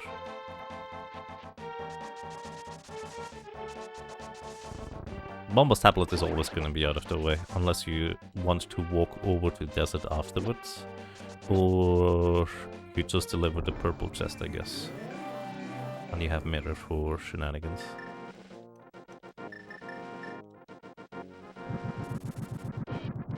Alright, Bomb Boss tablet checked.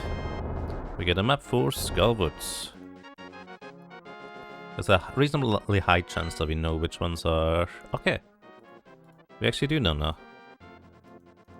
This is a pendant, and Skullwoods is also going to be a pendant. Now we know all of the dungeons that we need to do.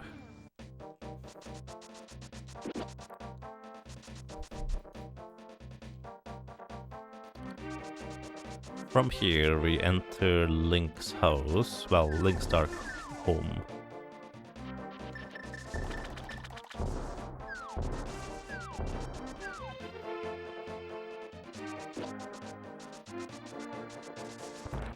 Because this should be a connector to...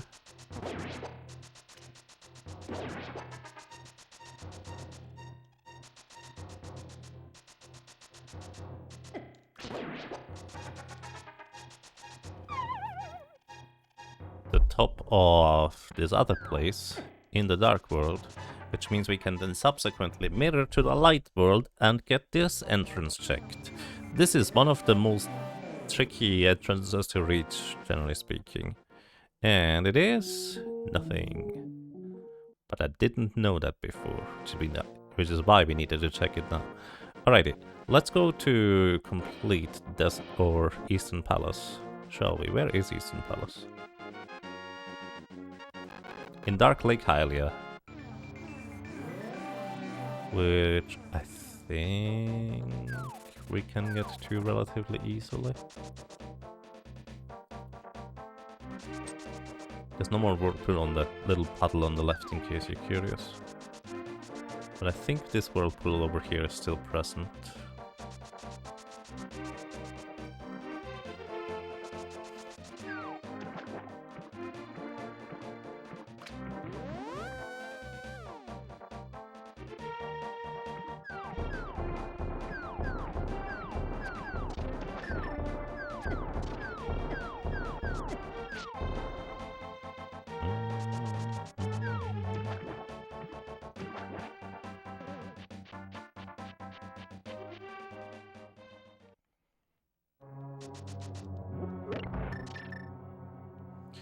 Alrighty. This is gonna be our very first dungeon complete here, once we get through here. Which is not even in logic, because we're not supposed to have the bow here.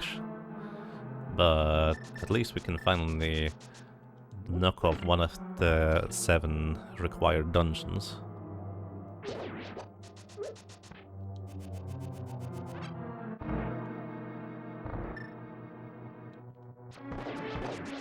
Oh. I goofed.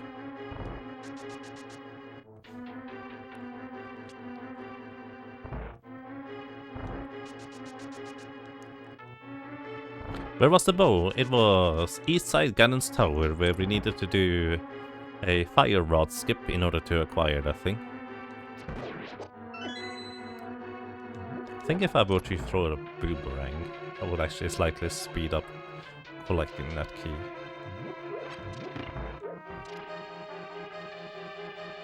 So we're looking for hookshot so we can complete Swamp Palace, fire rod so we can complete Turtle Rock, and maybe Titansmiths. I don't actually know if they are necessary at this point.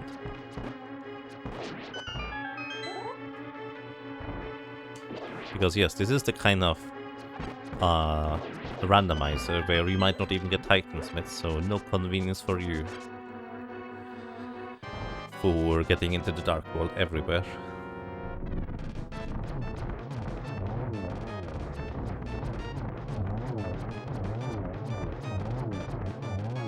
There we go.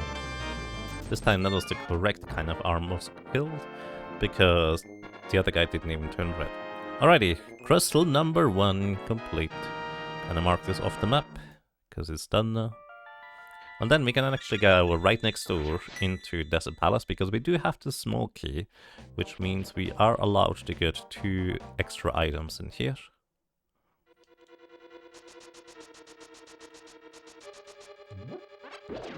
Man, it's so weird going to the right here. That's not usually what you do. Okay. Piece of heart and...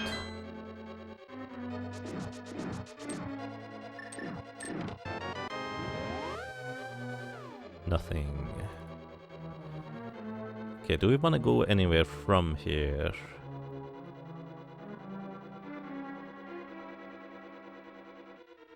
Could go and clear Mr. Meyer.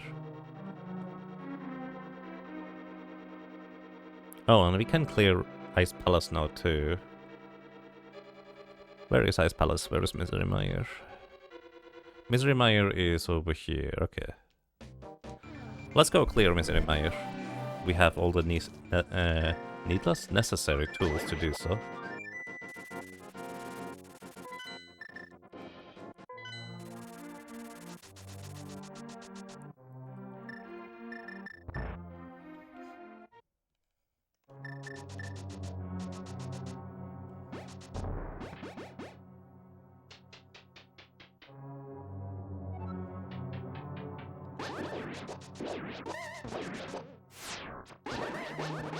I missed. Oh. So I would like to get to the big chest on the right side. Can I actually do that directly? I think I can, but then I have to backtrack through the other road, because there are gonna be blocks in the way where I can't pass through. So I think it's actually faster to drop down to get back through here. Because we would need to drop down on this ledge up there otherwise. And this is slightly more efficient. And from here we can take the keyless route.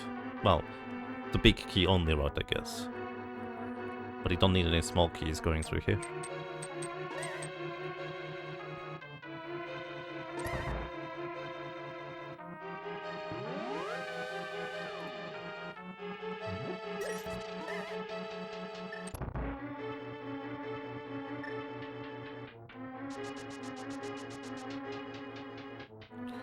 And defeating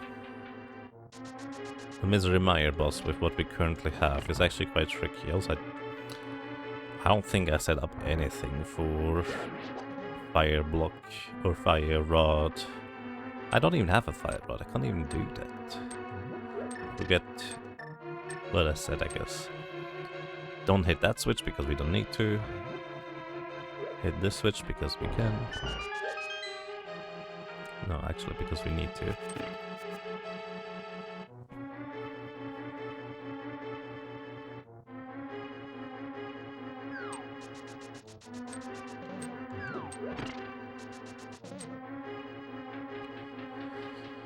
And I'm actually going to go and try an old strategy I developed for this. So what do you do with that strategy? You stand at the entrance, Just swing your sword. That's all you do. Well, actually, you also, after the fourth or fifth one, you pound down a bomb, so you get hit by the bomb instead of getting hit by the lightning, which deals less damage to you. And if you do it right too, the little eyeballs get bounced back by the bomb, and they don't return back to their initial spawning position. Like, this is an easy way to deal with this guy with only the Master Sword.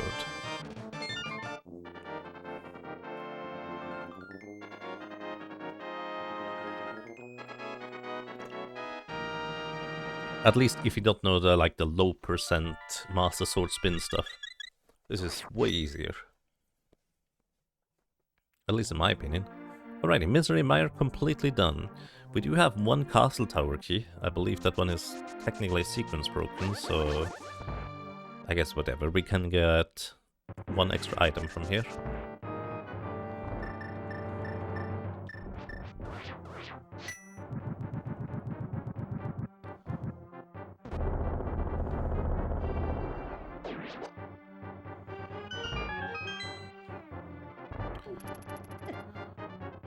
Because there's one more chest we can get now in here.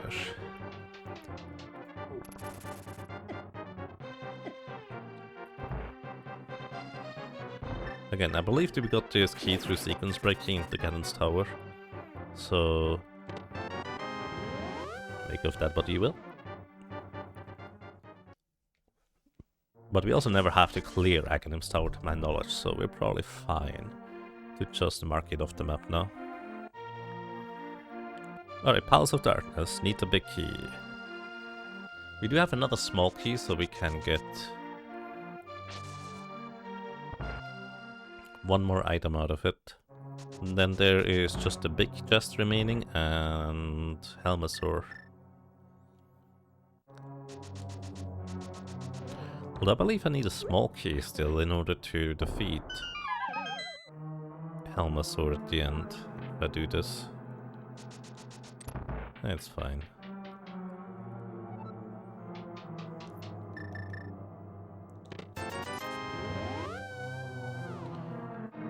Then, what else can we do? We can deliver the mushroom. But I could also go and do the mat thing otherwise. Alright, so.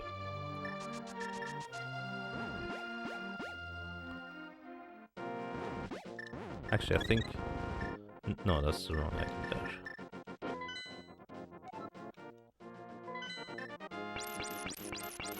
That's the quickest way with the ice rod to get rid of mana. Alright, so what we're doing here is the following. We go down to the bat. At least I think that's the bat. It is the bat. Then we select the Cane of Samaria. When I press the Y button to use the Cane of Samaria, we hear the bebe sound, but if I press the Y button and immediately open the menu and then switch over to the mushroom, it uses magic powder instead, because normally you cannot use the mushroom as a Y button item, but if you do anyways through Cane of Samaria shenanigans,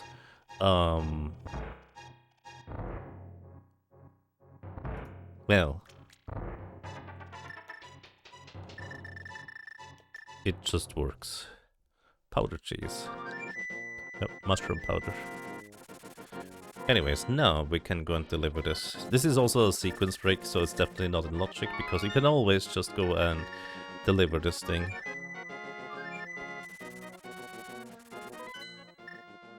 We actually never found the dam so far, have we?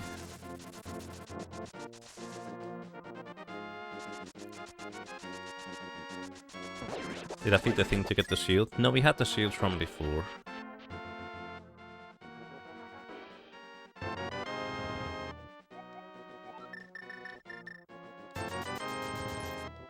Key sanity run today? Yes, cross keys to be specific. Can I get another one? Whoa, buckle, no empty bottles. I cannot. What should you have used there instead of mushroom? Basically, I tried to use Cane of Samaria with no MP. And Cane of Samaria is kind of weird in how it has like a semi-MP restoring properties, since it's only supposed to like deplete MP whenever you're exploding the block. Actually, I think when you're placing the block, then it depletes MP, but it doesn't actually deplete MP when you explode the blocks. So effectively what you can do is trick the game into thinking, oh, you have MP to use that item that you currently have by using the King of Samaria with empty MP, and then using the menu to just switch to the mushroom. And this kind of tricks the game into letting you use the mushroom as if it was an item, which you cannot normally do, but it behaves the exact same way as if you had a powder. And that's kind of the thing there. We did.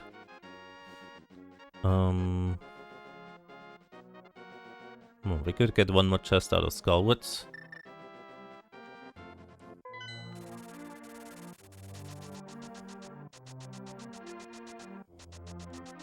Oh right, where is Ice Palace again? Ice Palace is...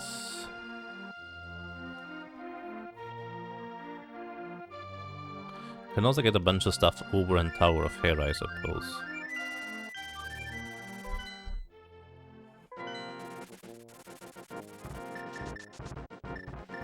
There's also, by the way, a very roundabout method of restoring your MP by spamming the Cane of Samaria block while other sprites are on the screen. So basically, fill up the sprite limit. You can't explode the Cane of Samaria block because, well, there's too many sprites on screen. And then you just spam it, and it just keeps using the...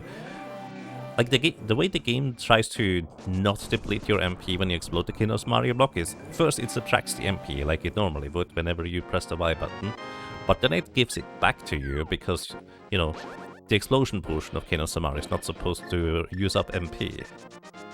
And you can basically just spam King of Samaria to recover MP in weird ways. It's really strange.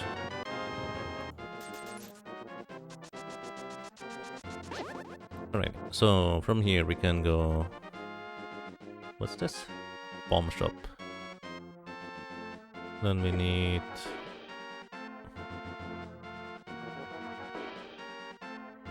No, Tower of Hera is in the Dark World.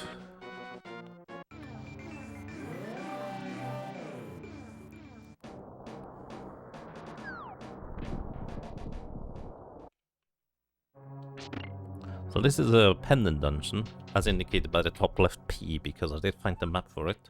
So the game knows that I know that it's a pendant dungeon. Small key to Ice Palace. We definitely are supposed to go into Ice Palace soon, because that is all the small keys at this stage. And we have the big key, so we can actually fully clear Ice Palace. We also have a small key to go into the basement, and unlike in previous runs, if I want to know what's in the chest, there's not really any way around this. So we just have to wait.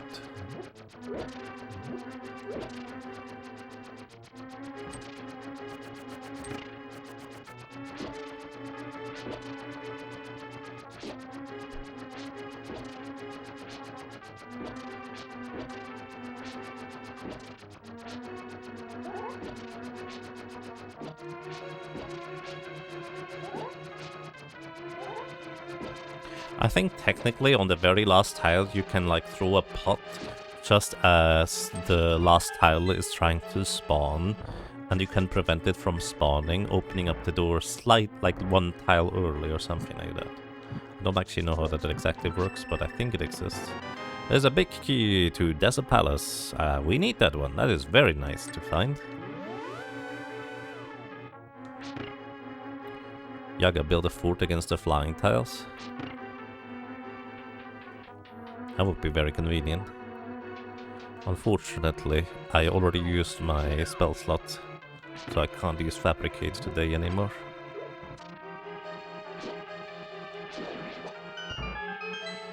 Actually, it's not called Fabricate, is it? What's the spell called again? Where you can take nearby material and build something out of it as a wizard spell.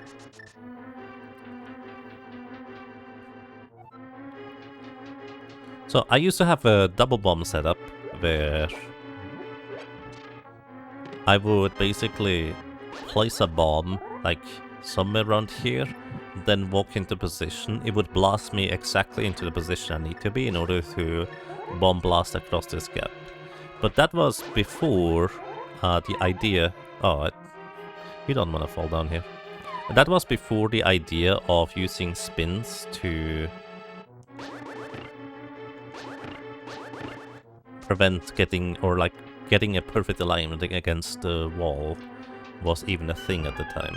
And I kept falling, trying to do this bomb jump, it just didn't work. Because I'm a bit of a goofball, and my execution is not that great, as you could clearly see. So I basically invented the double bomb setup. Just so the first bomb setup, I have as much time as I want to just blast myself into the exact right position afterwards. However, that was very dependent on me using the Moogle sprite at the time. And I don't have the Moogle sprite anymore. So I don't actually know the setup for boy. Actually, can't we read these?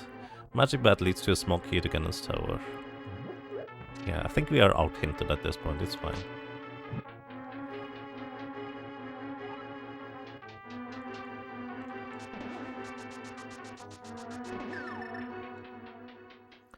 Alrighty.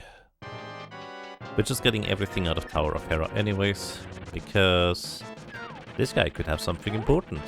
He could have the Titan Smiths, even if they are not necessary, they could just be very helpful.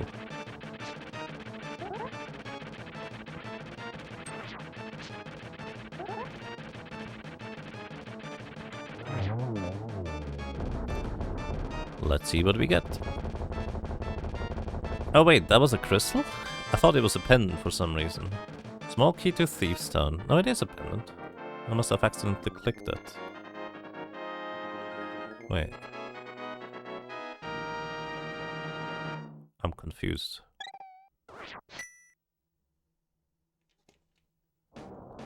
Wait, which dungeon is then not a pendant?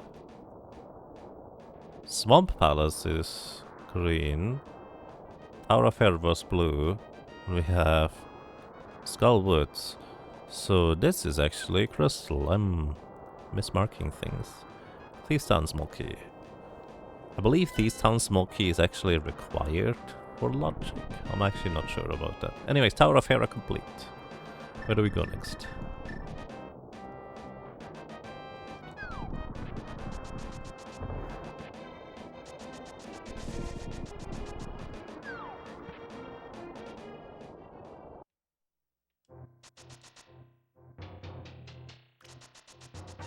Where do we go? Ice Palace. Yes, that's a good idea. Where was Ice Palace? That's where, even on my side, this stuff is tiny. Okay, found it. It's over at Eastern Palace. Flute Point, actually. It's very accessible. If I realized it was that accessible, I probably would have gone there next. Anyways, we can now actually finally check out that last cave right here. This is the Mimic Cave, normally. Actually, we haven't seen Mimic Cave yet. This could be vanilla. Oh, okay. This is just the other side of this wall. That's fine, there's nothing useful here. Alright, let's go to Ice Palace.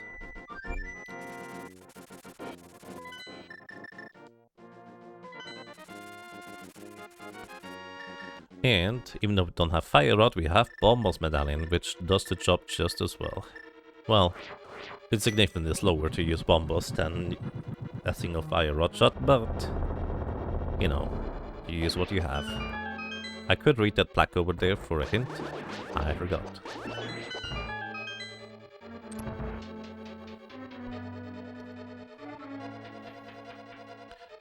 Bombos is quite a bit more expensive. I think it's literally 2 Fire Rod shots for Bombos, isn't it?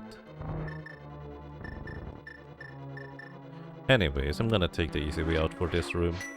There's a setup where you can defeat all of them with like 2 bombs relatively easily. I'm just lazy right now. Alright, 1 chest in Ice Palace. Do I need to go and hit the thing? I think I need to. Like, we're gonna do Icebreaker, but Actually, no, I don't have to. Do I? We have literally every key. We don't have to do that. I was about debating hitting the crystal switch, but I don't remember. Alright, let's see if I can get the thing going. I'm holding down right into the wall, eventually get stuck, King of Samaria, tap left for one frame, and then I'm holding up, walking through the wall. Basically, you're extending the doorway into the next room. Swamp Palace key. That is literally a single item check for Swamp Palace because only the big chest requires that key. Still haven't found the dam, so we can't even do that.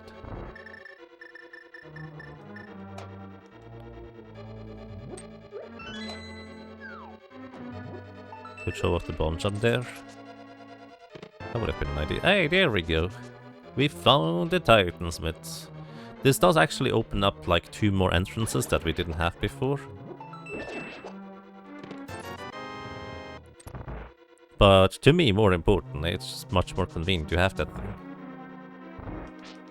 Also. Hey, I still got it. Aw, we got the bad one.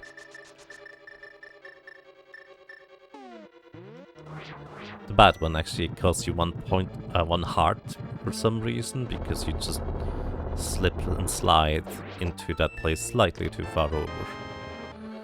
Alrighty, and I can actually do a bomb jump to the right here. Line up my shadow at the top of the chest. Then this one will just blast me into the doorway. Basically, this saves me walking around the other side. It doesn't actually... It saves a little bit of time if you want to do literally every check.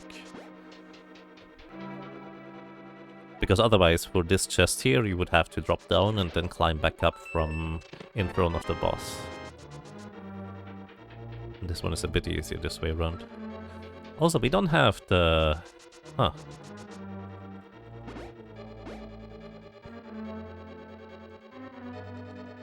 That's right, we don't have the hookshot, so we can't even hookshot back across easily.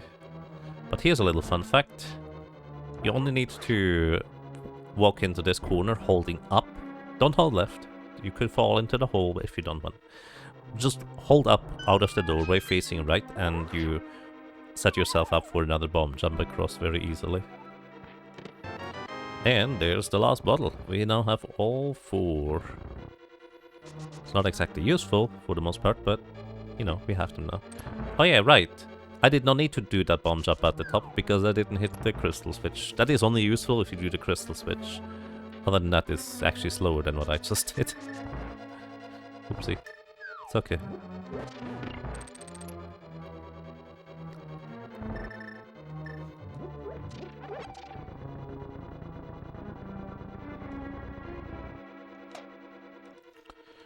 Alrighty, welcome to the boss.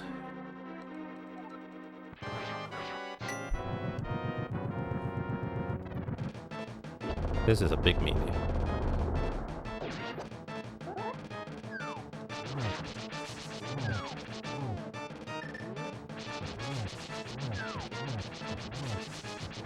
My strategy tends to be, when I don't have like tempered sword, just try to focus on one guy at a time.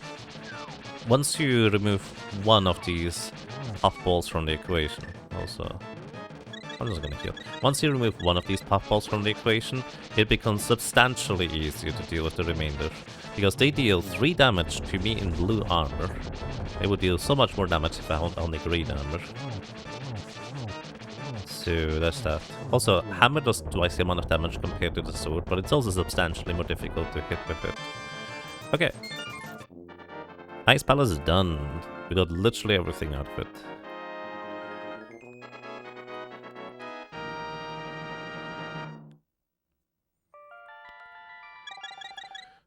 Unfortunately, there was not really anything there. So what else can we do? We can check out the entrance over here. In the middle of Lake Hylia, now that we have Titan's gloves.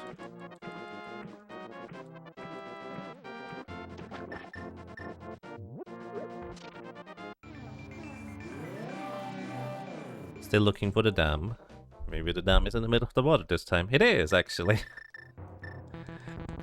There we go. Small key to Ganon's tower. There's actually, I think, might be all of them. I'm not sure. It is. Alright, we found the dam. Now, Swamp Palace is accessible. So the Titansmiths actually were required in this seed. That's not always the case for cross keys. Sometimes you don't even need gloves in order to beat the thing, which is crazy. Although that's substantially more rare if I'm not mistaken. Where is the dam? There it is. Alright, now with the dam, we can go and grab a random item from where the dam's water is receding. It's nothing useful, but we can, more importantly, now go for Swamp Palace, if I remember where it is. That is Skullwood Spec. Where is Swamp Palace?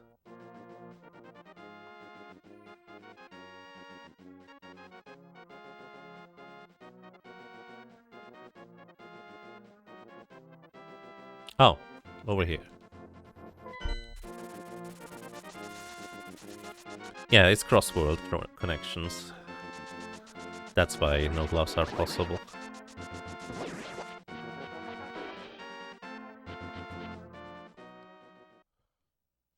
Also, we did do the magic thing, so I can actually remove that from the map as well.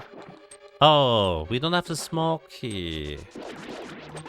Oh, I forgot that's a requirement. We can't do anything in here. I thought I could just clear the dungeon, but no.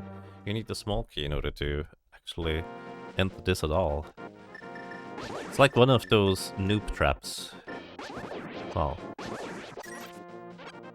Beginner traps, there we go. Sorry. It's one of those beginner traps where it is something that is so easy to just forget about. Okay, anyways, we can go and defeat Landmolas now. And we can also go and grab the other... Oh, I was right there, wasn't I? No, actually that was Dark World.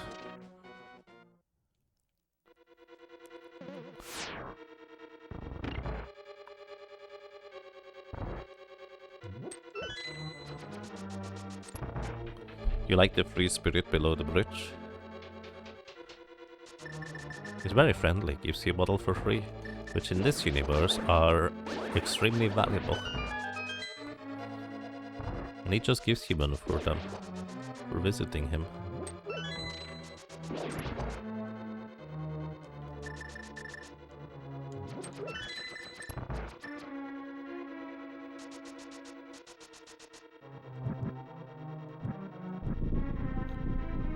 Alrighty, Landmolas will be defeated.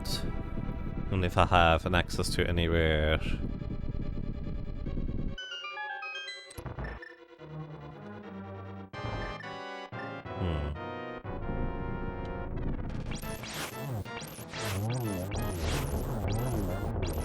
No, I missed that guy.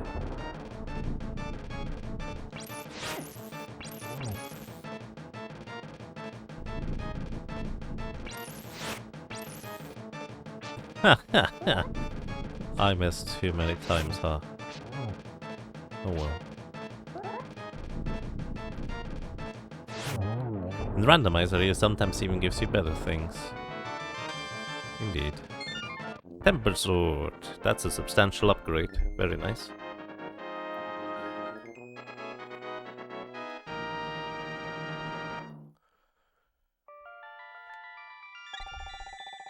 Alrighty.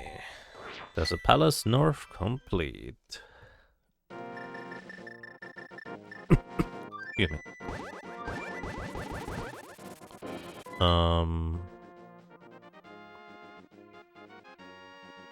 Trying to find where the easiest entrance is to Desert Palace to get to the big chest. Oh, also something I actually completely forgot. I could have done that a while ago. We could actually have checked the Hyrule Castle entrances. The chili sword. Yes. It is now the chili sword. Oh, and we can also bring the froggy home.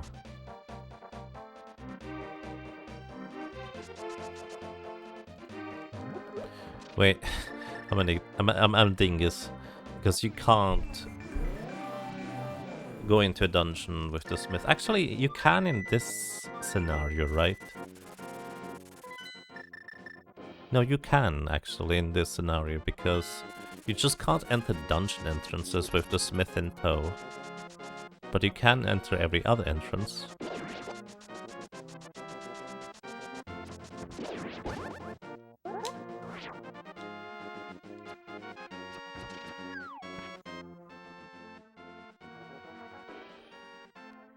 Right, the smith has been brought home.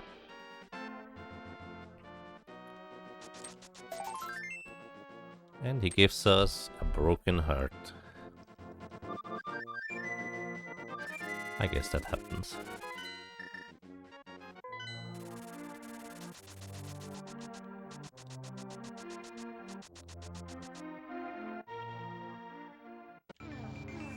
Roll a d20. Let's see, the high score for today is 14. Let's see if you can roll higher. Ha! 20! You did roll higher. You could re-roll it if you'd like to, for some reason. That is an option. Oh! Also Desert Palace is right here as well. Anyways, let's deliver the purple chest before I do anything else. I'll get sidetracked.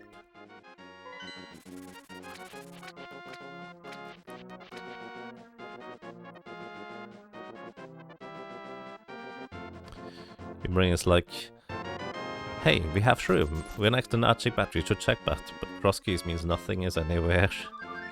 Funnily enough, in this case, the bat was in fact right there. We actually already did bat. I just forgot to mark it off the map.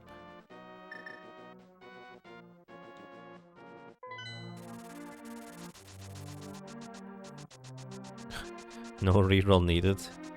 Yakabot decided that rolls are very much needed.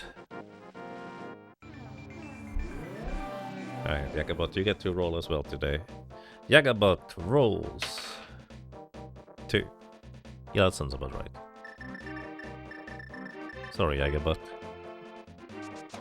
You have the dubious honor of having rolled almost the lowest number, but not quite, making it infinitely less interesting than rolling a natural 1.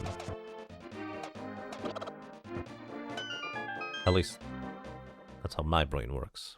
Maybe that's weird. Anyways, we go in here, grab the last chest from this dungeon, and then we are basically done with this.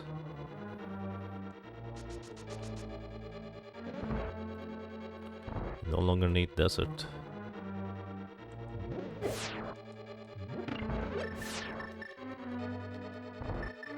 Hoppy the Fool rolls a 1d20 as well. And it is 18. Pretty good. Doesn't beat the high score, but it probably beats whatever you're trying to hit. How strong will your enemies be next year? Oh. Reroll. Oh dear. 10. That's a little bit more reasonable.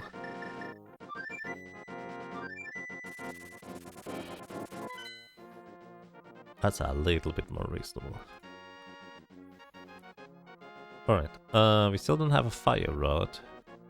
What else can we do? We can go Spike Cave, I guess. Man, now we're just back to checking individual little things, because there's so few things we can do. That's crazy.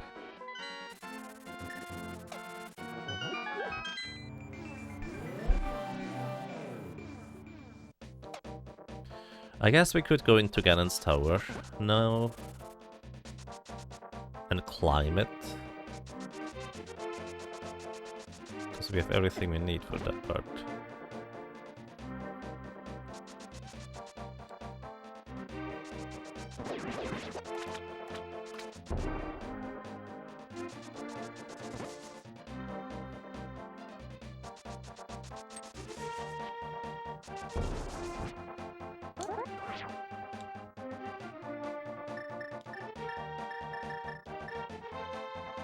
I don't remember where I need to mirror. Actually, this works. Okay. Let's check these entrances here.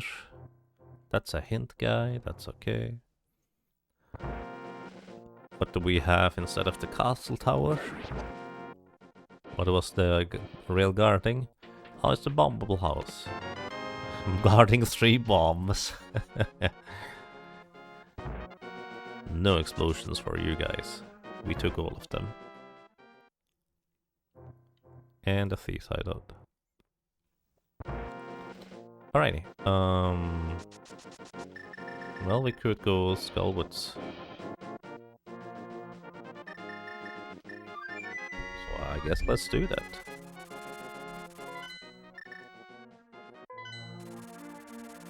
We know the pedestal is nothing, but the bosses could still have stuff.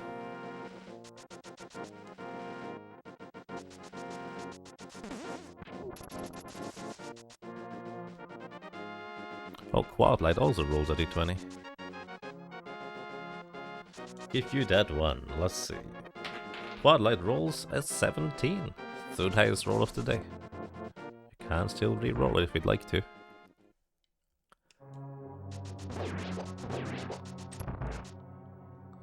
So this is not in logic now I think about it. I don't need to do this. And I'm gonna do it anyways. Rerolls the 17 into 14. Not much worse. In fact, that's actually the exact same rank, isn't it? I'm a dingus. So in order to do this bomb jump, all you need to do is wait for the hand, touch this wall over here, and just do this. It's very easy. This is the easiest bomb jump in the entire game, I would argue.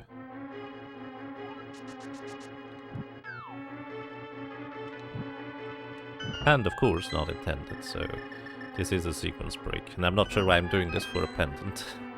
Because we do need the fire rod anyways. And it's entirely possible that the fire rod could be our last item, meaning that there's never a reason to ever do this one. Plus, I guess the bow is out of logic too still, now I think about it. Sometimes you get a double hit when you do a dash into this guy. Also, when you bonk this guy into spikes, he takes no damage. 20 rupees.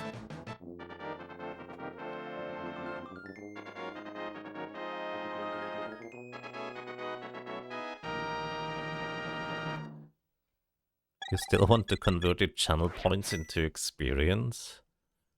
That sounds like an ordeal and a half.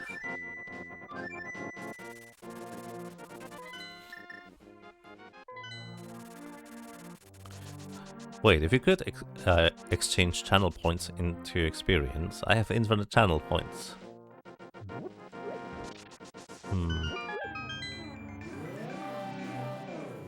But I can absolutely confirm that I do not have infinite experience. That would be weird. Anyways.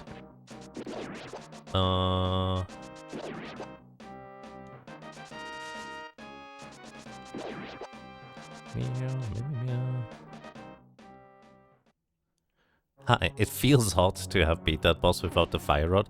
Yes, I'm inclined to agree. I completely agree, in fact. Let's actually just drop down the hole there. I know that this is going to lead to where I want to go in the end. Just, like, there would have been a more efficient way to get there, but I have no recollection as to how to do that.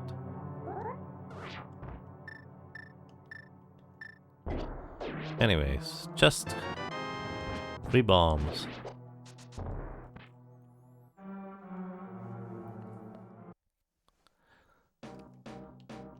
Not for the chest boss itself, but for the trick you had to do to light the torches. Yes, that is very much not intended. And if you play Randomizer with standard settings, it does never expect you to do that, for what it's worth. You can do those things, but it never expects you to do that, if that makes sense.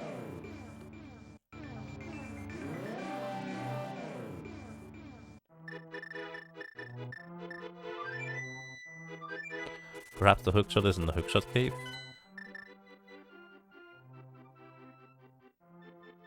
Did we have... We did have boots the first time we went through there though, so... I don't think there's anything new to get there, is there? We just climb Ganon's tower? I suggest at this point we just climb Ganon's tower. I think every single time I climbed Ganon's tower in the past, it was not the play. But I still did it anyways most of the time because something just draws me up to Ganon's tower. Couldn't explain it. Oh, also, going left side here is not in logic, but we could find the fire rod anyways. So I'm gonna do it.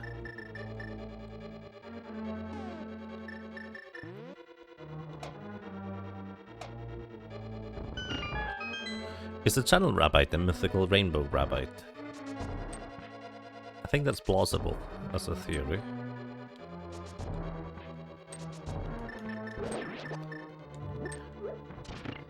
I don't recommend trying to eat it though, it will bite back.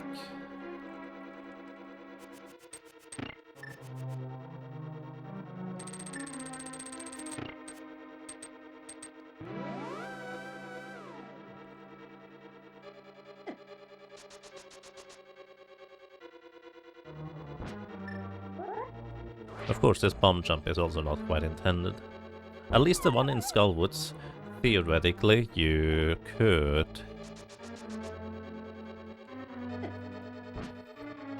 get to that chest the normal way by dropping down the correct path.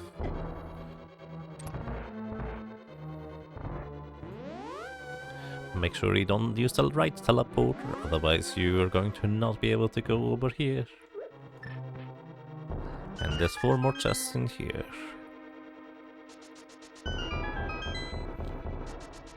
One. Hey, silver arrows. So there were both arrows on the left and the right side. Castle tower key. That's interesting. Yes, that room is called the rando room because you don't really visit this for any other reason aside from randomizer. I think that was the reasoning behind why it's named rando.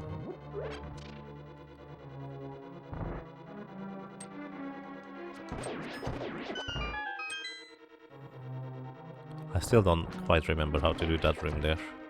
Or this one for that matter.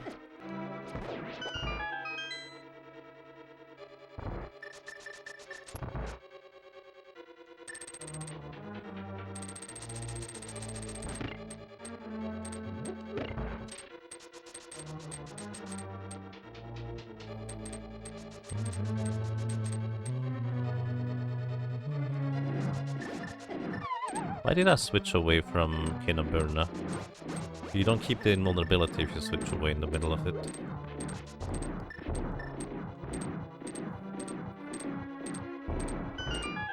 Good question. Next question.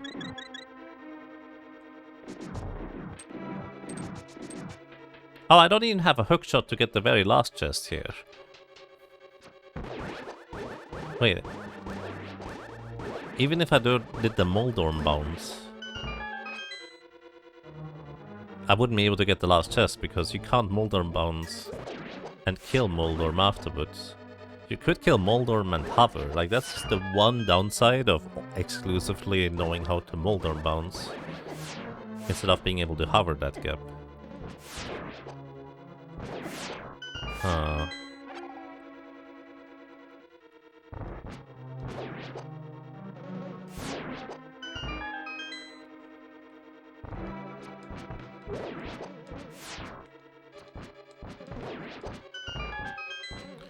Also, a little fun fact, if you wait in this room here for a little while, the land molars in the left room already start spawning, so you can theoretically do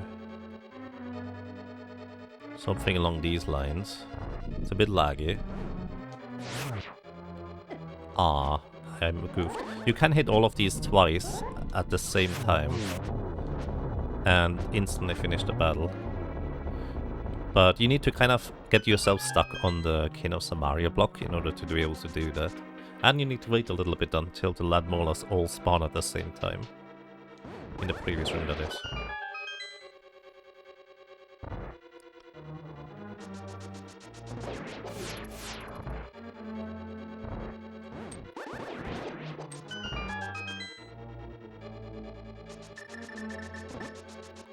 So, these two chests, no, those three chests up there are actually entirely in logic. So we could, oh, I forgot. We could theoretically find progression here.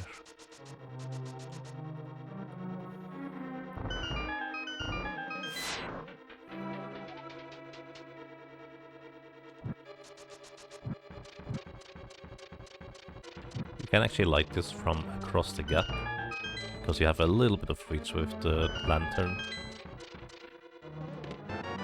Bugnet.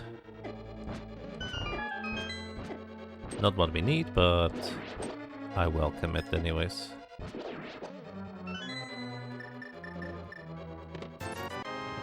Alright. How many chests are left in this dungeon? One? I think it's one. Yeah, it's one. Also, fairy friend. And there's a cape. Wait. That puts Bumper Cave into logic, doesn't it? Where was Bumper Cave?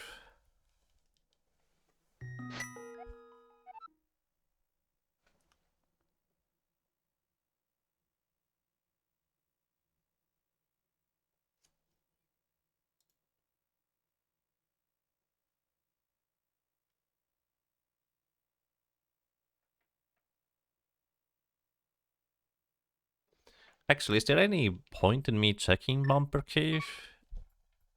I don't think there's a place I can't get to anymore. Or get to yet. Aside from Ganon's tower entrance, which doesn't really matter. No, actually, there's no reason for me to check Bumper Cave, is there? Also, I forgot I started the Dark World with this thing here. Would have been a lot faster to get places.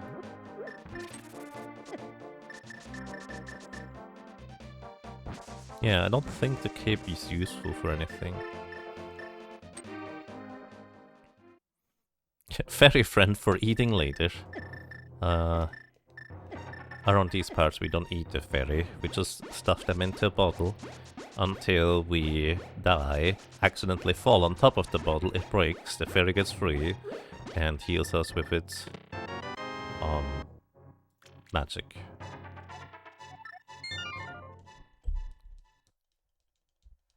Do we know where Fire Rod and Hookshot are yet? No, actually, we have no idea.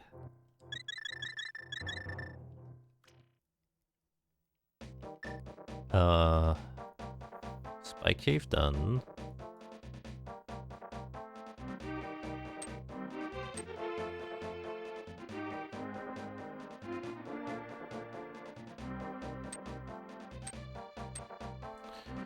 I guess what we can do is we can check the Misery Mire entrance, which we did have access to since a long time, because we did have a like a connector leading to Misery Mire.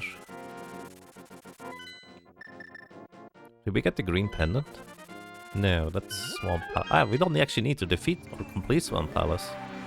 Just need the big key to Palace of Darkness and the Fire Rod. Anyways, we could have done this one probably a while ago. I say probably because I don't know what the medallion is. It's Pompous. Actually, I even wrote that down. Never mind. Alright, damn. It's done.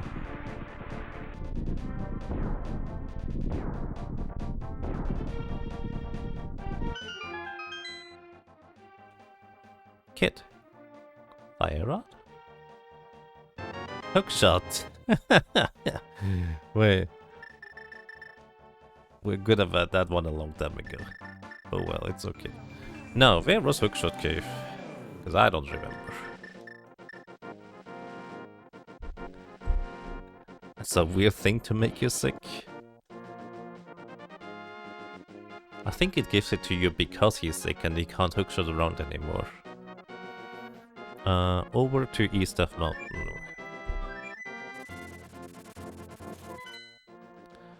If you had to guess, they are either locked in Turtle Rock or Swamp Palaces. Technically, you were right. Yes, that is a very swampy palace. It's also mired in mystery. And misery. Now that I have the hookshot, I can actually go across here. Hello, hookshot.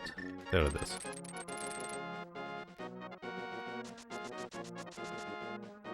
This is a running meme that the sick kid ate whatever is he gives you.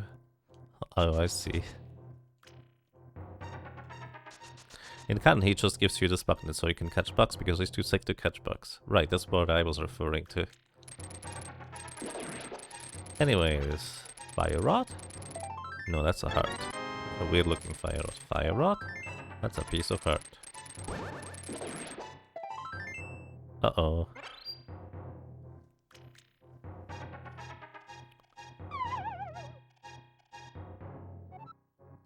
Where are we going now?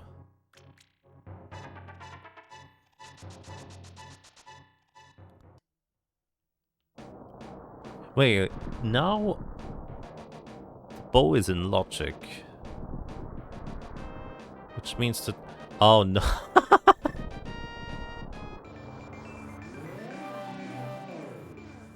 Don't tell me it is the Moldorm chest. Because now Moldorm is in logic.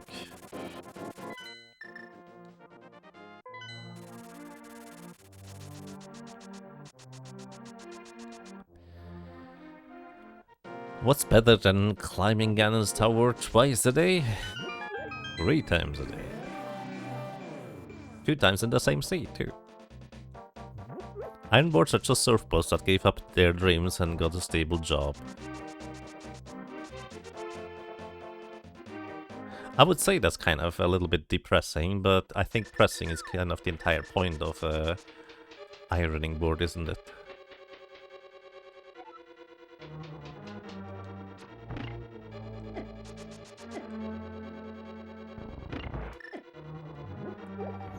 It's practice, yeah, good practice. Maybe I do this room correctly now. Ah, I goofed it up.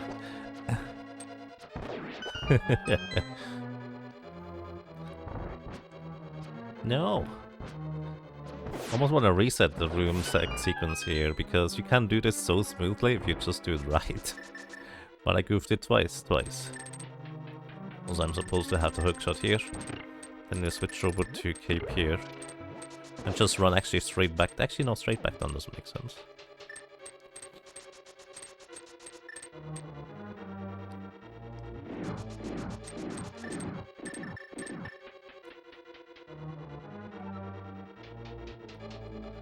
Now the thing is, I'm not entirely sure the useless fairy is at the triple Aghanims drop down, but I think it is, because I believe we've seen everything else for the drop down locations.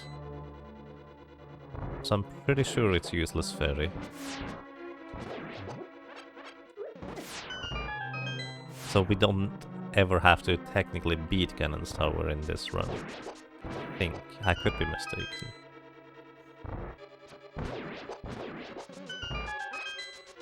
Also, just because I goofed it up earlier, I want to try this again.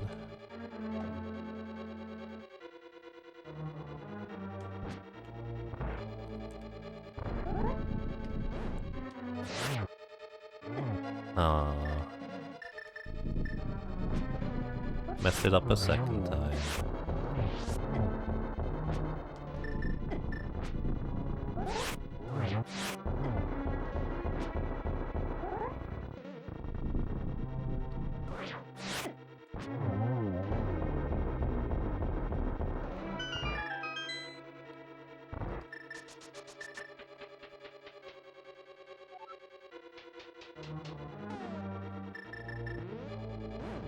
Deja vu? You've just been in this place before, higher on the street. And it's, you know, it's your time to go.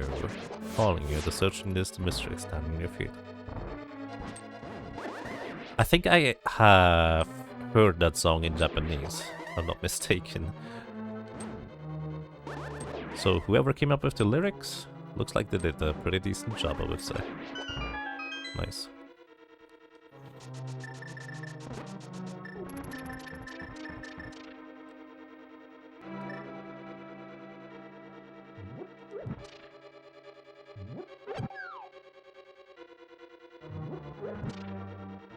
I do have a ferry, in case I get knocked out, but I would rather not use it if I have the option.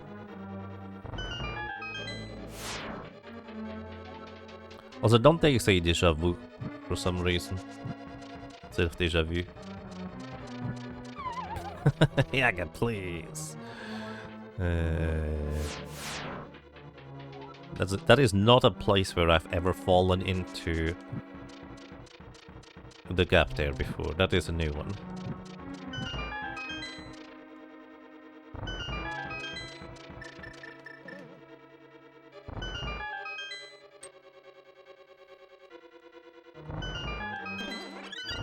Fairy friend.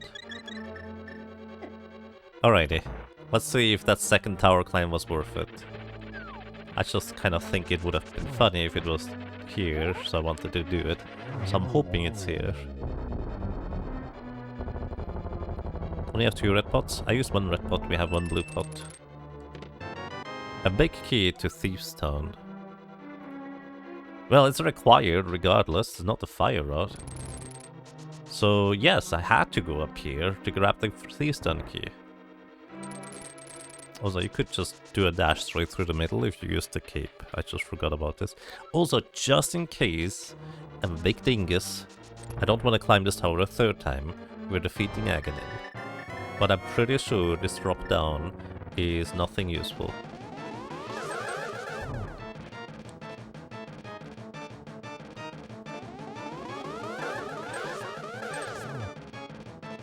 Hitting this guy with the ferry or bugnet is quite tricky, to say the least. This guy is very desync.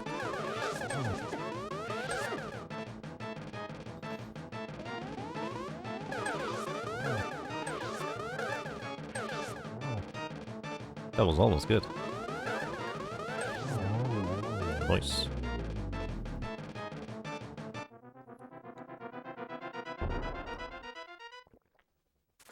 So where was Thieves' Town?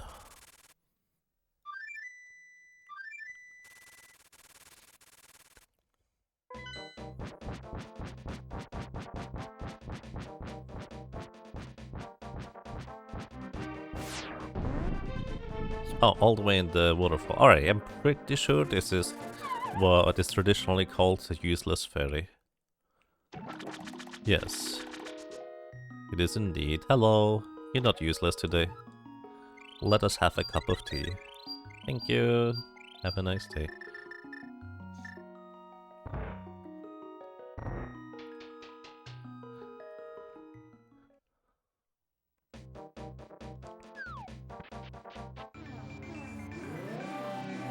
Ah, too early. I never remember how far I have to walk after this. Is this just a new entrance then? And not even that, it doesn't lead anywhere. It was a new entrance technically, but practically we knew it was entirely useless. Alrighty, Thieves' Town, over at the waterfall. So we take the whirlpool to the waterfall.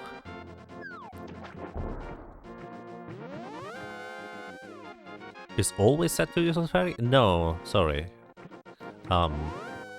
It's not always set to useless ferry. In this case, it just was useless ferry because we've seen every other entrance. So we knew that it was not gonna be useful. Like when I say always, it was just in this seat specifically. It was not gonna be useful. I just did it because I don't trust my memory, so I figured maybe I'm wrong.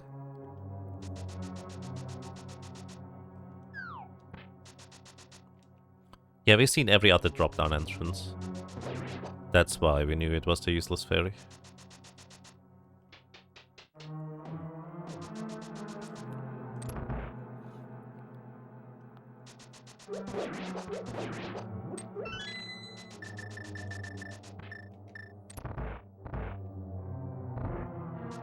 We still need the... No, we don't need a Swamp Palace small key, we just need a fire rod to be done. Well, actually no, we also need the big key to Palace of Darkness to be done too.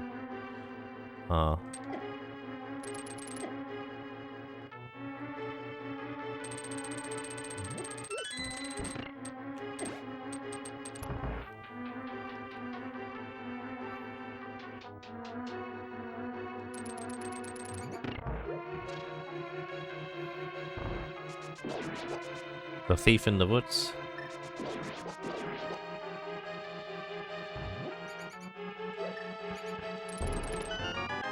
Small key to Swamp Palace. Alrighty. The green dungeon has been unlocked.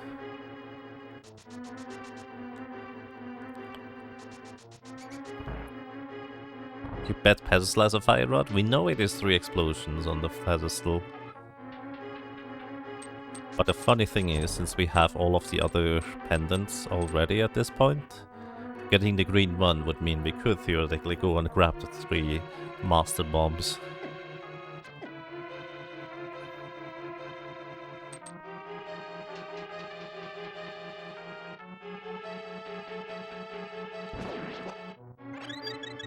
Thank you, Fairy. Random little fun fact, you can hookshot these cage cell thingies if the enemies are not in the way, that is.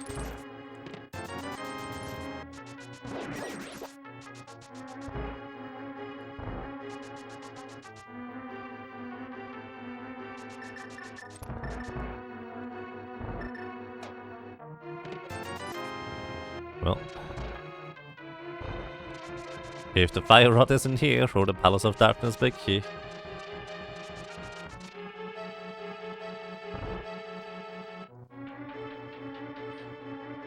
Then it would need to be on blind. Surely blind can drop us both items at the same time, right? Spoilers. Blind doesn't drop 2 items at the same time.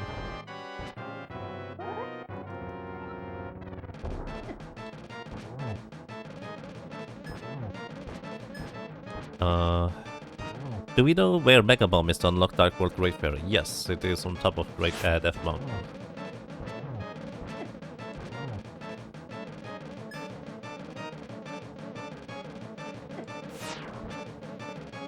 But in order to get to the Mega Bomb, we already have the Fire Rod, which... Well, I guess technically we could get Fire Rod first. And then the big key to Palace of Darkness could be...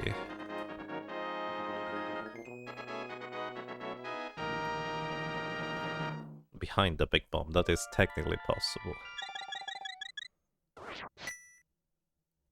Oh wait, the big bomb doesn't actually matter. We already know what entrance it connects to, because it was a connector. So the bomb doesn't even matter that way either. Huh.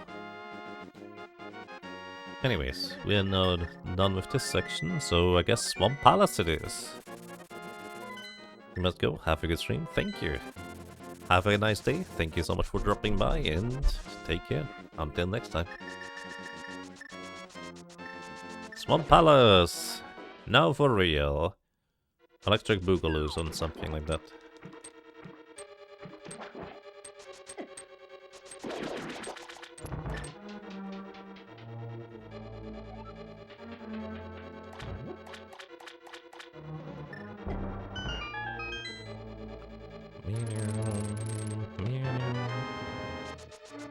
Two out of the 10 chests. Oh, it's actually more like 2 out of the 9 chests and 1 boss drop. But that doesn't quite roll so well, does it? Anyways, we grab this small key, but we don't open up this door on the left because there is a little skip you can do. You face down, place the bomb right here in the corner. Then you touch this wall, walk into the bomb explosion from this side. Then just hookshot without ever moving, and you can just walk through. Yesterday was the first time I ever did this skip, and it's very easy to do.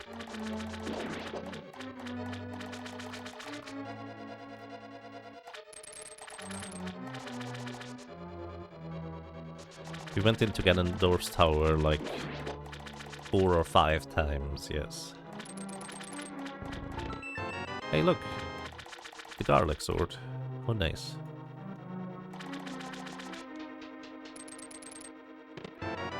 And the compass for Ganon's tower. Ha! Now we know where Aghanim 2 hides.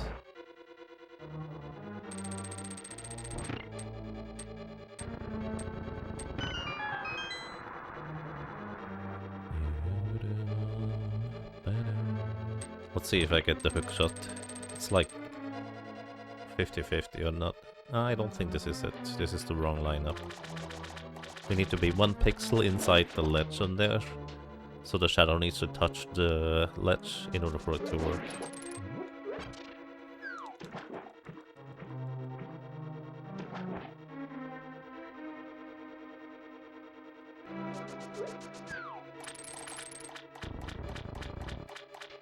You could theoretically just push the top right block to the left and hookshot through in order to get past these blocks there. But it's such a little time save for potentially having to reset the entire room if you mess up. But it's a thing to save a tiny fraction of time.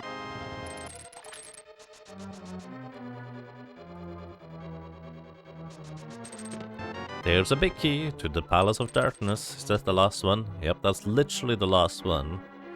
So, this is where me using the small keys might come back to bite me in Palace of Darkness, because we need at least 1 more small key in order to clear that dungeon, if I'm not mistaken. At least I think we do. Oopsie. It bothers you a lot that this dungeon is called Swamp Palace, and when Mr. Mice is an actual swamp, this place should be called, like, the Puddle Palace. Maybe. Alright, I don't remember how to do the Samaria variant of this skip. Let's see if I can do it. Something like this. I don't remember.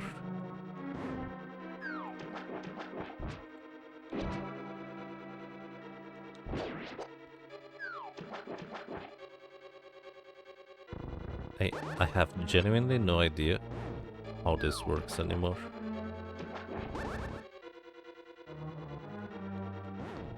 You can basically use the Kano Samaria block like I used the bombs to clip into the ledge.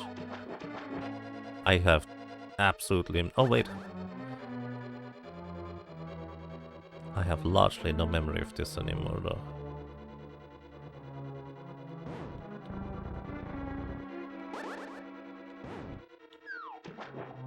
Is it this one? I have no idea, dude. Okay. There's a much more efficient and... Oh wait, you don't even jump into the water, do you? You just place the Kano Samaria block.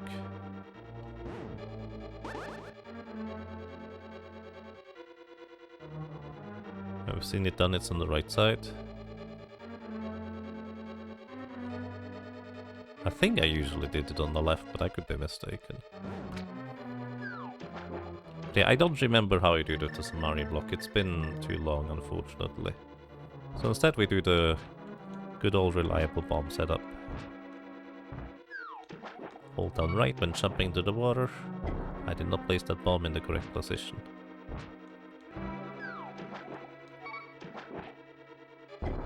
Much easier for me. Don't know why. There's the fire rod. Alright, we can now go and defeat Skullwoods. We can also now complete Total Rock. Now we just need a small key to Palace of Darkness. How many Palace of Darkness small keys do we have? 0 right now. I'm pretty sure we need 1. Oh, that's really where it comes back to bite me. Then again, there is like a big chest in Palace of Darkness. There could be a small key in there. We could find one on the way through Turtle Rock.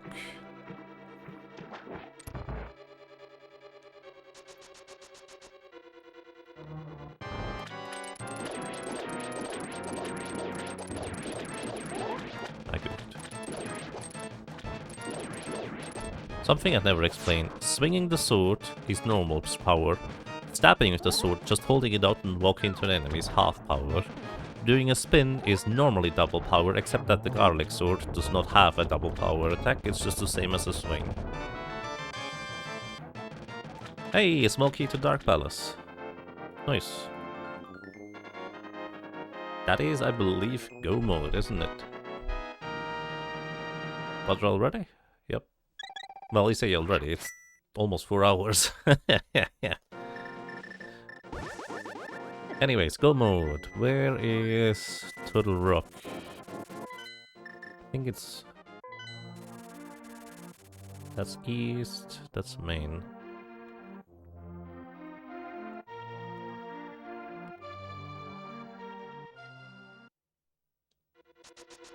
Oh, main means the main entrance. I need the back entrance, not the main entrance. Derp. 4 hours with the time running during the break. I mean, that was like 38 minutes. It's not that much time invested. And arguably, I would say it probably saved me a lot more time to take the break, because otherwise I would just be keeping thinking about food and messing up my execution even.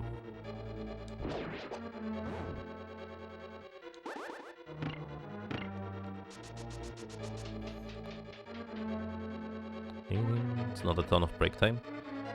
Yep. That's just what you do when you do streaming stuff, I guess.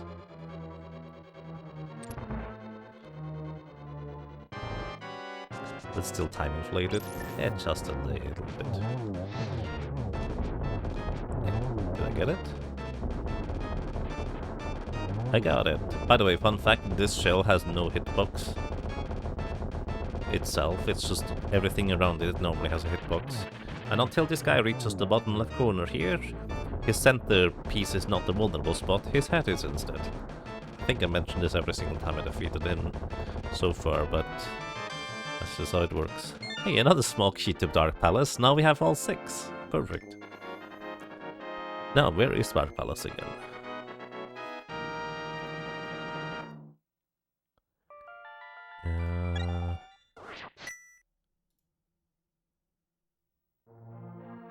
Pot is actually right over here.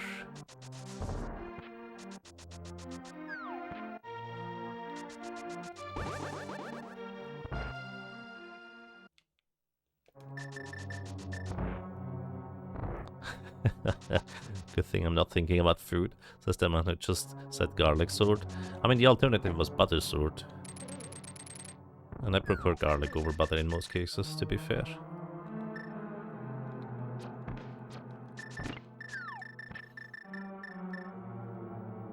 Then again, you probably should just use both for cooking. Maybe that's just me. Anyways, the reason why we need the bow is this red mimic here. Well, actually, that's not true. You can get past this red mimic. Probably, but this statue here you can't activate without the bow. That way around.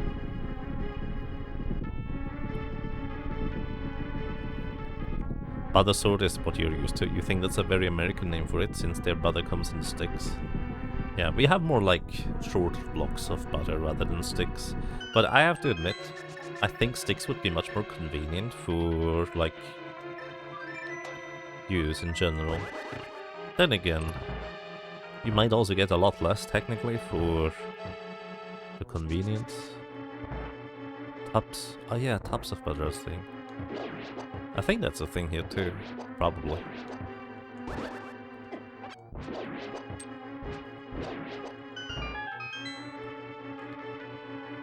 You're in the UK, which is used to pats of butter, which is a small brick of butter. Right, that's what we have as well here, for the most part at least. That's a pat of butter? Oh, interesting. The fun fact, the first time I ran across the word pat of butter, it was in old school RuneScape. I never had heard that word before. You don't know why you call it pat? I guess that is a very British thing then.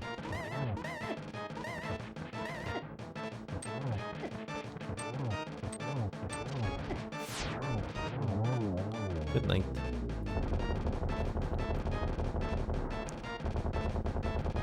pet of butter. Very friendly. Alrighty, and with this, we have everything we need. To defeat Ganon, we have actually cleared every single dungeon in this seed.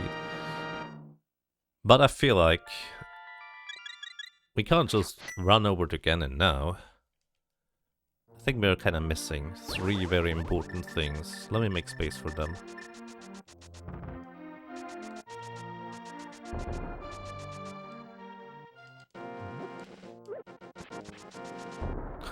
Why does the dash there so slow?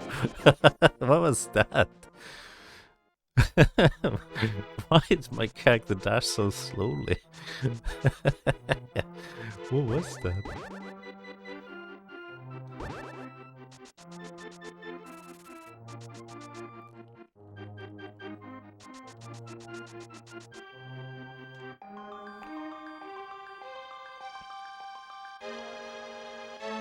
All the US recipes you see out for baking are always like, use 2 sticks of butter and a cup of flour and a ferdinand of soup.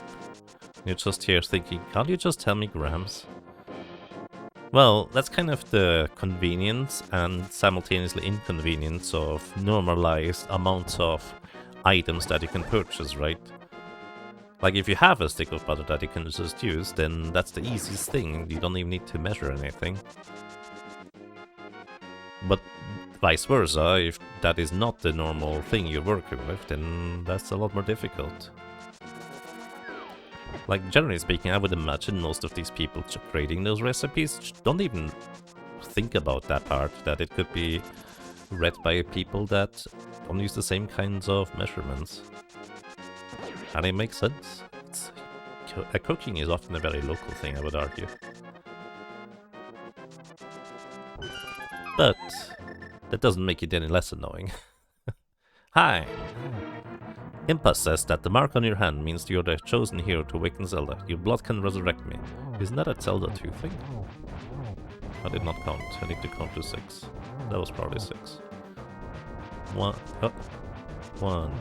2, 3, 4, 5, 6. Weirdly enough, if you stand inside the ring, dodging these bats is surprisingly a lot easier than when you're outside of the ring.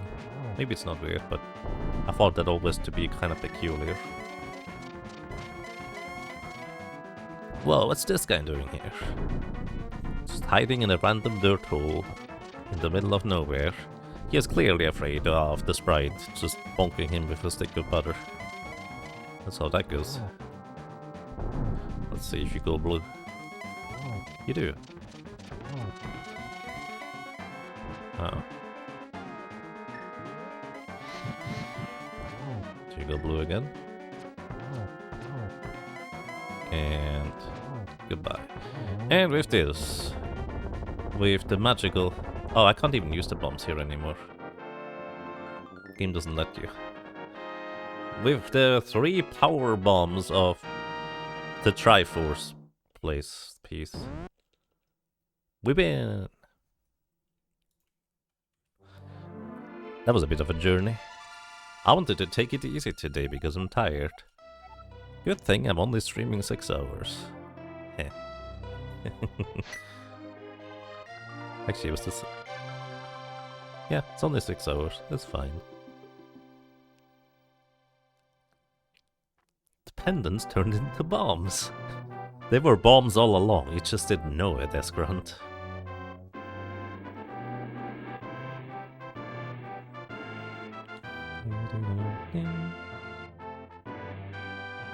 So cups make sense. It was during the frontier time, and the cup was literally a cup, not whatever giant size a cup is now.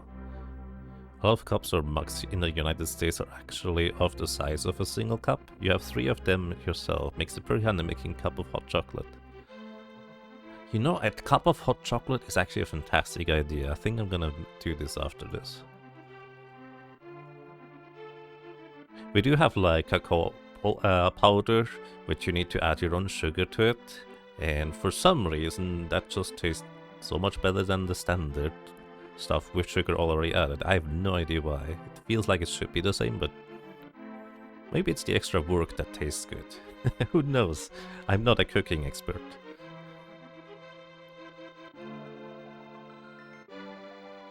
There's an emote for that. Nice. Speaking of cacao, I guess. Mildly related.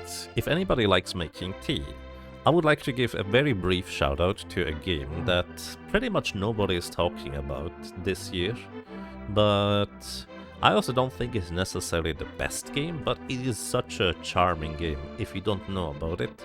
It's called Wonderstop. Wonderstop is a game that I played this year and was just very pleasant. Like, the short version of the story is you're playing a character that is forced to make tea. She's very angry about it because she's trying to do actually other stuff, but in reality, that's kind of part of the charm of it. It's really good. Wanderlust? No, it's Wonderstop. Wonderstop. I don't know what Wanderlust is. That's just a completely random shout out there, by the way. Mostly because I was thinking of hot beverages. And I was thinking about that game just recently, just because, I don't know. I don't see anybody talking about it, so I figured might as well give it a shout out. So, everybody, thank you so much for watching. If you have more suggestions, I'm gonna read chat for a while longer here. I'm gonna be around. Thank you so much for watching. Thank you so much for listening and for lurking. I hope you enjoyed your stay. I hope you enjoyed being around, and well, hopefully until next time. Take care and have a good night. Bye-bye.